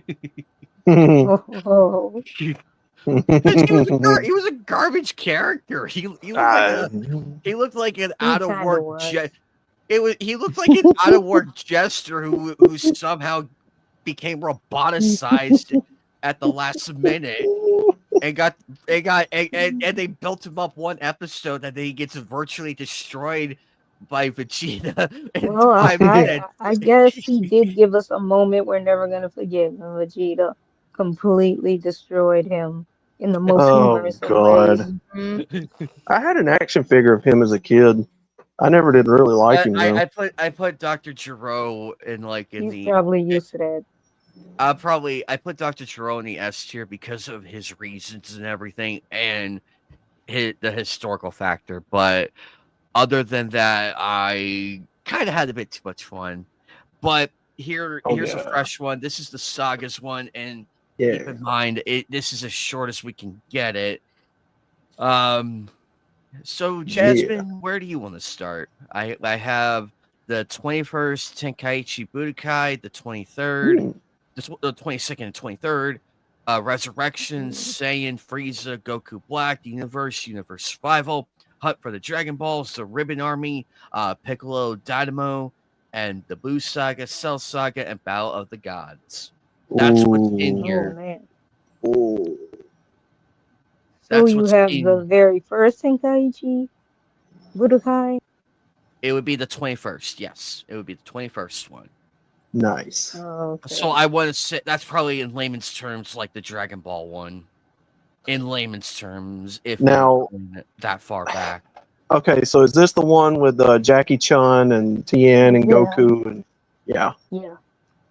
But where do you want to start off with? Where do you want to start off? Well, I biasly love the Namek Frieza saga. I think that is definitely right up there. Oh yeah. Oh, absolutely. Gave us the legendary Super Saiyan moment. Oh, definitely. Plus, you got the Ginyu Force that's so comical. I mean, come on. Yeah, I actually did find a Captain Ginyu figure. I found a Captain Ginyu figure completely in box with one of the Dragon Balls that he does hold up and everything. Nice. I can't remember which star ball. I can't remember which star ball it was. I can't remember which one, but it was there. MGTOW. How about you? So if you want, by the way, if you want me to repeat the sagas, just let me know. I'll happily do that. There's so many good ones here. Not easy to find. This one was not easy to find. It was buried upon pages, so this was not easy to find. Let's see. Well, possibly one of my all-time favorite sagas is the Majin Buu saga. Just because there's so many unforgettable characters in that saga. I mean, we got Majin Vegeta, we got, the Majin Buu forms, Tinks, Vegito, Videl, Spovovich, all those good people. But yeah, I would put that up there. Very good. Raquel, how about you pick one? Go ahead. All right. Oh, one more question. Do you want me to repeat the saga names just in case, or do you feel confident enough? No, I'm good. I want to pick this. The Saiyans. Okay. And where will this go, guys? Where will this go? Let's see. First time we see Nappa and Vegeta. I have to say A. One of the best characters was introduced. Yep. And also, we had the over 9,000, and then we had King. We also got to meet King Kai. And Don't forget, we also see Vegeta and Gohan go into their ape forms. Oh yeah, that's right. It's the last time I think that form's used, isn't it? I'm not really. Probably. In Dragon Ball Z. For Gohan, probably. Actually, no. I think he did it like one more time when he was training with Piccolo. Oh yeah. That's right. Yeah, I forgot about that. If I remember correctly, I think it was Goku's space pod, the one he arrived on Earth, projected the image of the moon in the sky. Oh yeah, and that's when and Piccolo destroyed it. Yeah, and which created the meme say fuck you to the moon. Yes, it was.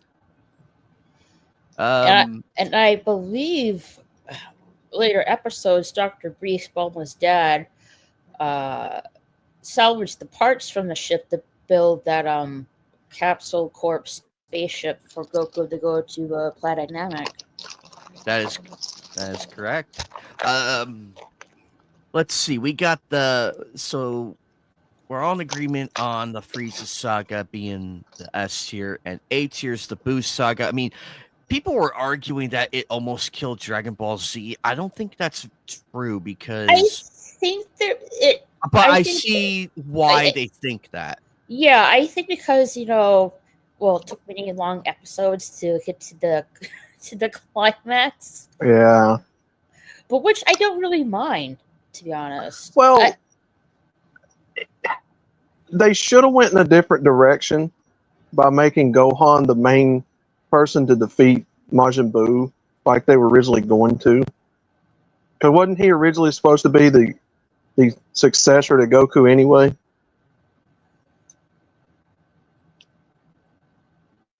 Right? I really didn't get that feeling with Gohan. I mean, yeah, sure, he is Goku's son, and he's very strong and stuff, but he's not. Remember, he's half Saiyan, half human. He doesn't really have that drive for battle like his dad does. Yeah. Or as I remember reading, that's what they wanted to do, was have Gohan be the successor, but I guess they liked Goku so much they just kept him. And yeah. And also, yep, that's true. out of all the Boo transformations, Super Boo with Gotenks absorbed or Gohan absorbed is probably, in my opinion, the best one. Because he's extremely intelligent at that point, along with all that power. Whereas Kid Boo is just psychotic. Yeah. Then again, people make the argument he was stronger, so. I remember that scene. Oh my god, that was funny. Oh, dude, Dabor's another one of my favorite characters that was so much wasted potential. Alrighty. I'm waiting for Jasmine to come on back. Oh shit. I do agree. I do agree, though. Saiyans really brought out Vegeta. We also got to introduce to Nappa. No, not the car cut, not the auto manufacturing. But I do understand. I do understand why people got confused because one of my friends, one of my childhood friends, he was like, "Hey, my dad works at Nappa," and I would go, and one of my other friends was like, "Oh, your dad works with Nappa, the Saiyan?" He's like, no, you dingus. He works at Nappa, the automotive company. Spark plugs, I'm kind of a bummer. Yeah, Vegeta. But it would be funny. It would be funny though if it was really named after the Dragon Ball character. I would believe that backstory. I would believe it. And then we also got some of the funniest scenes with Dragon Ball Z abridged. Oh yes, with Ghost did. Nappa. I feel that same way too. I think so. Let's see. We got the now while we're on this topic, the Cell Saga. Let's oh, easily up there. Yeah, with SS2. Yeah, because here's the thing. I feel like the Cell Saga was the scariest because we had the Android Saga and everything. We had it with all that in one conjunction. Mm-hmm. They introduced Cell very well. Like he's a scary creature, and seeing Ginger Town completely wiped out. Like no explosions, no nothing. That's how terrifying it was. And seeing all the clothes and everything, it's like, geez. Because when you hear about the androids, you automatically think Android 17 and 18, what we know now. Mm-hmm. But back then when it was first introduced, we're like, oh god, who are these beings that Trunks is telling us about? I agree. He does sound like Plankton. He does. But I like the introduction to Cell though, and it was built. There you are, Jasmine. Sorry, I did think something. Cell's first form is still the most terrifying out of all three. Yeah, we were on the Cell Saga, Jasmine, and we put out the S tier. We're explaining why, because the first time we saw Cell, he was legitimately terrifying, and also I was explaining the eradication of Ginger Town because that is the only time we would ever see a town virtually wiped out with no explosions. Everything is still intact. Oh, and then he drinks that guy in front of Piccolo, dude. That still haunts me in my dreams. I like they did. I like that they did that because it was to emphasize like what he can do. It's like see what I can terrifying. Do, and I feel like it's good because Cell didn't need to explain it. He just did that. He just did that attack and everything, and I feel like that was far more effective. So whoever decided to do that knew psychology, so that's why I liked it.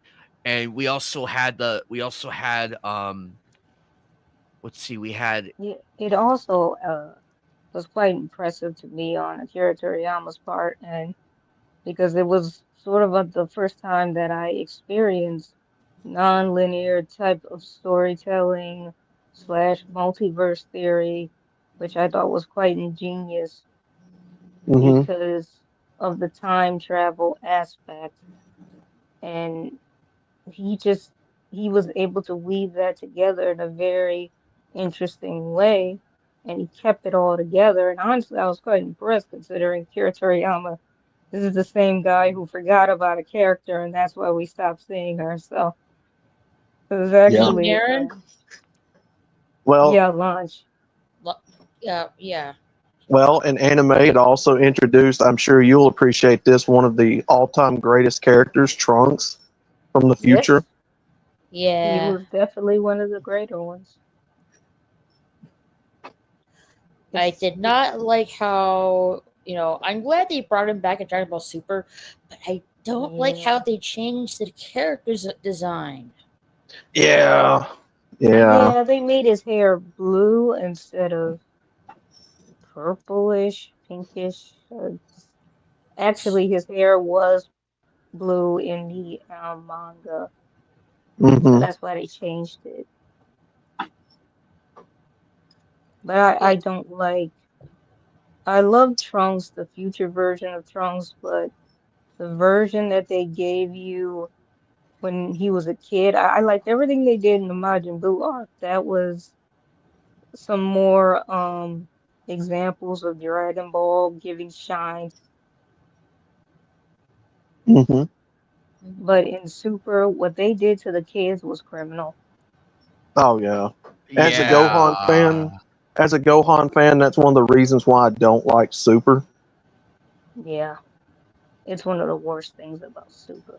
And honestly, Oh, the and they Cell games was changed. actually the Cell games was actually the last time Gohan's got to shine really until that movie. Yeah, Oh, superhero.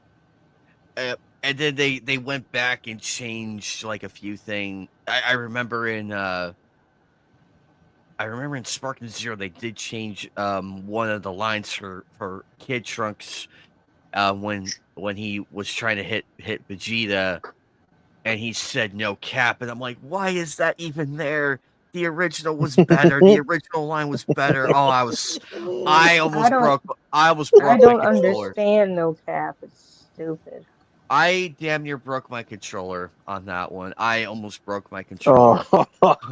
I was so pissed. Oh, I was pissed. And shit. I'm like, this is why to the localizer who put that in there, this is why we need fans in the room and get rid of people like you.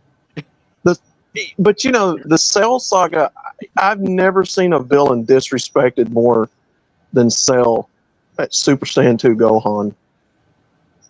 I Yeah. enjoy that ass whooping every time I watch it. I never get tired of watching him just demolish Cell.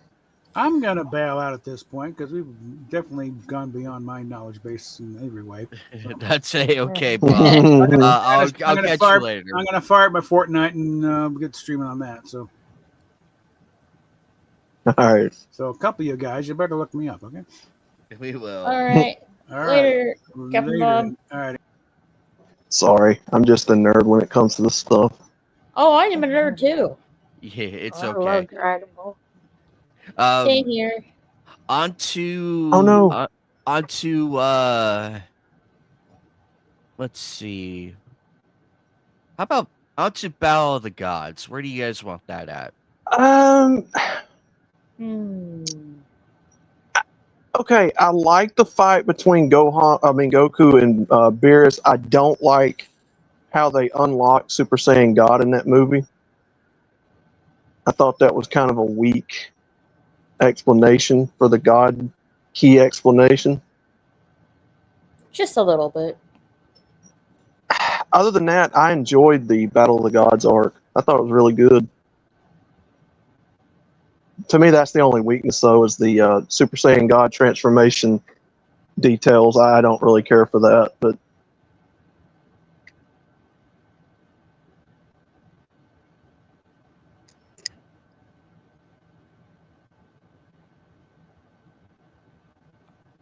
Exactly. Jasmine, what's your thought on Battle of the Gods?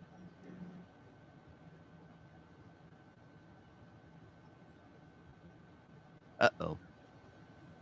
Uh-oh. She might be having issues. Oh no. It's okay. Nope. Yep. There it is.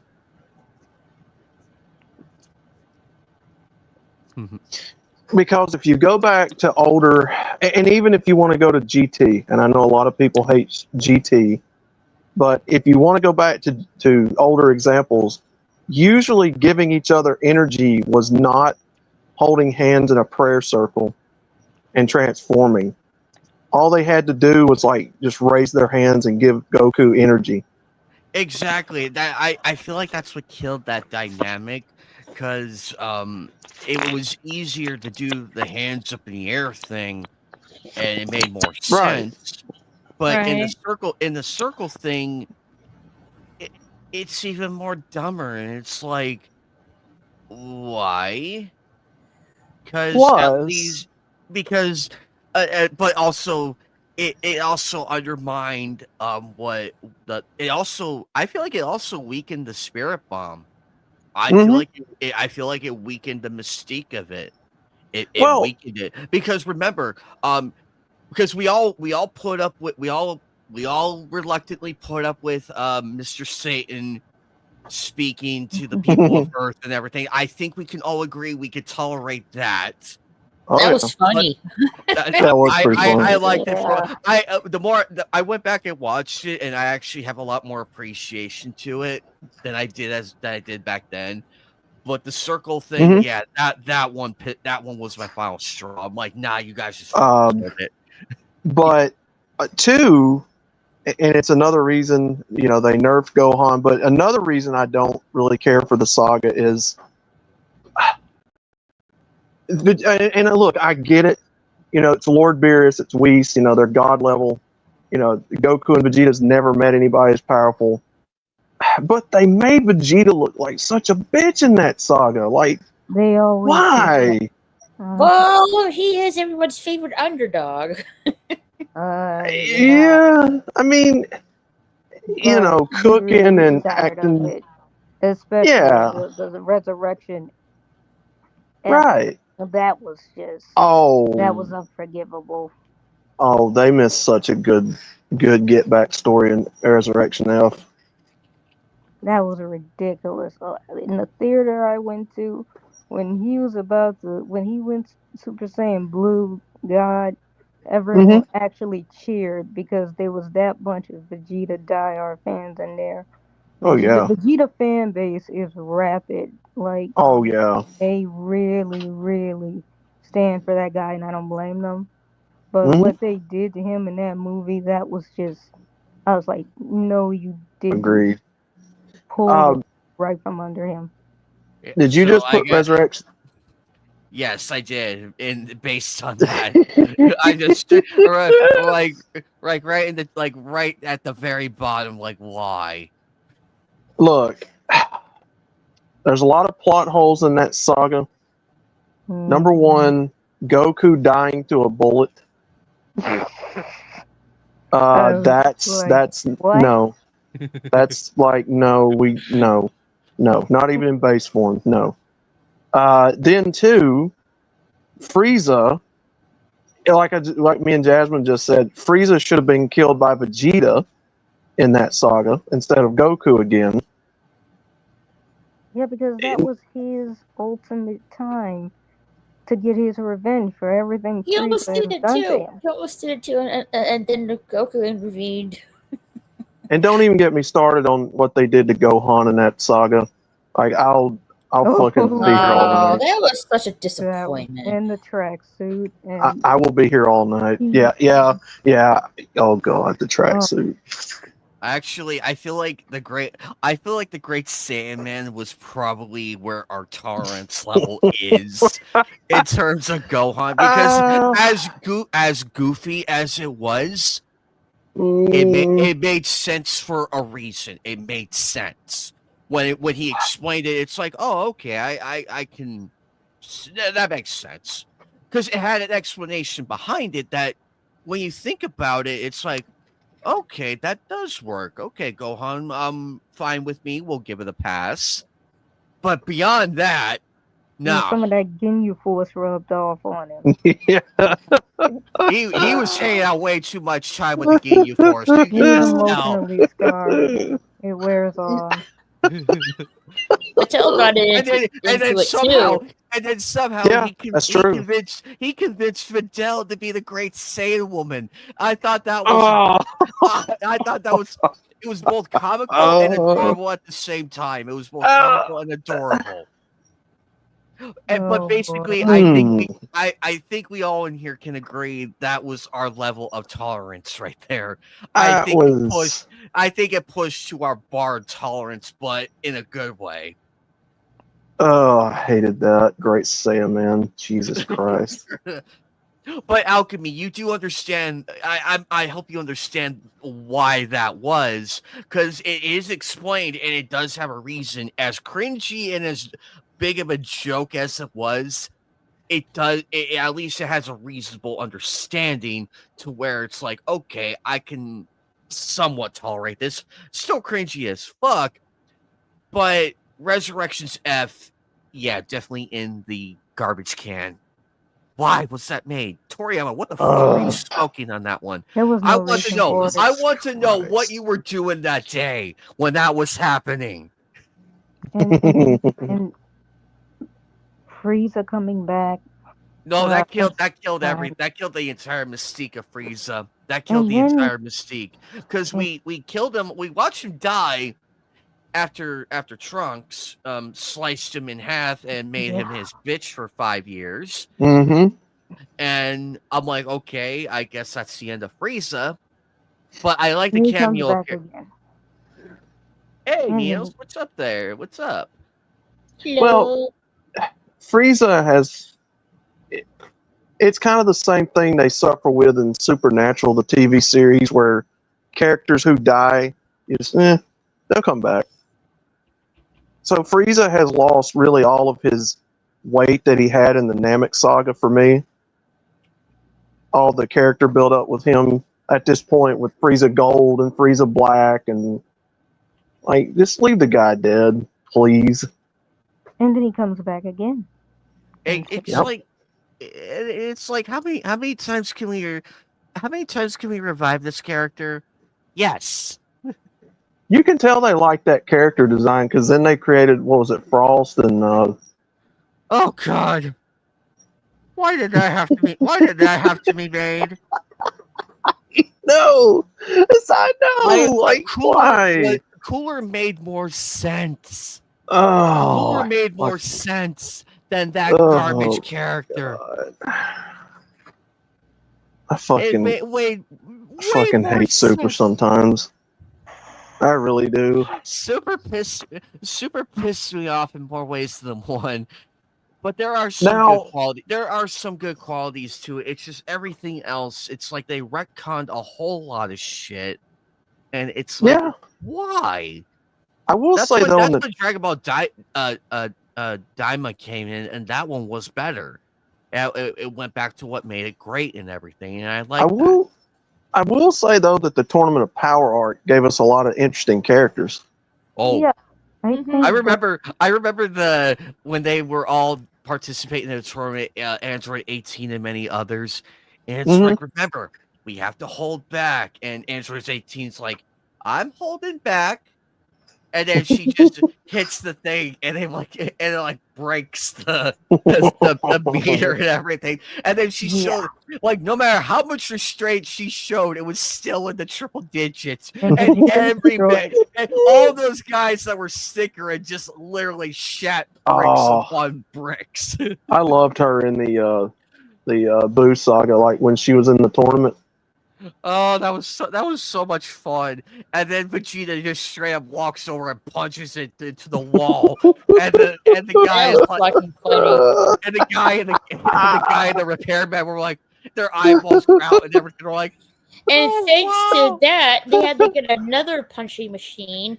Yeah. So Gohan and Videl were stuck in line for a couple episodes. Them being in a normal setting is comedy gold. Oh, it is. And then how normies respond to them, and they're just no sell all of it. And then 18 grabs Hercule by the neck and is like threatening him. Oh, If I you like what she did to Master Roshi. He was like, and then she grabs him and turns his neck into a very awkward angle. You hear the cracking. I'm like, Dude. And of course the teenager me at the time was like, oh, 18, you can bend my neck that way. I would probably be feeling millions times better. It's like the neck cracking trick that Joshua Sweet does to Milo in Atlantis: The Lost Empire. It was like that. Oh, that's a good movie. And I would be like, oh man, I bet that hurts, but feels like amazing afterwards, like the amazing relief you get from that. I guarantee the relief is like light years beyond anything. Is it that scene where Roshi grabs her breast on the plane? And then she twists his neck. I think it was that one, or when they were at when it was. I remember the scene. It's just I can't remember where exactly they were standing at. Oh my god! Which? Why the fuck are they flying in a plane when they can all fly? Well, as Jasmine says, it was the normies because they're trying to blend. They're trying to blend in with the normies, which makes sense. Master Roshi can't fly. Yeah. Well, Bulma was there. She can't fly, so. And Master Roshi can't fly either. And see, there's another. How Videl could fly, though. I found that pretty hilarious. You beat me to it. I was just fixing to say, but now we got another plot armor or another plot hole over in the Boo saga where apparently you can teach humans to fly with Videl, which would have been a lot useful if they could have taught Bulma and Chi-Chi and Roshi and all them. Oh god, imagine angry Chi-Chi so badly that she has to fly, that she flies at you and throws you into a fucking pile of trees. Don't need to know how to fly. They're scary enough That's funny. That's so funny. That's why I put that's why I put Chi-Chi in the S tier, because she would probably beat the crap out of me for hours if I didn't. I do remember she got mad of I don't know what's her name. It was Krillin's girlfriend. She got mad. Oh, and you can Marin. Yeah. The same name as his daughter. And then she kind of, you can tell she powered up right there. You can see Chi journeying when she was really angry. So it could be possible that she can fly, possibly. Oh, that's funny. How about Hunt for the Dragon Balls, aka the garlic saga? The Philip? Garlic Jr.? Yeah. Garlic Jr. Yeah. Yeah, I remember that. Kind of mid to me. Are you talking about the very first saga from Dragon Ball? Yeah, because I like the fact that we got to. I was so happy to see Garlic Jr. again. Okay. And then he was good.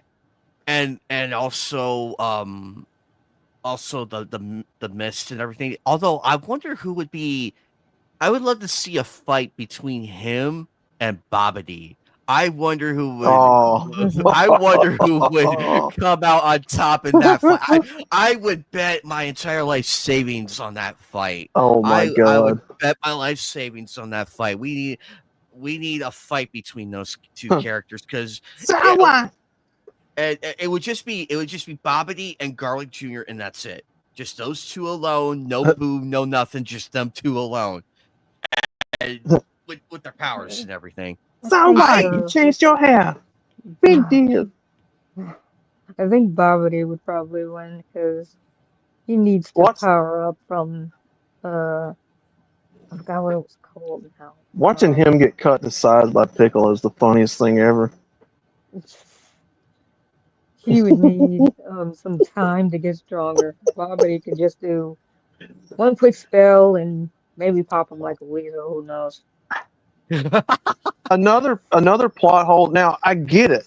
Okay, I get the reverse twist they were going for with Dabura, killing him and then making him go to heaven. I get it, but still, it's like, oh,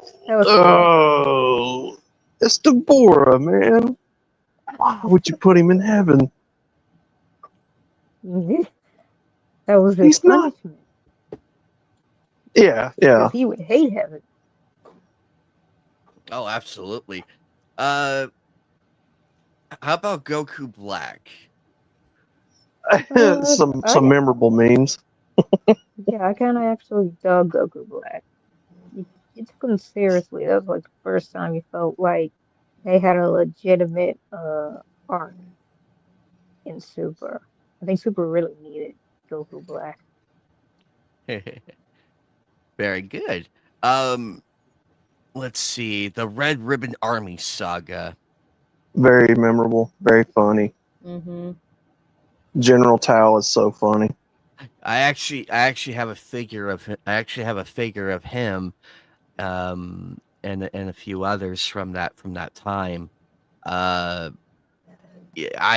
remember Red Ribbon Army was a lot of fun to watch, like from Dragon Ball up until now. I'm glad that they still have. Actually, you know what I noticed? I don't think they're mentioned in Dragon Ball Super. I don't think they're mentioned. I don't think, which is surprising to me because you think they would have some remnants of that era. But I think Mercenary Tao, after getting destroyed, superheroes. Yeah, they rebuild him. Well, they did have like them in that I forget the Dragon Ball superhero movie with Gohan. Well, I mean, it was Jiro's grandson in that movie. And Always. they had the other two androids. I forget what their names were, but you know, the ones, the blue and the red one.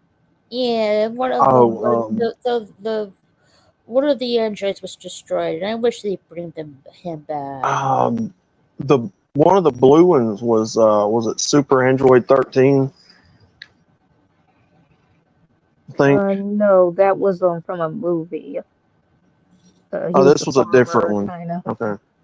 Yeah, this is the latest movie, Super. Oh, okay, yeah.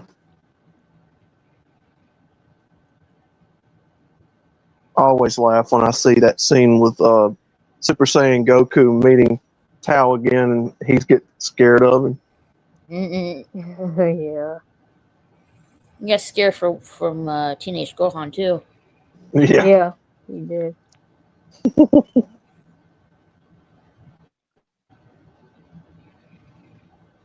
I would onto the Piccolo Dynamo, which also took place during the 23rd. This took place before the 23rd World Martial Arts Tournament. When they legit. Demon King Piccolo arc. Yeah. I think that was fake. That was the first time things got really legit in Dragon Ball. That was the first time that someone died. Krillin. So, right. And it was the first time you encountered Piccolo, which was actually the father of Piccolo, so it establishes a lot.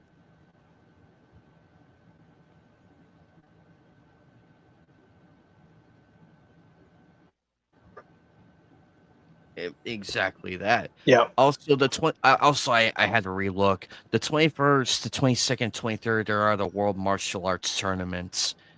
We'll start with the 21st one.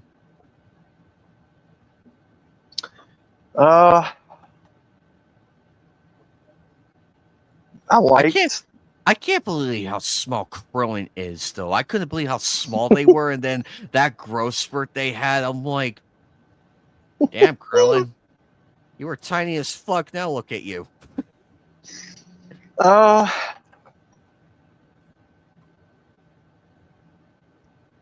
I think it was Yeah. a good arc. It was a Probably yeah.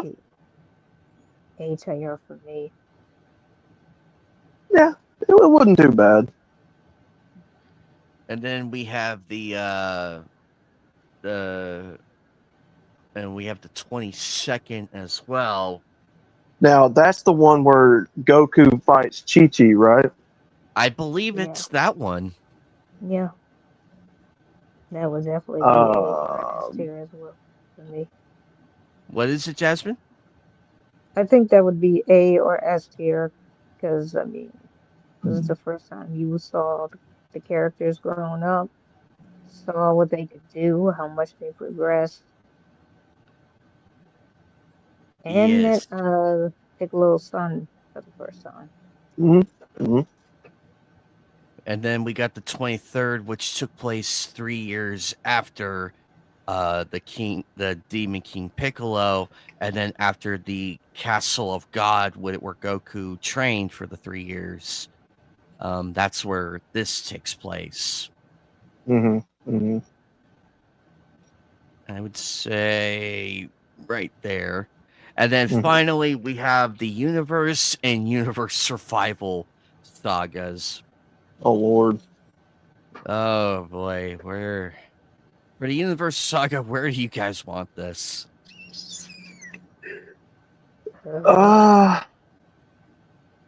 Maybe C tier? I mean, it had potential. I like that we had a lot of different characters doing a lot of things. But, I mean, if we're being real, most of those characters probably wouldn't have stood much of a chance. Mm-hmm.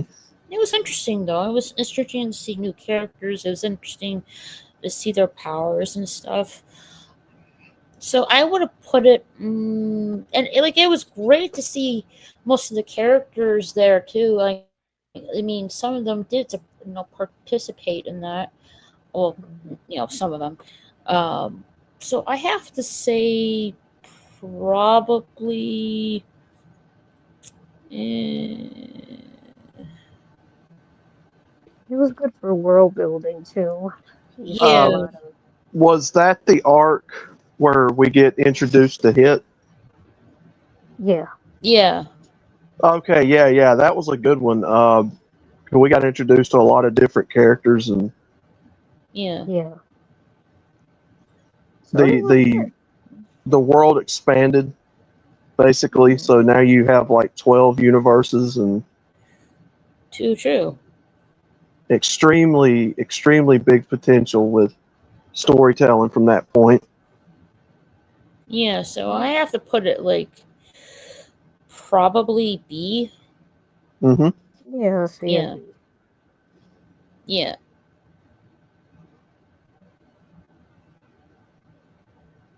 Alrighty, so we're gonna put the B then. Okay. Mm-hmm. And then the universe, and then finally the Universe Survival. Universe Survival. What is that? I think that's the one with Jiren and Oh yeah, that's what we was just talking about. Caulifla and Kale I guess both are probably within the same universe, so we'll put both there.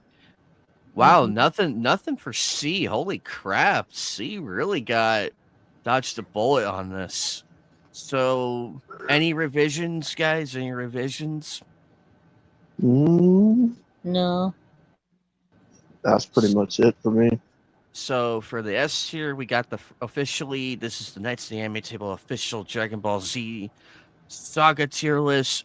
In the S tier, we have Frieza Saga, the Cell Saga, the Red Ribbon Army, and the 22nd World Tournament sagas. In the A tier, we have the Buu, the Saiyan, the Demon King Piccolo, the World Tournament 21st and 23rd. In B tier, we have Battle of the Gods, the Garlic Jr. Saga, the Goku Black, and of course both Universes Saga. And in the garbage can, where it rightfully fucking deserves, is Resurrection F, because of all the decisions and everything, and I feel like Akira Toriyama was really on one, and I feel I'm wondering what he was smoking that day, what led to this movie being made, Mhm. and everything in between, and all the decisions behind it. And I'm like, what are you doing? Yeah, And like You stop. really, I think he was just I mean, trying to think outside the box, and that really go at the plan. Really I killed the mean, plan, I guess.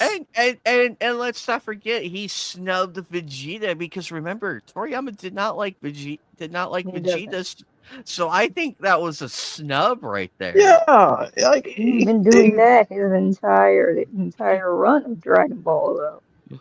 yeah. Well, yeah, I mean, well, yes, but the minute that you give Vegeta a chance, in comes Goku, and I'm like, yep, that's Toriyama.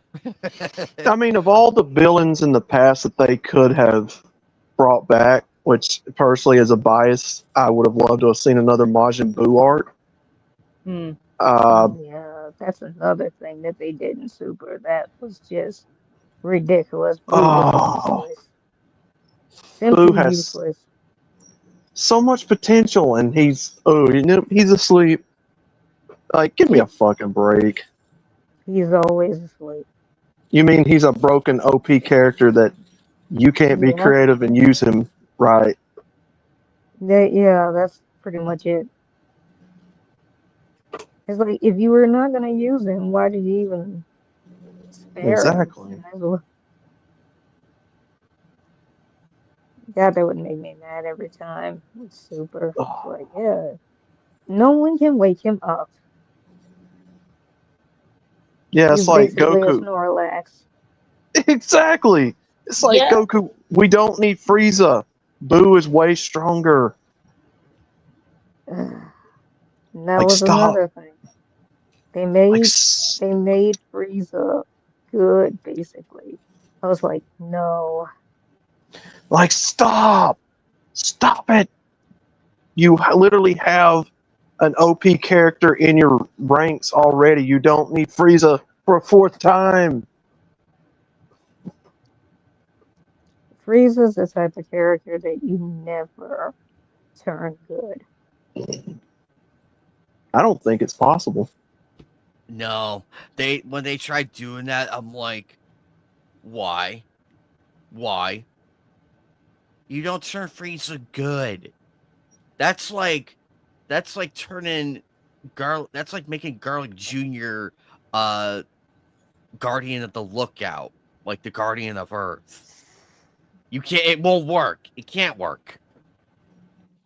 I mean, it's a good series because it does have a lot of good ideas, but they nerf a lot of things, and you can tell a lot of it's cash grab. Like, I am not a fan whatsoever of Super Saiyan God or Super Saiyan Blue. I think those transformations should be something different personally, but that's just me. What about Like, for Ultra instance, Super Instinct? Saiyan 4. Yeah, I think the first version of the thin, kind of thin, and the red hair, I think that's superior to blue because it's more unique. Right. What about Ultra Instinct? Ultra Silver hair Instinct and stuff like that. Yeah, That's a it's good. good. Yeah, that's a good transformation.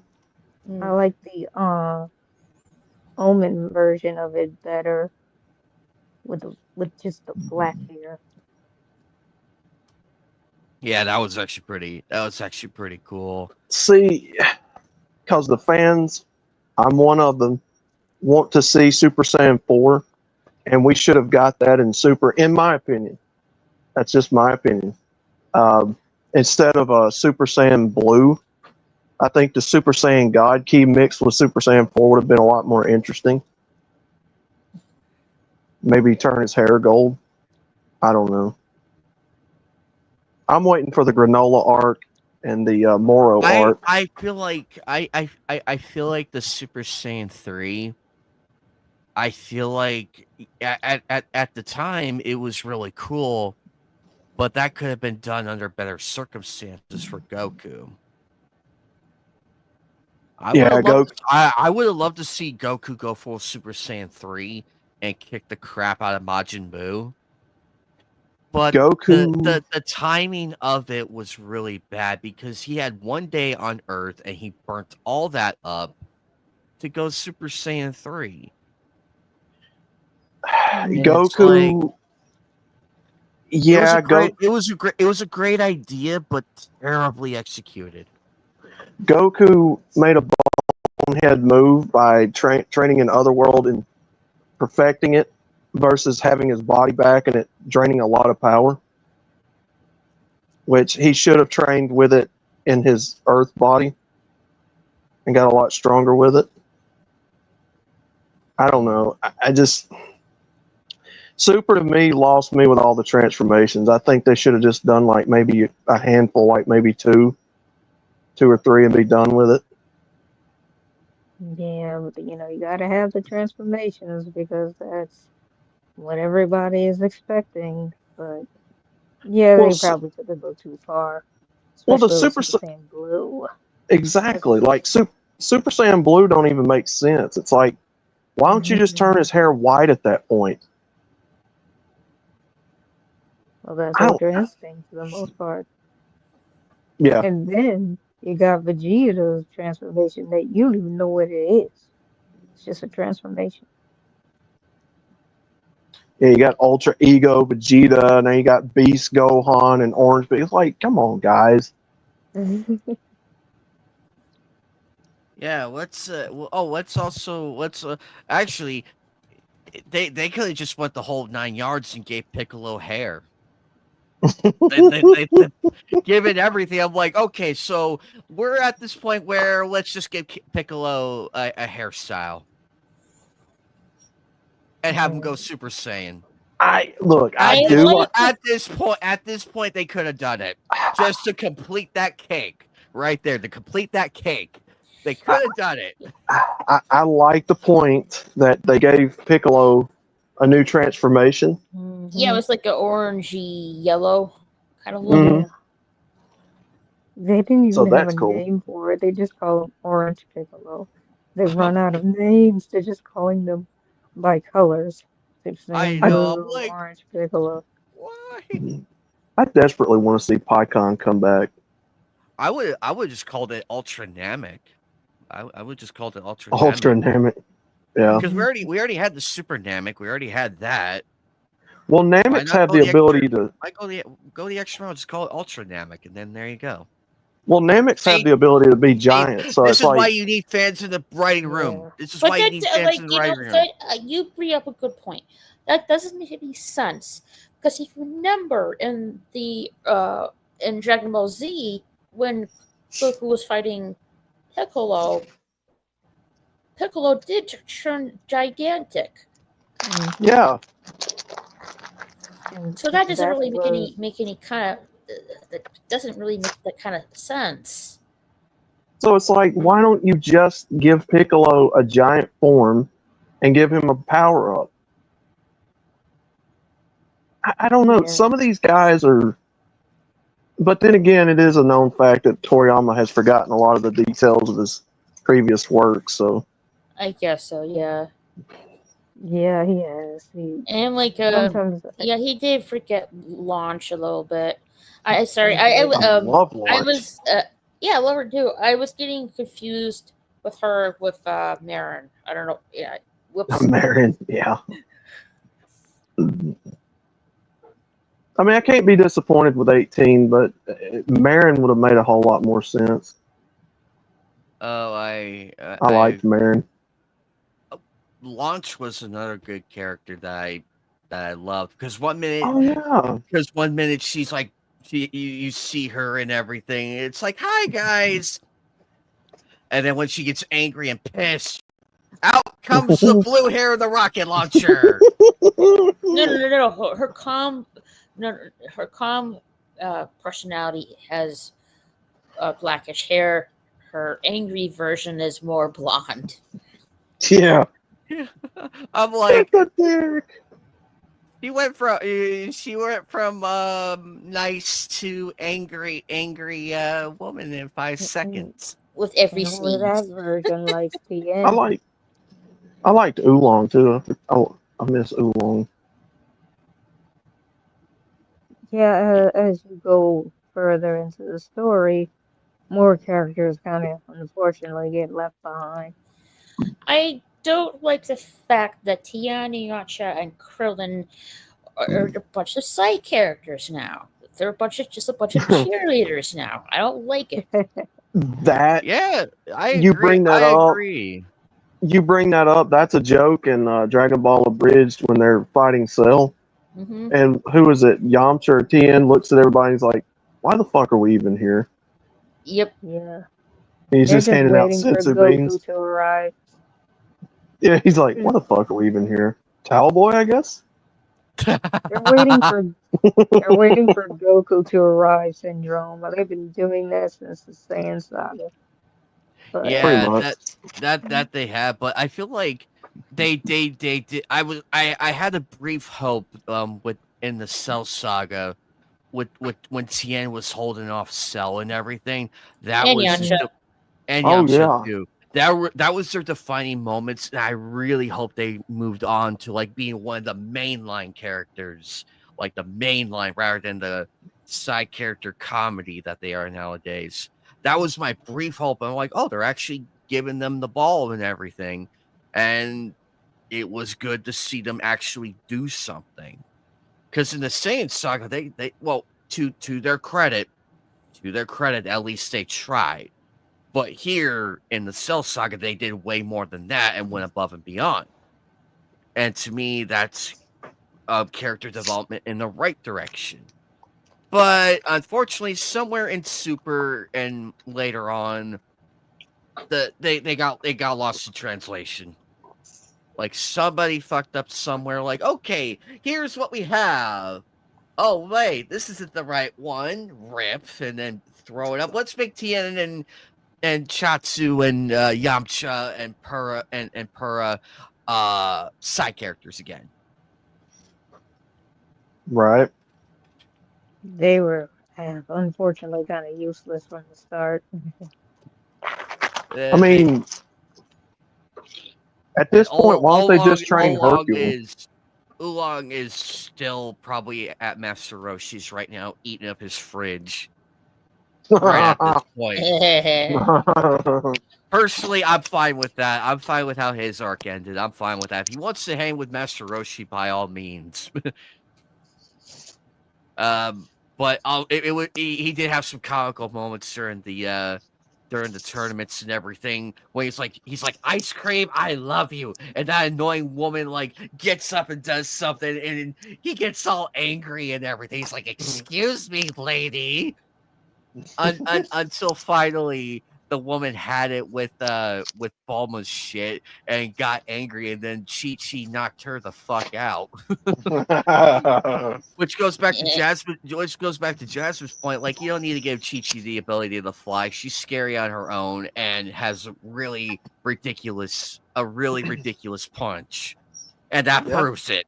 That just proves it. And I'm like, I hate to see you use that punch when you're angry. Actually, that punch alone made her 10 times more terrifying. That punch alone made her 10 times more terrifying.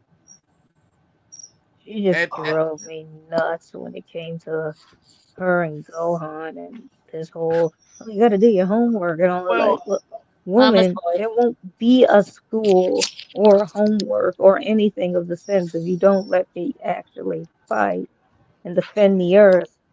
Jesus Christ, man, she was annoying. I agree there. And Piccolo did make a valid point. It's like, I don't care how tough Goku is or something along those lines. That's one fight he's never gonna win. Yep. And I agree with him. That arguing with Chi-Chi, you're not gonna win. You are not gonna win. Same goes for Bulma with Cheetah.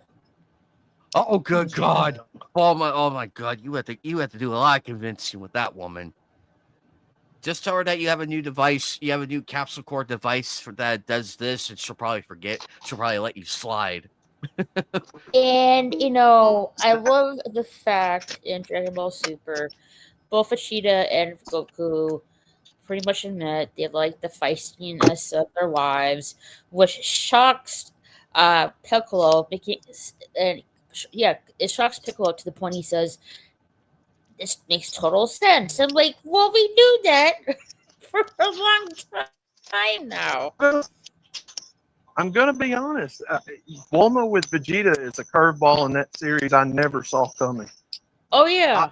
That curveball. Oh yeah, that's right. When they were doing the when they were in the Future Trunks saga in the android area, they were doing that arc right there. Mhm. And because everybody thought up until that point Yamcha and Bulma were gonna Bulma. get married. Were gonna get married and everything. Yeah. That was established, and everybody was going into that. And then when Trunks arrives and drops that bombshell, it's like she's standing right there, and Goku falls on his ass, and Vegeta's like, that guy pointed his finger at Kakarot, and he fell down. Yeah. Loki, I bet Vegeta was thinking, where must I learn this power to make Goku fall like that? Well, you don't really even see it coming, because the only interaction I remember between her and Vegeta was, okay, after they get wished off Namek, she has a brief moment where she looks like she's crushing on him. It was that moment from after Namek and everything, and you'd think that with that going on, and then finally baby Trunks is born, and Goku just casually says, "Hi, baby Trunks," and then almost like, how do you know my baby's name? And then Yamcha was like, "Hey, it's not my kid. You would be shocked to know who it is." Oh, the infamous Batman. Poor Yamcha. You could tell, like you could just tell he had blue ball for eons after that point. You can just tell. I remember the next day. The next day in school. I was in junior high at the time. I remember the next day after that episode aired, everybody was talking about it, and everybody lost their bets. They had a bet going on. They had a bet going on if they were going to get if Yamcha and Bulma were going to get on. I think the highest amount at that point was, let's see, they had the total amount in there was $225 in total with $50 bets going on. Oh yeah. Everybody lost. Everybody lost their bets. Everybody lost their bets. The infamous pink Badman shirt on Vegeta. That was funny. I like that. I love that shirt. Yeah, I do too. I loved it. I loved it because it's solidified. I love that it was pink. Yeah, it's like pink shirt. It's and like he made it work. And then he's like. And then he goes to Kakarot. He's like, "Hey, Kakarot, mind telling us where you've been, or where did you get that ridiculous outfit from?" And Goku fires back, "Well, at least it's not pink." Oh my god! Those are fighting words. That quick draw from Goku. Holy crap! I spat my drink. I'm like, damn. Not only did Goku get more power and learn a new ability, he upped his comeback game. Yep. But it's so much fun, like running this in the old episodes, because it was good. It was fun story writing, and you could see all the fun moments and everything. And that's what's so tragic with the newer ones is they don't have the writing ability that the old ones have. Like, you can be serious and be comical on different levels. You can have the seriousness in there, but you got to also balance it out with the light humor stuff. And I feel like Dragon Ball and Dragon Ball Z did that perfectly. Aside from the 5-episode fights, but if you look at it without the fights, it's wholesome at its core. I mean, I am a Bruce Faulkner nerd. I think that music really helped Dragon Ball Z, the Funimation dub, all of that came together beautifully. Mm-hmm. I love that score too. I mean, seriously, anybody that's like our age or older, they're like, you think of Dragon Ball Z. Oh yeah, from the 90s and 2000s with that badass music, like Vegeta's piano music. Give me a break, or his Hell's Bells theme. So iconic. The Bruce Faulkner music. Super Saiyan 3. Oh yeah, or the Super Saiyan. Yeah. Yeah. Gohan Anger's music. I mean, the I traditionalists, love. they Oh, like sorry. to kind of shit on the all of the stuff in the original kind of earlier Funimation dub, but as much as it wasn't necessarily the most faithful all the time, I mean, that stuff was memorable. It became a part of Oh you. yeah. Yeah. That's why I love Cowboy Bebop and Outlaw Star so much. The soundtrack back in those days, man, Yeah. so memorable. I love the Bruce Faulkner soundtrack. I thought the Garlic Jr. Songs were, pretty good. Hmm. Oh yeah, Hmm. mustard and vinegar and salt and pepper. And, Yeah. Toriyama and his puns. Well, I do have some good news. I saw this I think it was yesterday or something. Okay, it was 2 days ago. So Akayo Ayoku, sorry if I butchered that. It's AKIOIYOKU. Yeah, I know what you're talking about. Confirms Dragon Ball series will continue after Dragon Ball Academia. So Dragon Ball content is set for the next 10 years. ooh, Yeah, I did see something about that. I think because they're gonna be continuing the manga, right? I think they there's are. I think they can still continue it right now. I am 50-50 with this. I am sad that Carrier Tomiyama is gone. But I'm also glad, they are continuing his work. But at the same time, it is, of course, they're going to stay faithful to the fans and stuff like that. But at the same time, it's going to be different. Yeah. mm-hmm. I'm not sure if that was the guy that you was just talking about, but I know there's someone who works with at Toei right now that Akira Toriyama trusts the most with his work. But right now they're kind of in this kind of lock between Toei and him, and they're kind of there's a bit of infighting going on because they don't know exactly who's going to be in charge of following up after Daima. So that's what's taking so long. And Hey, General Starro. What's taking so long with Super, the anime, too. I really never. I just don't. I don't know. I don't really have an interest in watching Daima. I don't know what it is. Yeah, I mean, I had to watch it because it was like the official last thing from Toriyama. Yeah. And it's just a lot of tie-ins with Dragon Ball. It's got a lot of the adventure sense to it. But it also actually, I mean, if you really get down to the nuts and bolts of it, they're really just redoing a lot of stuff that happened in GT. Yeah. Well, see, I'm one of those rare people. I actually really enjoyed GT. Like, I actually love GT, but it was okay. It wasn't the greatest, but it was okay. There were some there were some cool things in GT. I feel like that people sleep on the most. Although there are some things where I'm like, Oh God, where are we going with this? The baby, Yeah.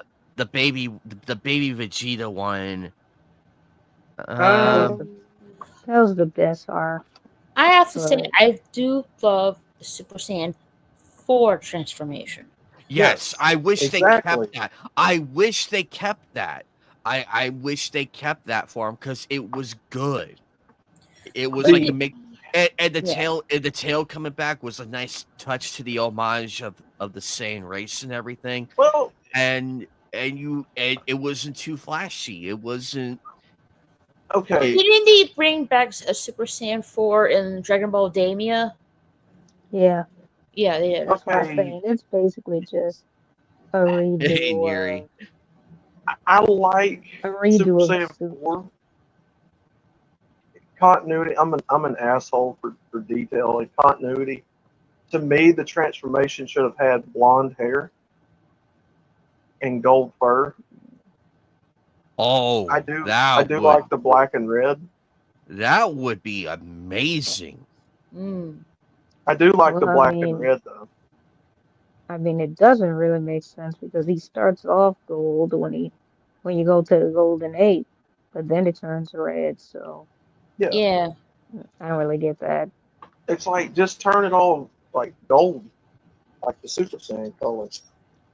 Or if Actually, you want to I stick do. more with the Super, since the God form is red, yeah, the Diamond one actually fits better than the GT one. Continuity wise, hair color continuity wise, I like it better than Super Saiyan Blue. I'm just not a fan. I'm okay with it, really.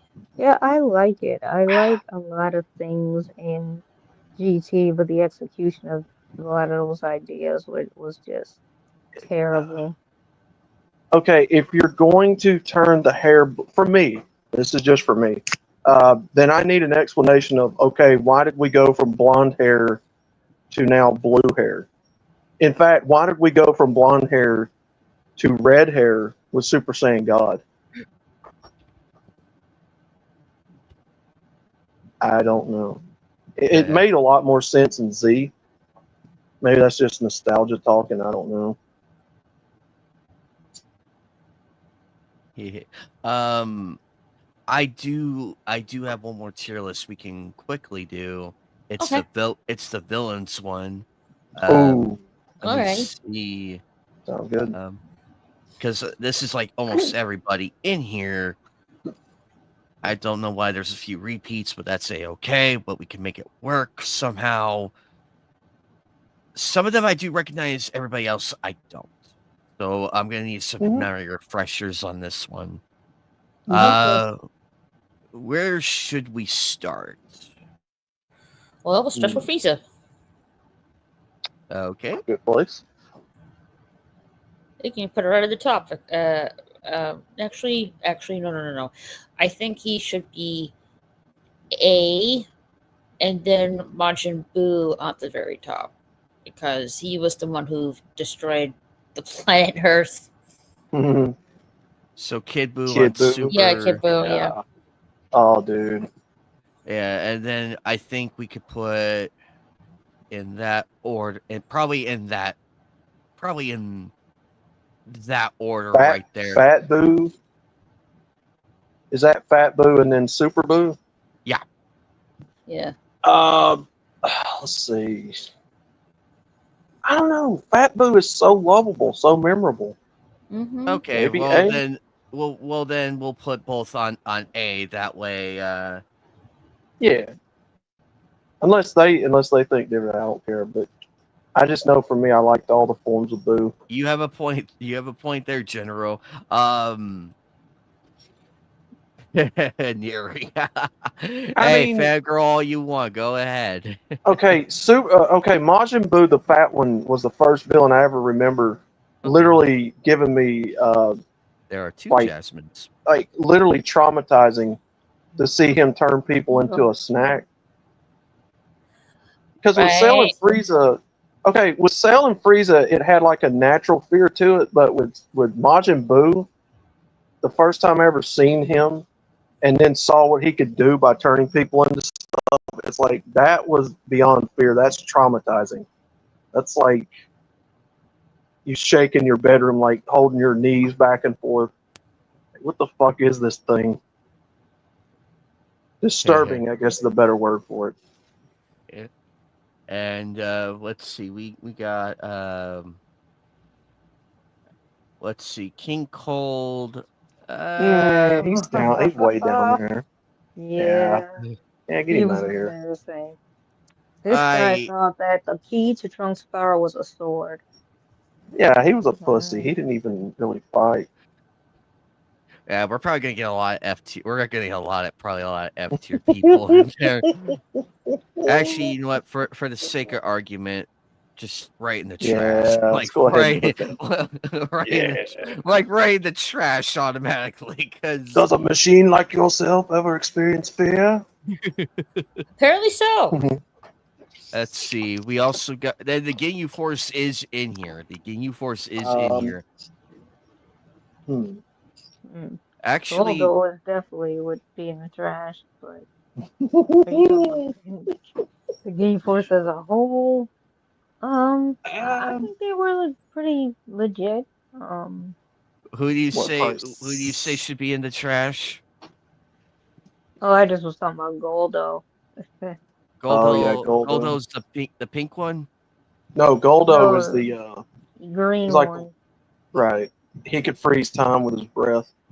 Oh, this clown right here. Okay, yeah. Let's go ahead and throw him in the trash. Yeah, the disrespect we're doing. The disrespect we're doing here. I mean, his power was cool. There's a lot of fans. I'm pretty sure there's a lot of fans out there who are probably breaking their screens right now. Like that is like I mean, the power was cool. I mean, to freeze time like that, but it was kind of useless because he couldn't do anything. He had to hold his breath. Yeah, Vegeta pretty much made quick work out of him, didn't he? Oh yeah. I don't know why Goku's in here. I don't get it. I mean, unless, but for maybe the sake, Goku Black. Probably, I bet they probably confused it for Goku Black, but for now we'll just put him on. We'll put him on the Super. Let's see, Raditz. He was cool, but I was very underwhelmed with him considering he was Goku's brother. Like B or C. This is like Goku's brother. Yeah. Of course, for the sake of Jasmine, there you go.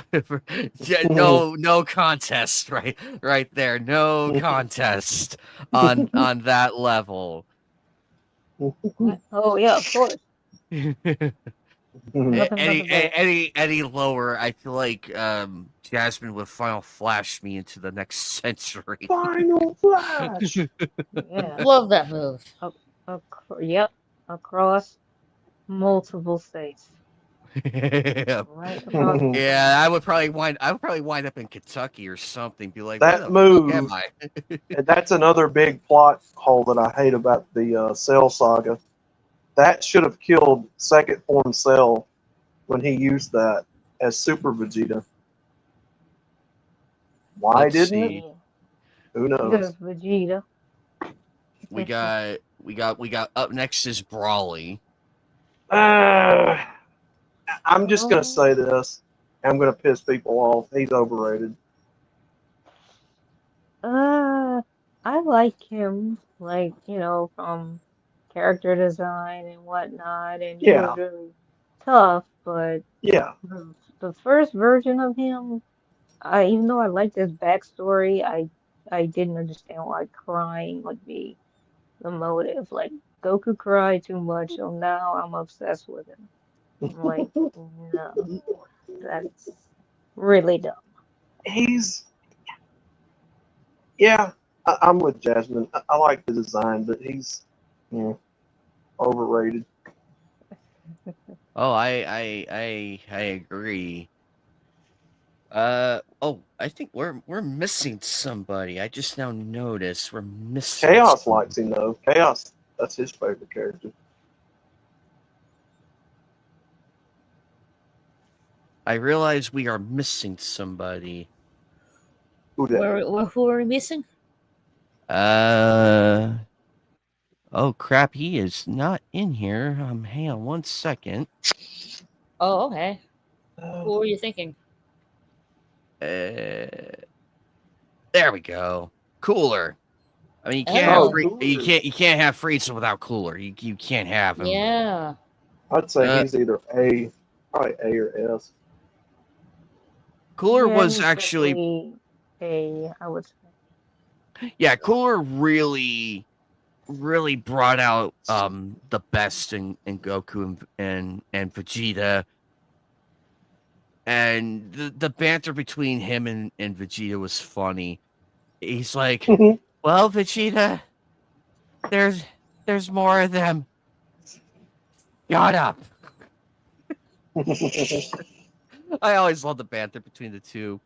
How about Deborah? Or I think that's his name. Deborah? That's the devil guy, right? The one I have. Highly right underrated character, wasted potential. Yeah. The way that they utilized him puts him probably about B or C, but he had Yeah, way I'd more say potential B. than that. I'd say B, but he should have been stronger. He should have done more. Oh, way stronger. Let's see. We also got let's see, who else do we have in here? I had an action figure of him when I was younger. I think we'll Okay. Dr. Is that Android Gero, 20? Dr. Gero. Or, Probably about Yeah. C. Yes. Yeah, probably C. poor Dr. Gero, he can't catch a break. He really wasn't that menacing, though. Honestly, he wasn't that menacing. And he got destroyed within 5 seconds. Yeah, he got destroyed by his One own swipe of creation. I mean, he was Android I'd say. 19. Yeah. all he did was run away and try to absorb energy. What's there to like, really? I don't want to wait. Android, I'm getting. Is it 19 or is it 17? Yeah, 17. I'm getting my numbers wrong. Android 21 is more menacing. She's what was she? She was in the game.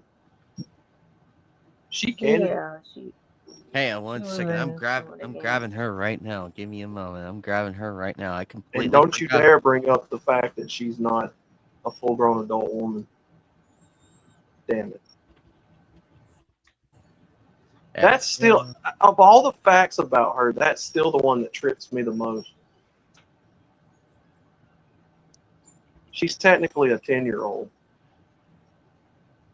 What? But why would she be an adult form?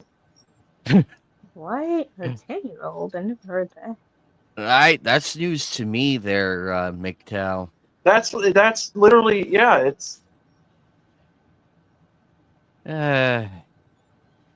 It's probably from the tourist brigade, who are only more focused on ages than the actual character arcs and everything, and who rightfully need to be bullied out of the anime community and gatekeeped to hell. But that's my two cents on that matter right there. Let's see. We got Captain. Where is he? Where is he? God damn it! Where is he? Captain Okay, Ginyu. Here we go. Okay, Captain Ginyu was one of the first to. He actually used a move that was actually pretty cool on Goku, and it worked for a short time. The body change. Change now. Mm-hmm. Yeah. It kind of begs the question: why didn't he do that to Frieza?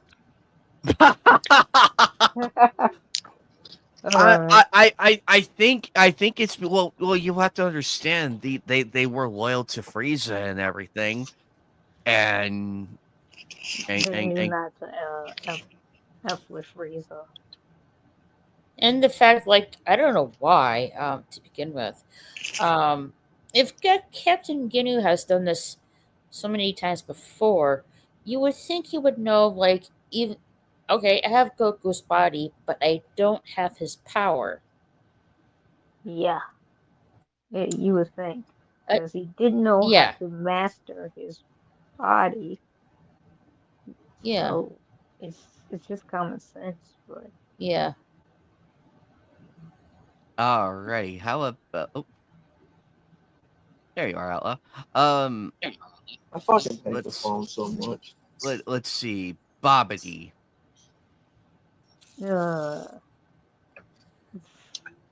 I would say trash. Yeah.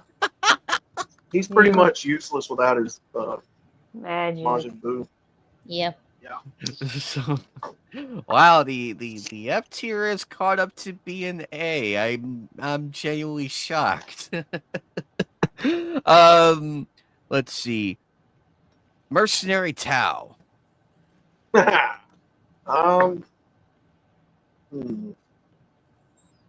would say maybe B. Yeah.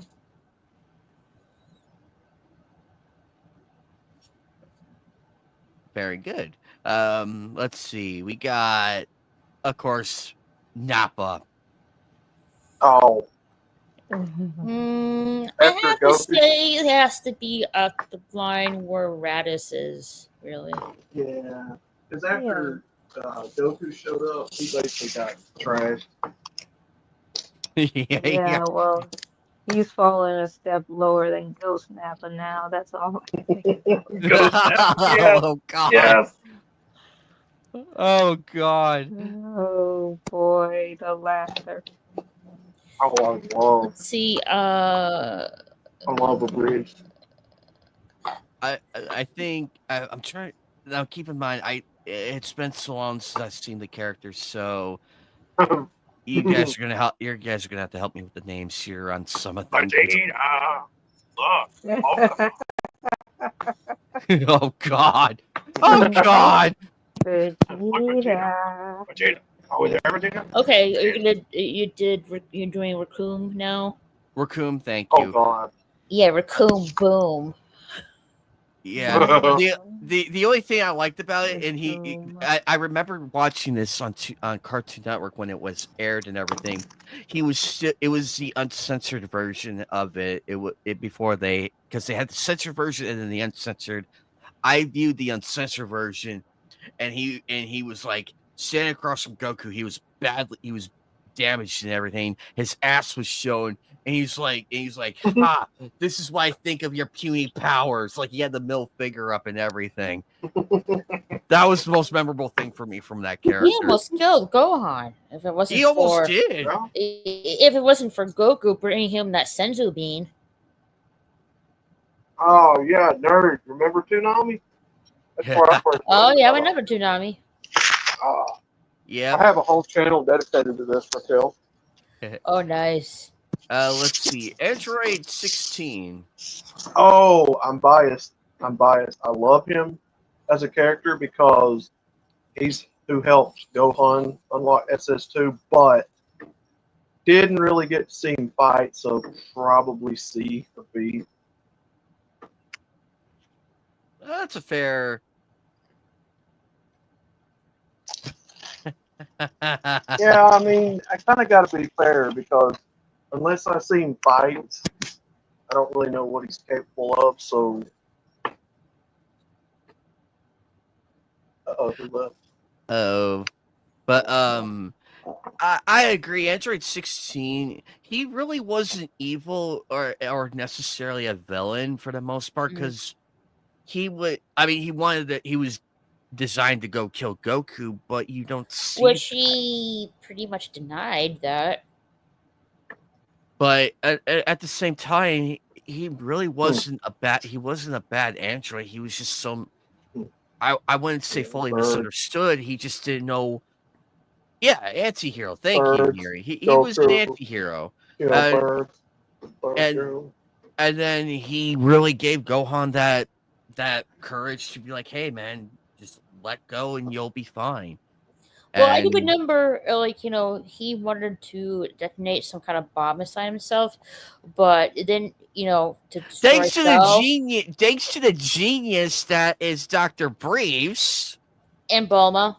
and Bulma, it's like you removed the one thing that would have been so cool. You hype this up, and then it's like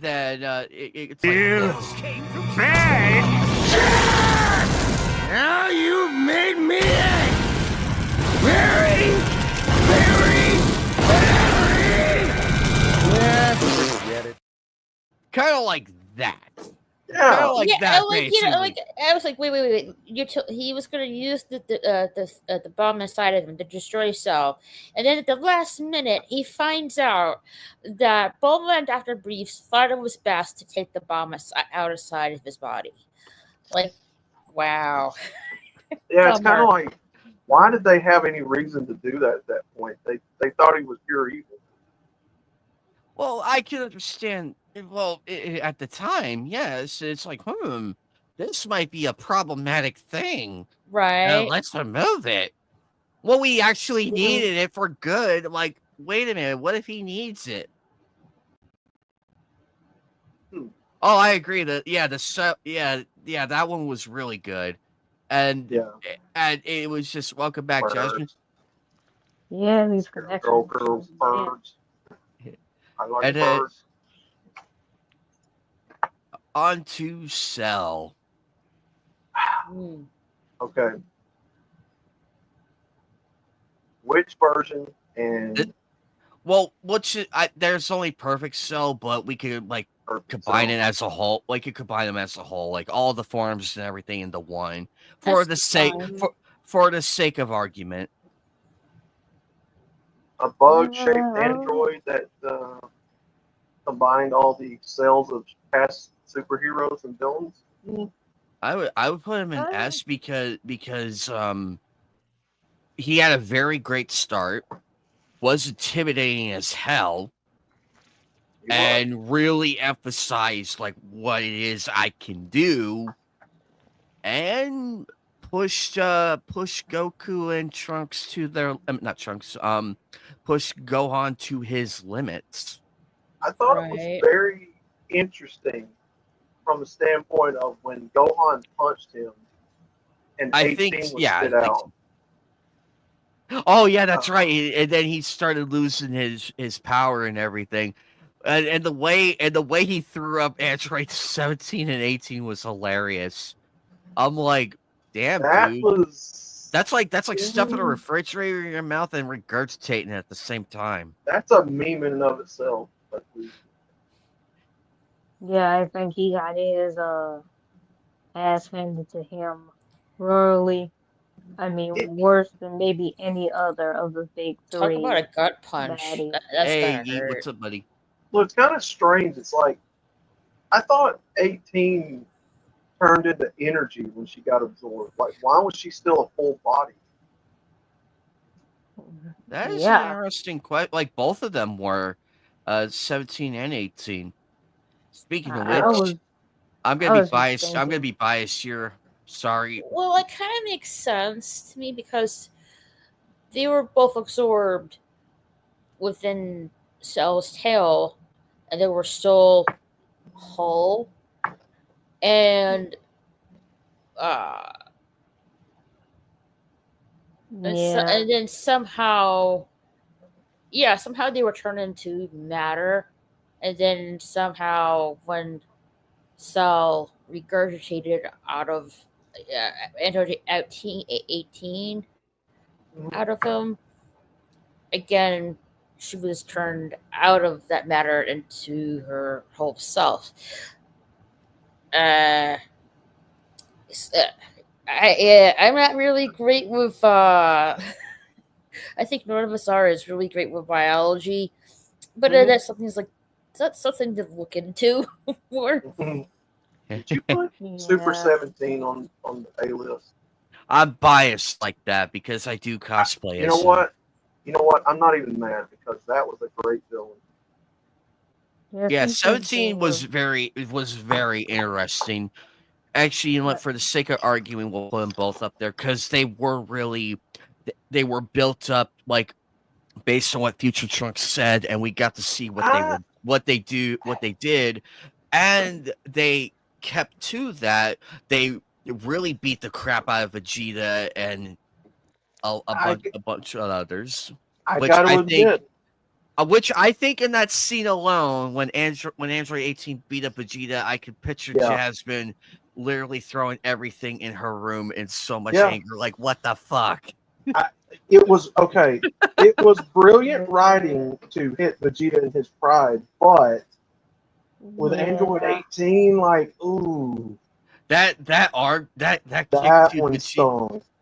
The kick to the Vegeta's arm and the way it bent, I cringed on that one. Broke his arm right then and there. I'm like, damn. Let's just say Vegeta got owned, and he was not, and keep in mind, not very happy about that. Keep in mind, he was in his Super Saiyan form when this happened. Yeah.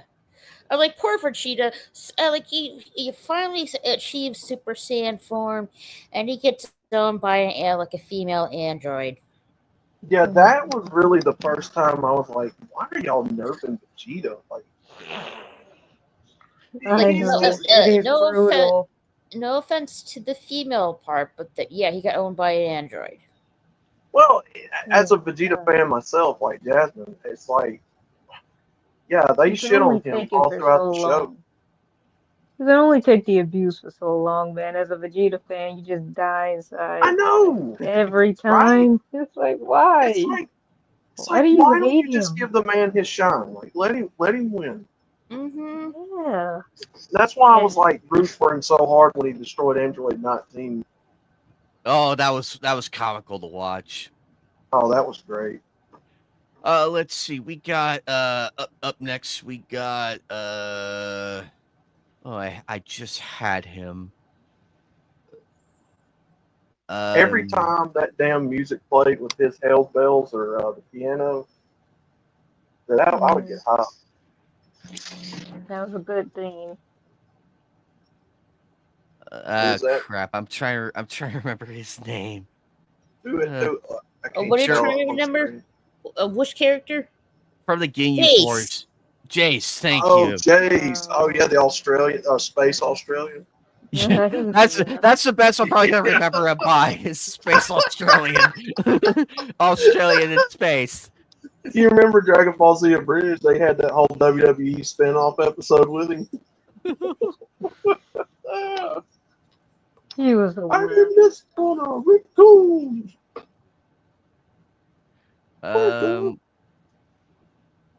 Berger, is he in there? Oh, the blue one, yeah, Berger, the fastest guy. No, that's not him. Berger is better than Jace. I would put Jace dead last. He was a wimp. Yeah, Berger. So right in the trash, Jasmine. Right in the trash. Mm-hmm. Mm-hmm. I think so. Because he never I don't remember him landing a punch on Goku. No, he didn't. He was useless. And then in the end, him and Captain Ginyu, all that was left, and he was just a cheerleader for him. What does the scout say, Captain? And then, and of course, we have Spiky Pinky here. I can't. Oh, Dodoria. Dodoria. Another worthless character that Vegeta pulled. Throw him in the trash. I have a feeling the F tier list is going to be full by the end of this. Dodoria literally did. Look, okay, I thought, and the joke was made in a bridge that he was like a, what was it? A Butch Dyke woman. A woman? He's like one of those big Butch Dyke women. Oh, God. Suppressing in 5, 4, 3, 2, 1, and suppressed. You have Zarbon on here too? I have Zarbon on here. Yes, I do. Where do you want him? Yeah. He actually, okay, his fight with Vegeta actually was Wasn't that bad. So Then probably, Vegeta powered up. I don't know about Jasmine. I'd put him at C. Who we talking? Zarbon. Oh, I say he could be C maybe. Yeah. yeah. I feel like Zarbon. They built him up as this mysterious dude of the Ginyu Force, and then finally he fights, does good, but gets ultimately destroyed after. Yeah. Well, I'm like, why? He got a little bit too big for his britches. That he did. Like I feel like half the Ginyu Force got too big. Well, except the for only one that was useful was Ginyu. Yeah, Ginyu is in the B tier for a reason, because at least he did put in effort in everything. Well, I And think that's what saves him. Recoome was actually pretty badass too. But he gets trounced by Goku like it's pretty instantly. Yeah. So I'm we gonna got put I'm actually, for the sake of arguing, I'm gonna put Tien and Chatsu in What? Why because oh right, I guess because Tien was a villain. Alright. yeah, we'll just do for the sake of arguing. Why? What? I thought why he was a Tien? pretty. Okay, let's see. That guy right there, this purple guy. That's Kiwi or Kui? Kui. Yeah. Kui, yeah. Kui, yeah, he put him. He definitely Wait I a would minute, say I would say he's Is it the Apple? same level as the Dodoria and stuff. He didn't last Oh, long. that's he's Apple. weaker than that. Is that- He didn't okay, last long fine. with I wanna know Did you Vegeta. put Chaozu and C? I don't look like Tien was last. Like, Dude, why did you put Tien last? I don't even think Chaozu has said like 10 words in the entire Maybe series. Chaozu. Yeah. Chaozu called Krillin a midget. Let's go ahead and dunk on Chaozu and throw him in the trash like a basketball. He called Krillin a midget, and he was the same size as Krillin. Oh God, I agree, Yuri. Oh, I agree. The positions were hilarious. Like, what the fuck? Of course, let's see. We got since Outlaw brought her in, Android 21. 21. The story in the game with her kind of got terrifying when she absorbed Majin Buu. That shocked me, actually. I'm like, wow, somebody else sucked up Majin Buu. That wasn't his that wasn't his dark side. I was legit terrified. She made a great villain. And of course, we got Beerus. Let's see, where shall we put you? Beerus is probably A or S tier. I don't know. I think S Well- tier. He is the god of destruction. And then let's see, who do we have? Who do we have left? We have let's see. We have Piccolo. We do have Piccolo. We have Demon King Piccolo, and then when he was younger in like before when Goku and them first met. He's such a beloved character. You know what? Let's see. I think we could put in that order, in that order on A for both, because they're two different time period. They're two different arcs and everything, but they still hold up in terms of Piccolo as a whole. And he really did push Goku to his limit on the fights and everything when he was a kid and everything. And then King Piccolo, he was scary. Yeah, he was the first legit villain for sure. It's both. It's both, Neri. It's both. Yeah, even Alchemy agrees for Beerus S tier. He agrees. Let's see, Master Shin. bottom tier for sure. Where's Master Shen? That This guy. guy? Yeah. Yeah. Who is Shen? He used to be friends with Master Roshi.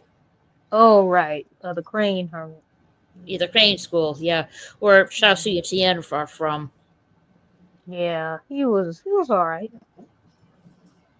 And then we have Garlic Jr. He is a funny relief character. Yeah, he would be maybe C or B. He's probably laughing at Bobbity right now, like, look at me, bitch. I'm a tier higher than you. Hey, He's way better than Bobbity. Well, at least Garlic Jr. fought. Bobbity never even really. He never threw hands. Let's see. The entire Red Ribbon Army, we'll put that in the S tier for historical purposes, and they were a legitimate threat and actually had some very memorable characters from it. I don't know why that is here. We'll actually, you know what? We'll put them there as well, because at least Mai and Jasmine, what was the ninja's name? The ninja dog. That was Oh, what is his name? The ninja. Let's see, Ninja Dog from. I find it hilarious how the city's mayor is a dog. You talking about the dog? Shoe. Yeah, Shu. Thank you. Oh yeah. For the sake of arguing, we'll just put both. They're with Garlic Jr., but we'll put both of them with Garlic. Garlic Jr. and Shu. Yeah. It's sad when Emperor Pilaf is actually ahead of Bobbity. That's pretty pathetic. Which one? Emperor Pilaf is greater than Bobbity.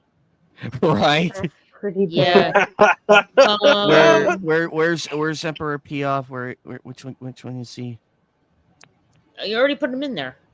Oh, I already did. Yeah. So see, Yamu and Spolovich. Oh God. They would definitely be the one. Yeah, they beat down on the first one. Yeah.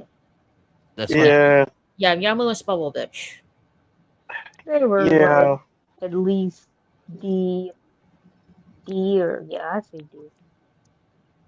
He didn't really do anything other than beat the fuck out of Adele. Yeah. Yeah, that was brutal. Man. That is brutal. Gohan got really upset. Oh yeah. Which kind of didn't really. That's another plot hole. It kind of didn't make sense because wasn't he a human? Well, like just a human. He was a human that is transformed by Bobbity. Yeah, like he gave him that M and he got superpowered like Vegeta did. Yeah. Pui Pui. Which Pui Pui? Yeah, Pui Pui. Yeah, he's the guy in right next to the purple guy. Yeah, is he the guy? Smoke. Is he the guy in Bobby's ship that he fights on his planet and then? Yeah, Vegeta annihilates him. Yeah, Vegeta's like, I don't even feel it. Yeah. That was a great moment. Yeah. So so we're at the very bottom. Pui Pui didn't even put up a fight. Vegeta like one punch and. Yeah. Another one of his classic wipeouts. It's like, besides Dabura and Majin Buu, he has a piss poor, like, selecting people to fight others. Let's see. Pargus, if I'm saying that name right. He's right next to Hit. The sand guy. What's his name? Turles? Oh, Turles? No. Paragus. He's the dad of Broly. Oh, he was kind of cool. I'm trying to remember what he was in. I wish he would have done more, but I mean, I liked him as a C-tiers. Yeah. Okay. Hit, where he should she should Oh, go. Hit was an amazing. Is that wait a minute? Is that Jiren or Hit? He's got his That's cursor on. Jiren. Hit's right on the very front. Oh, Yeah. Hit. Oh, I liked Hit. He A or S tier for me, but I don't know what they would say. It was the A, I yeah. think he was good. He was good. He was a really Jiren, good. I think also A tier. I'm guessing. Who? No, not him. Jiren, the purple guy. Oh, Yeah. yeah. He was at least B, I would say. Yeah. Alrighty, we have 3 left. You didn't put Jiren on the A. There you Oh. go. Oh, sorry about that. Alrighty, we're down to 2. We are down to 2.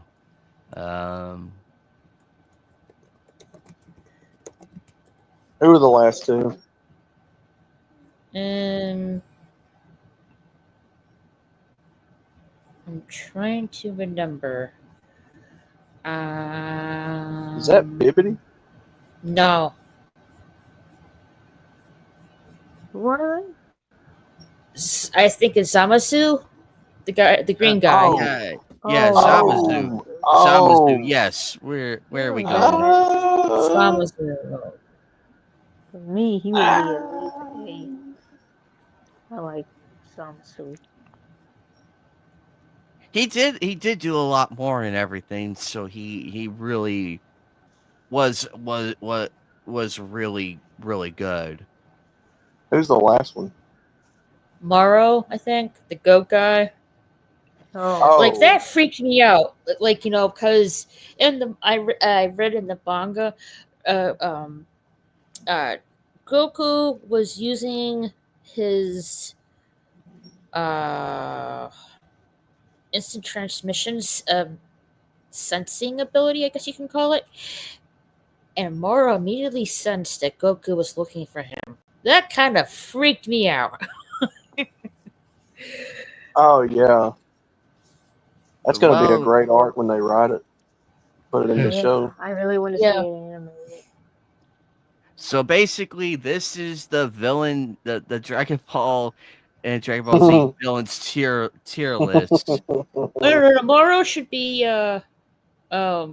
since he's Higher. like I don't know what right there. And who's the last one? Like the girl with the that looks like Majin Buu? Oh, Android 21. Android 21. Yeah. Okay. So we got a lot of people up in A tier. Completely dominated this whole thing. Are you sure? Are we sure that Android 21 is like on B level? I always say like since she has Majin Buu with her, I like should say she's like in the A tier. There we go. Okay. There you go. Nah, we're doing revisions right now, so now would be a great time. Her absorbing Majin Buu freaked me out because it's like that's not someone you usually absorb in the show. And then she got uber powerful after that. Yeah. Yeah, she became a boop power bro. Oh damn it, I can't even do the pun without it. Majin coming up. 21. So basically the F tier, we had a lot of people in F tier. I was shocked to see how many people we had in F tier. Holy crap. Wow, There's been a lot of dud villains. C and D are pretty much tied. That's scary actually. I mean, TN should be just a smidge higher because he actually did hold off Cell. Yeah, he should be higher. But yes, Chaozu gets to stay down there with the trash. It's Yeah, so funny how Bobbity is in the trash can. Meanwhile, Majin Buu is on the A tier, just having fun and everything. He's just having fun, not giving a shit, and he doesn't even help Bobbity out of the trash can. And Garlic Jr.'s just sitting there laughing, like you deserve that, you know. Mm-hmm. In the uncensored version, I laughed my ass off. Well, it actually kind of freaked me out the first time I seen it, but when he punched Bobbity's head off his body Yeah, and it then was threw him. brutal. Yeah. He It's just funny threw now, him but it's like like it was nothing, like garbage. he said, "And Boo, you're much too powerful to let Bobbity control you." And then Bobbity flips him off. So what? You changed your hair? Yeah. Might come back with like, at least I have hair. Which sure solidifies his ranking right now. Forgetting someone. I know. Who are we forgetting? Bobbity's dad, Bibbity. Bibbity. Mm-hmm. I would put him probably A or B because he created Boo. Yeah. Yeah, let me go grab him let me go grab Bibbity real quick. Let's see. Cell Juniors was another villain. Oh God. Crap. A miniature Cell. Turtles, which is like another version of Goku. Yeah. And 1 second.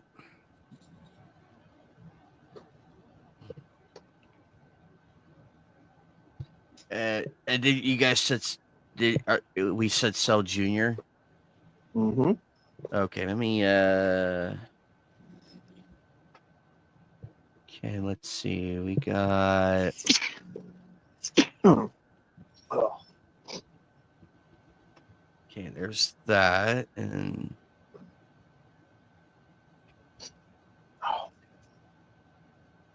okay, I think I caught up. Okay, I think I caught up.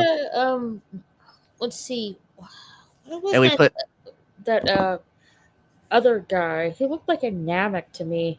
It was one of the Dragon Ball movies. Oh, Lord Slug. Jr.? Lord Slug, yes. Oh yeah. Oh, let's see the movies. Oh, you forgot Janemba. Oh, Janemba.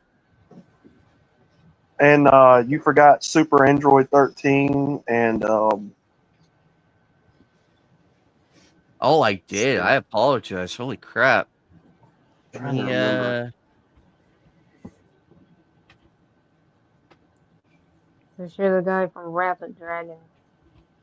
He, the one who summoned Harudegon. Oh yeah. Yeah, Harudegon.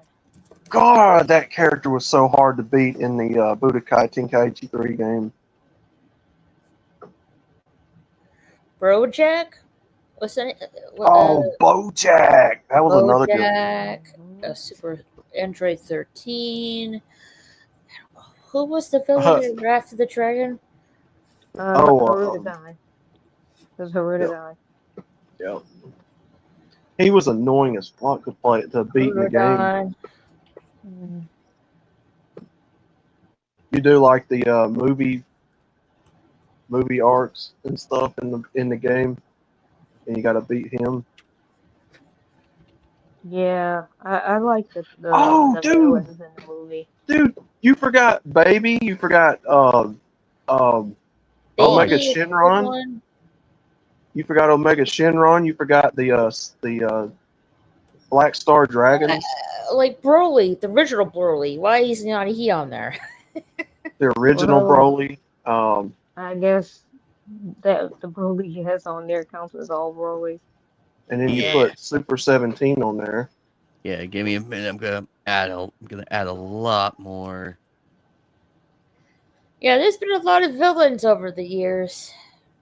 Oh yeah. What is that one guy that Goku faces in GT when he's a kid that like absorbs metal into his body? Oh, Rildo. Yeah, and he keeps transforming. Yeah, and the Sigma Force. There's been that a was lot pretty of cool. And don't forget Evil Shenron. Evil Shenron. Yeah. Okay. Okay, let me I'm not even gonna be a dick and start including all the heroes like from the Dragon Ball Super Hero and what's that guy's name? Zygor. See, he had Zykor and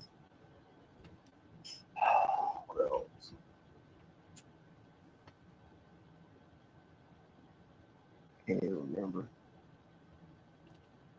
It would be kind of funny if he included what was Chi-Chi's dad's name on Fire Mountain?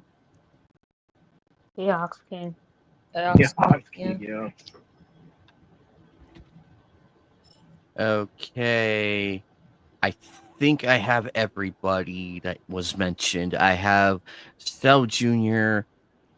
I have BoJack right here. I have Android 13, Baby, Shenron, and Haruta. I can't even say his name. I'm sorry, it was from Wrath of the Dragon. I heard it, and I went to go look. You got Jimba? Jimba? Hey, I want. Janemba. Oh yeah, Janemba. I thought he was a really cool character. Yeah, Janemba's become like a fan favorite. And let me see if I. Janemba. You know, I think of There it is. a Janemba is like another version of. There we go. Okay, I have Janemba now. He was another hard. He was another hard villain to beat. I think of him as like another version, like to me, in my opinion, I see him as like another transformation of Cooler. I know that's not Cooler or anything like that, but that's how I feel about it. Alrighty, where are we gonna put Cell Jr.? I don't know. They whooped the Z fighters' asses until Gohan transformed. What, B or C? Okay, and then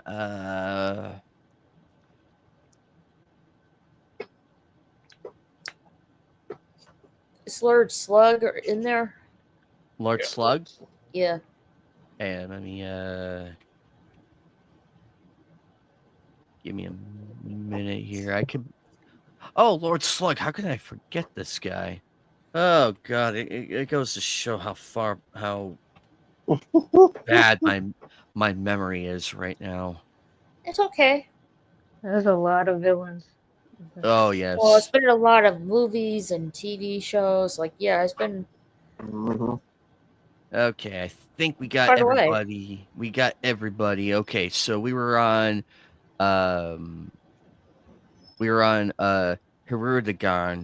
We're on him right now. Where would you have him? I would say at least B tier for me. Because for me, he was really powerful.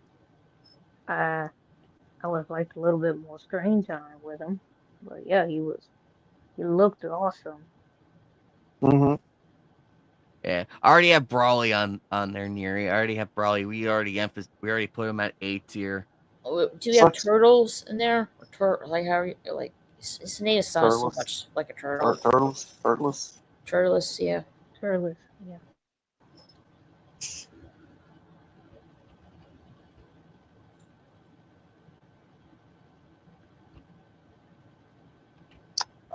Turles and the Tree of Might. I remember watching that on Cartoon Network. It was like what an evil version of Goku. Yeah. And then the giant tree growing out of the earth. And then we got another one in Super. Yeah, Goku Black. Well, it's just really Goku's body, really. Yeah.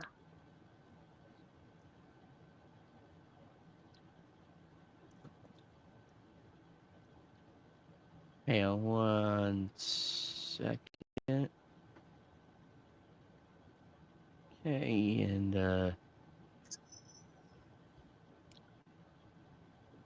there we go. Okay, I got him on there.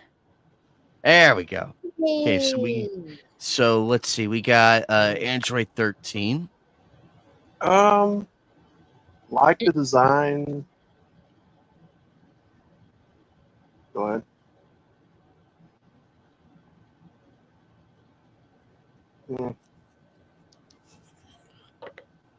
I like the design. I didn't really. Yeah. Kind of mid. Alrighty, and BoJack. I like the design, but I didn't really care. Right. for Now, how they Android look. 13, I just want to mention Android 13 also represents Android 14 and 15. Ah, Just want to make that clear. okay. Mm-hmm. Alrighty. On to Baby. I like the idea until he absorbed Vegeta, and then it was like,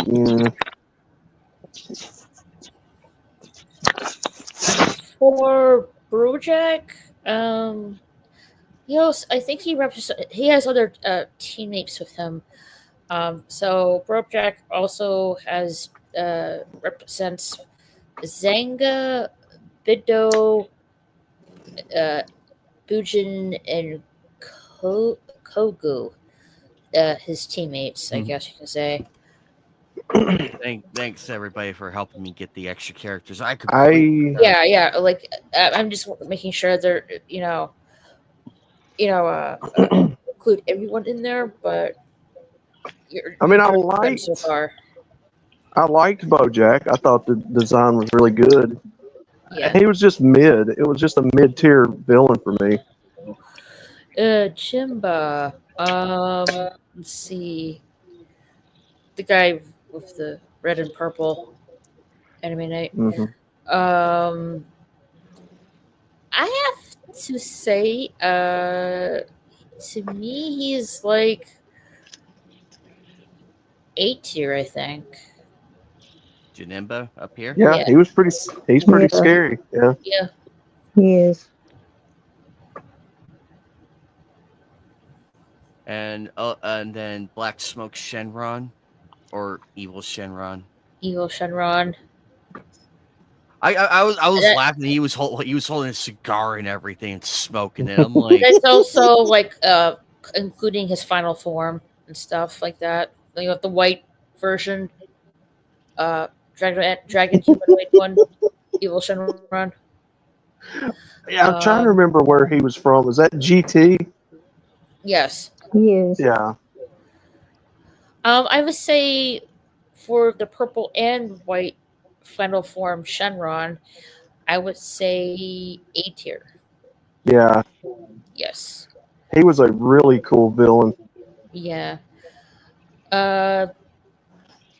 Lord Slug. I would say I thought he was cool.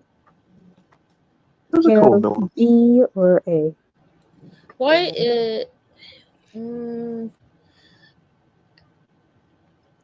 Let's see. Anime Night. Like if I'm like, I think Android 13 and Brojack are like on B level to me. Oh, B level. Okay, sorry about that. That's right, mid tier. That's right, you guys. Who's the last guy on the list? Turtles. I think C for him. Really. Yeah.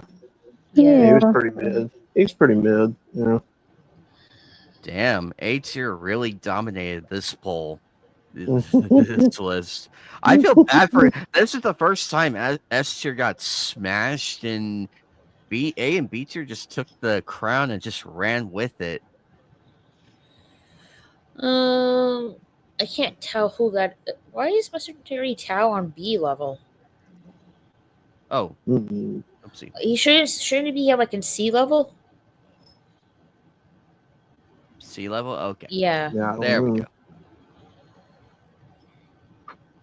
And we have since we're in the revision stage, we can revise this whole thing. And sweet. Yeah, so let's see. In the F tier, we have King Cold, we have Android 19, Babidi, much deserved, Jace, Chatsu. Sorry, Chatsu. Man, we have a lot in the F tier. I was wondering who was all going to be in the F tier, but it's hilarious. We threw like everybody. That's a lot more A tier. Yeah. Yeah. For sure. A tier really kicked the door off its hinges through the ceiling. But B tier has some respect to it. B tier has some respect to it.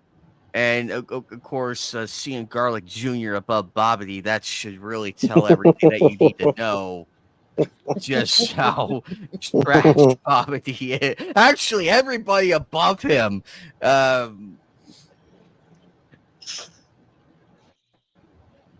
have his dad in there, right? Bibbidi? Yeah, Bibbidi. Actually, his own father's in the A tier. That should tell you enough. Uh-huh. Damn. If I was his father, I'd be ashamed. I'd be like, why are you this? Why are you my son? And let's see, we got Raditz is in a good spot. Nappa's in a good spot. Bojack is and Android 13 are in good spots, so with respect. But man, actually, I think Dr. Giroux, looking back at this, probably with Android 19, just for that fact, because he got shit canned way worse than because at least to Android 19's credit, at least he survived Goku due to the heart virus and lasted almost as long against Vegeta. So to his credit, he still stays in the Toriyama Y tier. To his credit, though, he did last a bit longer. Let's see. Raditz is where he's at because it was our introduction to the Saiyans, because he did set up Vegeta and Nappa, so he has earned his spot there in the historical side of the thing, because if it wasn't for Raditz, we would have not known about Vegeta or Nappa. Mm-hmm. So to his credit, I think Raditz is a solidified B because of the episodic aspect and the historical part to that, which brought in the Saiyan arc, one of the favorites right there, and then that led to the Frieza arc as well. So he stays where he's at. The Bora. Where should we put you? Now that we're in the revision stage, we gotta really make sure we get this list correctly before we solidify it. No, I'm getting the name. Universe. The other Frieza. What was his name? Frost. Frost. Yeah. It can be like. Yeah. To me, he's like C tier. He's like more weaker than Frieza. Which is embarrassing. He's weaker than all of them. He's pretty sad. Actually, I think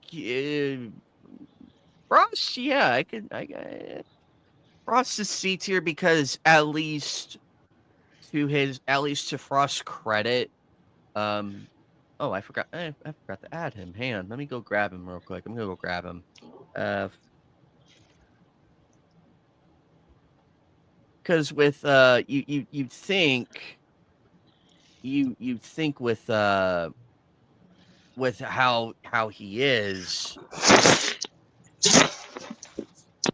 he would probably rival Frieza, but at the same time, but unfortunately for him, he got his ass kicked. And pretty much.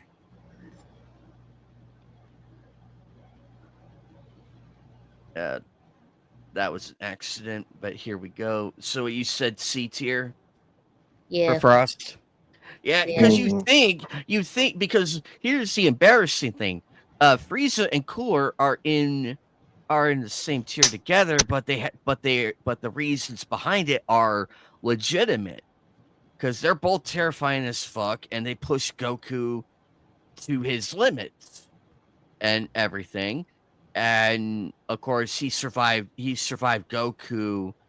Frieza survived Goku but got killed by Trunks. That's why he's in the A tier. And Cooler's same thing. He got beaten up by the combined might of Vegeta and Goku. Meanwhile, King Cold, all the way down here, who's supposedly the dad of both of them, in the garbage can. Forget it. This is an exact opposite to Bibbidi and Bobbidi. This is the exact opposite because Bibbidi is rightfully in the A tier, and Bobbidi is in the garbage can tier. Because it's funny how it's reversed when you look at it. Because King Cold's sons surpassed him. Meanwhile, Bobbidi didn't surpass Bibbidi. Nah. Cooler should have been in Super. Yeah.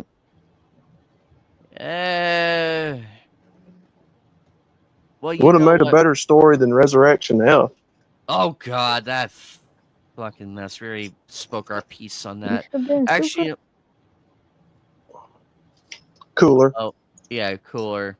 Oh yeah, we needed more time with him. We need another Frieza arc. If he had more time, if he had more screen time and everything, and was built up a lot better, he would have been an S tier. But unfortunately, given everything, he's still an A tier. I moved Frieza up to S tier because of the historical aspects and everything, and how scary. Because remember, this guy destroyed a whole fucking planet and beat Vegeta to a pulp. And destroy Krillin. He was definitely S tier material. And he also was the first witness to the legendary Super Saiyan form. So when you add all that together, he is definitely in the S tier. Destroyed the planet Vegeta, so and that's what separates him from Cooler, unfortunately, because Cooler, as awesome as he looks and everything, and I give him his flowers for his fight with Goku and Vegeta, he doesn't have the star power or the intimidational factor that Frieza had. Because whenever you mentioned Frieza, everybody would shit their pants. Because remember, they thought they destroyed Frieza on Namek, and then when he was coming back, everybody freezed up and everything. They built him up so well. They really did. They built Frieza up so well. Oh yeah, that they did. So, Goku brought Frieza back from, his own special hellhole, which is like the flower garden with the tree with all the berries and stuff and teddy bears. Which Frieza hates for pet. And so I think that's the reason why Frieza agreed to be participating in the tournament, because he doesn't want to go back there. I don't blame him. I don't blame him either. We also let's see. So in S tier we have for historical purposes, we have the Red Ribbon Army, Frieza, Kid Buu, Goku Black, Vegeta, Perfect Cell, and Beerus. For A tier, we have Super Buu, the original Majin Buu, Brawly, Cooler, Android 17 and 18, young Teenager Piccolo, and then Demon King, and then King Piccolo. And Android 21, Bibbidi, and then Omega, and then Black Shenron, Zamasu, Hit for the A tier, and for B tier, I think we're solidified on S and A. B tier would be the evil Buu. The first time we saw him, that crustacean, gray ass weakling who came out of Fat Buu. Because I remember when I first saw him, I'm like, is this what was pissing off Buu and everything? Because at first glance, it's like he's supposed to be scared of you. He's supposed to be scared of you. But then later, see it as like it's the evil side of Boo that Majin Buu cast out of himself. Yeah. But here's a plot hole, and I hate to point this out too. I love the Boo saga, but another thing that really made no sense to me. Okay, the fat Boo witnesses his dog get shot and killed and experiences anger for the first time. I think the dog's name is B. Yeah, Mm-hmm. B. B. Mm-hmm. And so then he expels, the Gray Boo. Okay, if he was in Majin Buu the whole time and he reabsorbs him, why didn't he turn back into the same thing? Oh, I can explain that. Now, there's a backstory with Majin Buu. The Kid Buu is the original form of Majin Buu. Now, remember, Kid Buu did absorb some of the Kais on a Kai planet. Hey, Roadkill, what's up? Right? That's what's and so when Mr. Hercules was being friends with the fat Majin Buu represents the Kais, the Kais that and so Hercules was being friend with the fat Majin Buu. Mm-hmm. So when the gray Majin Buu was cast out, right now at that time, the good fat Majin Buu represents the Kais.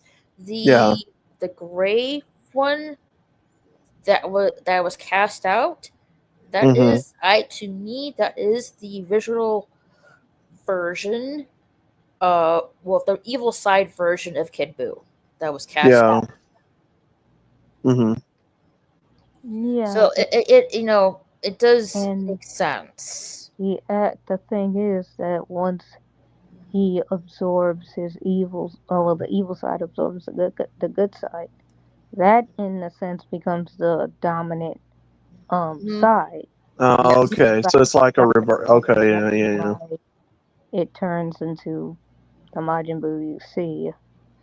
It's sort of kind of like Vegito versus Gogeta. It like kind of reverses the roles, kind of. Yeah. Yeah. Yeah. With the Potara earrings and the fusion dance, kind of.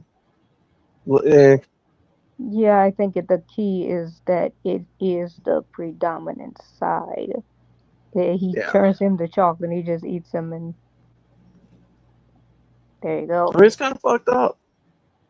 Dude turns him into chocolate and then eats him again. That's fucked up.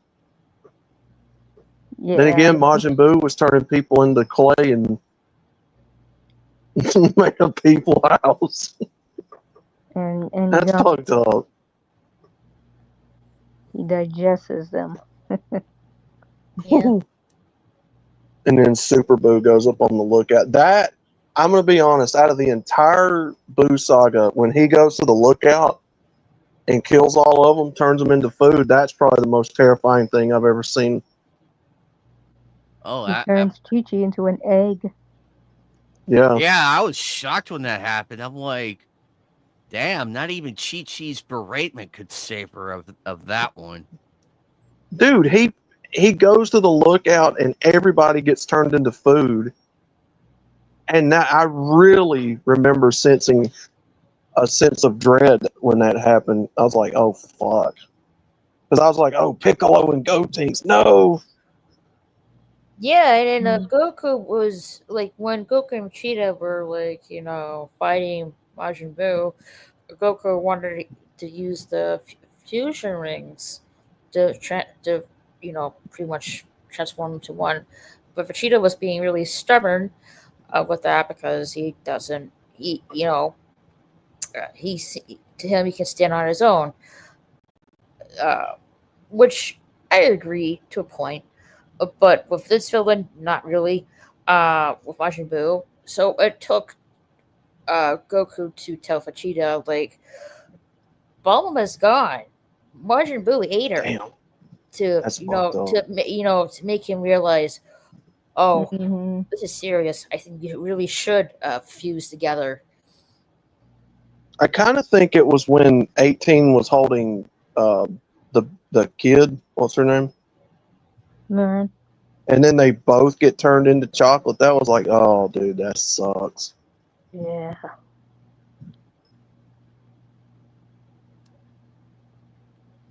So now it's like, oh, now you gotta whoop this guy's ass. Mm-hmm.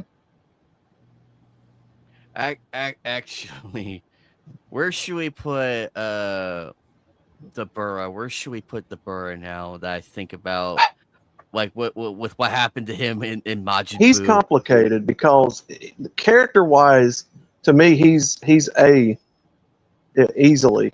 But the way they wrote him, Yeah, he suffers a bit. I say B, maybe. it's Because like he gets turned into he gets into a fucking cookie, a fucking cookie that what a about way that to big. go out. I'm like, damn. I guess What a Majin way to Buu go out, really man. didn't like him. I guess Majin Buu didn't like him. If he turned into a giant cookie of that size. Or he That's a big did. cookie. Enjoyed eating them. I mean, that was another terrifying moment. I'm like sitting there watching Deborah get turned into a cookie. I'm like, dude, this is fucking terrifying. And then Deborah screaming the entire time. That's some dark shit. Gotta warn him that he couldn't control Boo. He did try to tell him. That's some dark shit, though. Like, ugh, freaks me out thinking about it.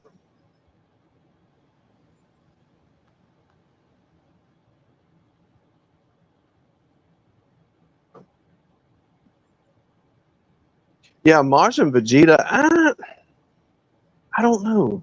Would you consider him a villain?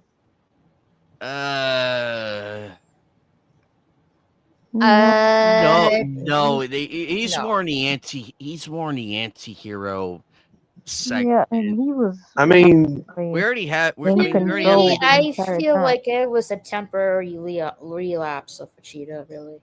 I mean, he did blow up part of the arena and kill people. Oh yeah, yeah, but you're this is He right like- did that about to that. make Goku fight him. Mm-hmm. Yeah, but this tier list is like the bad guys, and also, for the most part. But I feel like Captain Ginyu, he was memorable as being one of the few to actually hold his own against Goku and everything. That's why he's not in the garbage can tier, because he actually does something, whereas everybody else either falls flat or has very useless abilities, and we wonder why were they even drawn? Like, why were they even drawn to begin with? And I feel like he stays there. Nappa, he stays in B because at least same thing. He's a great character and everything. I loved watching him. And of course, the memorable, "Hey Vegeta, what's his power level?" Which led to that famous scene. So he gets to stay in B because of the historical aspect, and he did last a little longer with Goku, for the most part. And then Vegeta. because and of course Ghost Nappa. It's gonna be Ghost Nappa for. Yes. Oh God, I can't believe Hey, they did Vegeta. that. I Vegeta. can't believe they did that. Vegeta. Let's see. Baby, great concept, great character. He did pose as a threat and everything. But I do agree with Outlaw on this. Until he got into Vegeta and he became Baby Vegeta, it's like where do you go from there? Like, The story was genuine. Like, it was good. No, the story was great and everything. We're not knocking Baby because of this, where do you go from Baby Vegeta? Where do you go from there? You already blew your load when you got absorbed into the Vegeta. There's nothing more you can go from there. Now he could have played the. Now, I know this would have been a cop out and everything. He could have just done what Majin Buu did from fighter to fighter to fighter and just do that. Mhm. But then again, it would be a cop out. I feel like great story, great character, terrible execution on. They capped his power too quickly. They capped his power way too quick. Mm-hmm. I feel like that's the major drawback to Baby. I mean, he's still in the B tier because of the story, the way he's set up, and everything, and that has staying power of it. But they capped him out too quickly. They capped him out too quickly from the get-go. Now, BoJack, I will agree. Great character design, great, Mm-hmm. really amazing. But he too suffers from a lot, which is why he's not in the A tier. Same with everybody in this tier list. They suffer from lack of screen time, lack of power caps, and everything. And of course, now we go to the C tier. Rikum, he's in there he's an honorable one because at least he was funny and did give us the massive middle finger and the ass showing and everything, which was a hilarious scene in of itself and really did hold his own. Android 16, he has the self-sacrifice arc. He really wasn't a bad guy to say the least, but he does have the staying power though. And of course, oh god, the names are escaping me now. There goes my memory again. And there goes my memory again. Oh, there goes my memory again. Well, have a number? Well, I do agree there, Fire Devil. Yes, he was a little subordinate, and he was powerful in his own right, but he really fell flat under Vegeta. These two right here, I'm really my brain is mush right now. Well, you have a number? Both characters, Zabora. I think that's his name. Dodoria and Zarbon. Yeah, Dodoria and Zarbon. These two, Zarbon has more of a memorable moments and everything because he does do much, and Dodora, I guess, is just there. Mercenary Tao, I feel like he was really a formidable opponent for Kid Goku. Mm-hmm. But and also him coming back like cybernetic like and everything, that was a really interesting take on that one. And I feel like had he done a lot more effectively and actually gathered one of the Dragon Balls, he would have been more effective. But again, story, pacing, and everything. Great character, just a lot. And of course, Garlic Jr. is Garlic Jr. These two, however, you badly beaten Gohan, but where do you go from there? Unfortunately, they're in the trash can tier list because they only killed one Z fighter, Big Whoop. Nappa killed Yamcha, Tien, and Chatsu. Keep in mind, he killed those three with no problem. Which is why Nappa is in the B tier for a reason. His kill count is respectable, to say the least.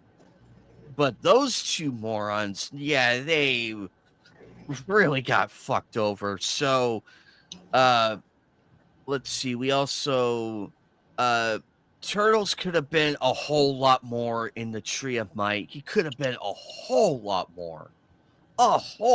more going. But let's just copy and paste Bardock and go from there. Yeah. It was a copy and paste Bardock, but that was probably the first movie where I felt like Goku was hopeless. it was, which is so tragic because you had that factor right there. You had it right there, but dropped it off a cliff into bullshit. Mhm. And of course, Frost. He's not. He ain't no Frieza. He was no Frieza, unfortunately, and that He really ain't even a hindered him. cooler. He ain't even cooler. That's the sad part of the whole thing. So right now, the F tier list is really gaining a lot of people in there. The F tier, the Toriyama Y tier list is tied with B tier. That's embarrassing. Yeah. Like, why did you How can even you make? fall? How can you fall so far with all this buildup? Like all these people right here had great buildup. All these people right here had great buildup and fell and completely crashed into a brick wall before they found their true potential. Yeah, like, why did you even make Chaozu? Like, come on, Toriyama. Like, what was the point of even making him? Let At alone least his diss to Krillin was funny in Dragon Ball when he called him a midget. exactly. It's like you're the same size as me. You're And the he's still calling like a midget. Oh boy. But this it was just nice to see Chaozu be useful for once in Dragon Ball. Look, Vegeta. Wow, he could fight. Look, Vegeta, a Pokemon. But yeah, all these people in the Toriyama Y list, it's like great. They were built up, and it's like, oh, cool! I can't wait to learn about this, see more of this character, and there they go. Yeah, that was Dabura. King Cole first. That was Dabura for me. Yep, and then of course King Cold, you have this great Mighty Legacy King Cold. Mighty Legacy. But unfortunately you got Emperor Palpatine. You had the hubris and and everything with Trunks, and then he one-shots you into a fucking boulder and then kabloom. I mean, Fire Devil, I agree, but how do you compete with? Okay, Majin Buu turns into Kid Buu, and then the first thing he does is destroy the Earth. Doesn't say a word. That's why Kid Buu is in the S tier for a reason, because he legitimately destroyed Earth and not even gave a fuck about it. Bro. He just sat there and smiled and said nothing. He didn't brag about it. He didn't gloat. He didn't Bro, he just blew it up and just smiled at everybody like, see what I can do? And then he goes to the afterworld and starts killing people up there too. It's like, this guy's a fucking menace. He was learned a the menace. instant transmission in an instant. Yep. And that's why Kid Buu earns the S tier ranking because of those factors alone. He was legit terrifying. Like he destroys Earth, where all the other the sad reality is all the bad guys in here claim that they want to destroy Earth. This guy right here goes and does it and says it, doesn't even brag, doesn't announce it, just goes and does it, says nothing, and just smiles at you in a creepy fashion. And then has the balls to instant transmission to the afterworld to Helheim and completely obliterates that too, to the point in which it's like, what are we gonna do? He already destroyed the afterworld. He already destroyed Earth. Everybody's in limbo. So where do you go from there?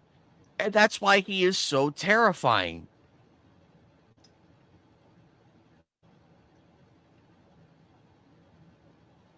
Yep. I will agree on the design and everything. I will agree on that. It should have been. I feel like the taller Super Boo form should have been that final form with Kid Boo, with like Kid Boo and everything. It would have been fine. It would have been fine. But I understand why. I understand why that is. And it just goes to show how, even though we have all the great villains and everything, some of them in this tier list alone, when you break it down like this, it really shows who the main people are and who gets cast aside in 5 seconds. Because this guy did not last. He just got punched in the face, out cold, gone. And then just gonna go ahead. Go ahead. No, go ahead, Outlaw. Go ahead. Saying the Fire Devil, I mean, I can't remember the version he was fighting against Vegeta. Was that the one where he absorbed Gohan or Gotenks? What version of Super Boo is that where he was fighting Vegeta? Was that Gohan absorbed? That was the Gohan one. Yeah. Yeah, it was that. Gohan Yeah, absorbed. Yeah. That one and the Gotenks one, to me, yeah, exactly. Fire Devil. I can agree that was probably the best version of him. But that should have been his peak. Kind of what happens a lot of times with you notice Akira Toriyama's villains, like the further on they go, the later versions of them get more and more simplified. Because to be honest, okay, he absorbed Piccolo, which gave him whatever boost that was going to give him. But when he started absorbing Gotenks, which was a Super Saiyan 3, okay, that's already putting him as the most powerful guy in the world at that point. Now you're absorbing Gohan, who just unlocked the transformation too. So he absorbed three people with 2 up-to-date transformations. He should have been the final version, honestly, and he should have been the one that Goku kills with a spirit bomb. But I think Kid Buu is more psychological because he's just does stuff. He doesn't really explain it or has a conversation. He just does it. I don't really see how he could be more powerful.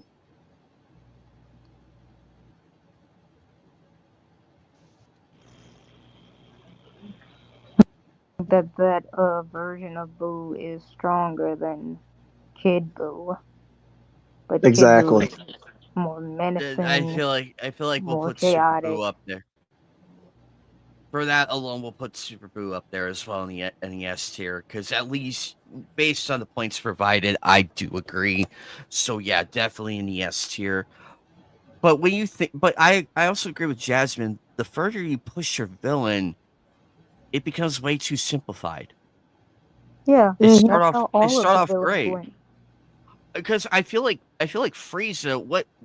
What was great about Frieza was he was legit terrifying inside and out. Because he blew up Planet Vegeta, nearly wiped out all the Saiyans except for Goku and of course Vegeta. And he decimates people with ease. But then when we get to the transformations and everything, I feel like his final form is where he's at his most scariest.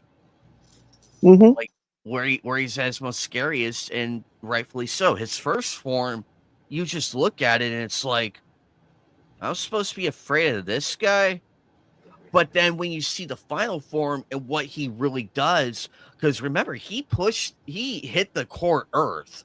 Like, he hit the core Earth. Not the core of Earth, I'm sorry. The core of Namek like nothing. he pushed Goku to so many heights unimaginable. And I mentioned this in the psychological fight because Goku is panicking and running out of options. He wants to protect his friends and everything and gets them as far away as he could. But unfortunately, when he kills Krillin, and with the core of the planet being hit and everything, that was it. That's what really pushed Goku to unimaginable heights and how he was able to become a Super Saiyan. And of course, with encouragement from Vegeta as well, before he too is killed. And that just really shows how much of a menace he is before during his time. I mean, the arc was legendary. They built it up perfect. It was, because Frieza was not to be fucked with. Also, and another factor too, into the Android saga, before we got to meet the androids and of course Trunks and everything, everybody was scared for Goku because when Namek blew up, that was they thought that was the end of Frieza. But when Frieza came back, everybody shat their pants. They're like, wait, he's coming back too? And they were legitimately scared. That goes to show the power that Frieza has. Even though he wasn't on screen, just a mention of him really terrified everybody. And that's how you build up your villain.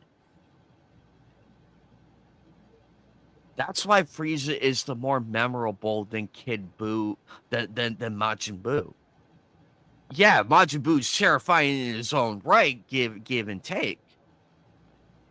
But the impact, the longevity of Frieza is the impact. You could say the same thing with Vegeta and Goku and everybody else. You could say the same thing. But that's why Frieza is in the S tier for a reason, because of all those factors. He is terrifying. And I'm so fucking mad of why they brought him back, because his arc was finished when Trunks slashed him in half. That right there was the death of Frieza, the true death of Frieza, when he was slashed and blown to bits. Which is fine. I was okay with that, because we got to meet Android 17 and 18. And then Perfect Cell. But where do you go from there? But, as always, this is the official tier list of the Knights of the Anime Table in terms of Dragon Ball villains. I say we did a fantastic job with this. And this is a respectable one. But, like all good things, and this is a sad part of the stream where we all have to say goodbye and everything. It's the saddest part of the stream, because I know Raquel's got to go, and I know everybody's got to go, but we had a lot of fun today. I love doing this. I'm glad we were doing the tier list. The Halloween one we'll do more of like later in a later episode, because we'll be in October by then. It will be a perfect time for that. Lots of horror movies to talk about and everything, but I figure we'll do that when we're at our best, in the best moods and everything. But we had fun tonight. We had a lot of fun tonight, and also we got to talk a lot of Dragon Ball and everything. We got to talk a lot about it was just fun tier list to do and everything. I had fun tonight, and I like doing this because it's just so much fun. Having everybody here was a great time. But as always, check out everybody's channels. Check out Raquel's channel. Check out, of course, also my channel artist. She needs all the support she can get right now. And then, of course, Jasmine's DeviantArt over there.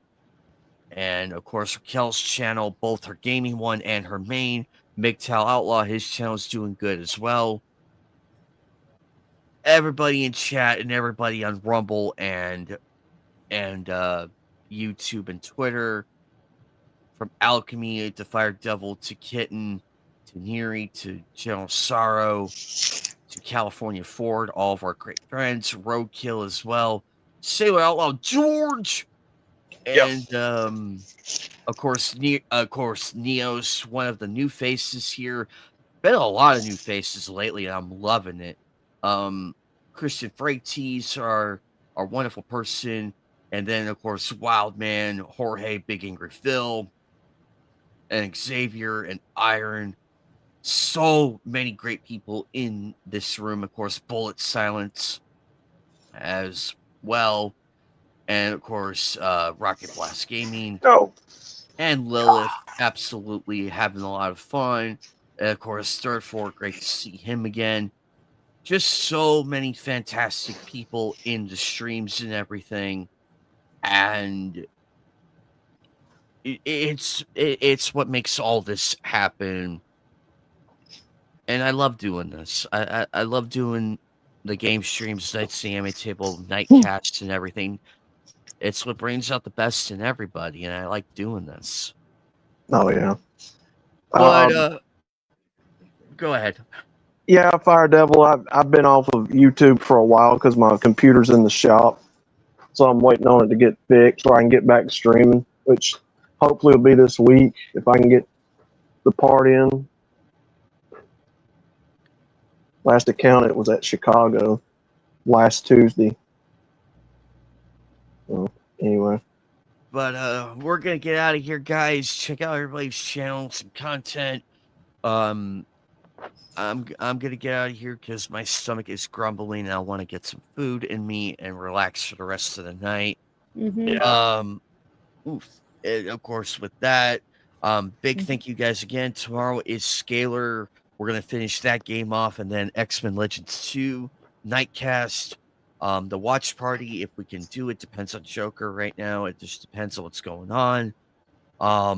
Friday night, I think will be Sonic Crossworlds again, because everybody loved that one. Saturday night is a mystery game night. I don't know what I'll be doing, but I'm excited nonetheless. And then we're back here again for the Halloween Palooza that we're doing since October. Anyway, guys, we're gonna get out of here. Take care, everybody. Hope everybody has a solid week this week. We will all reconvene soon. Take care, guys. Bye. See you later, guys.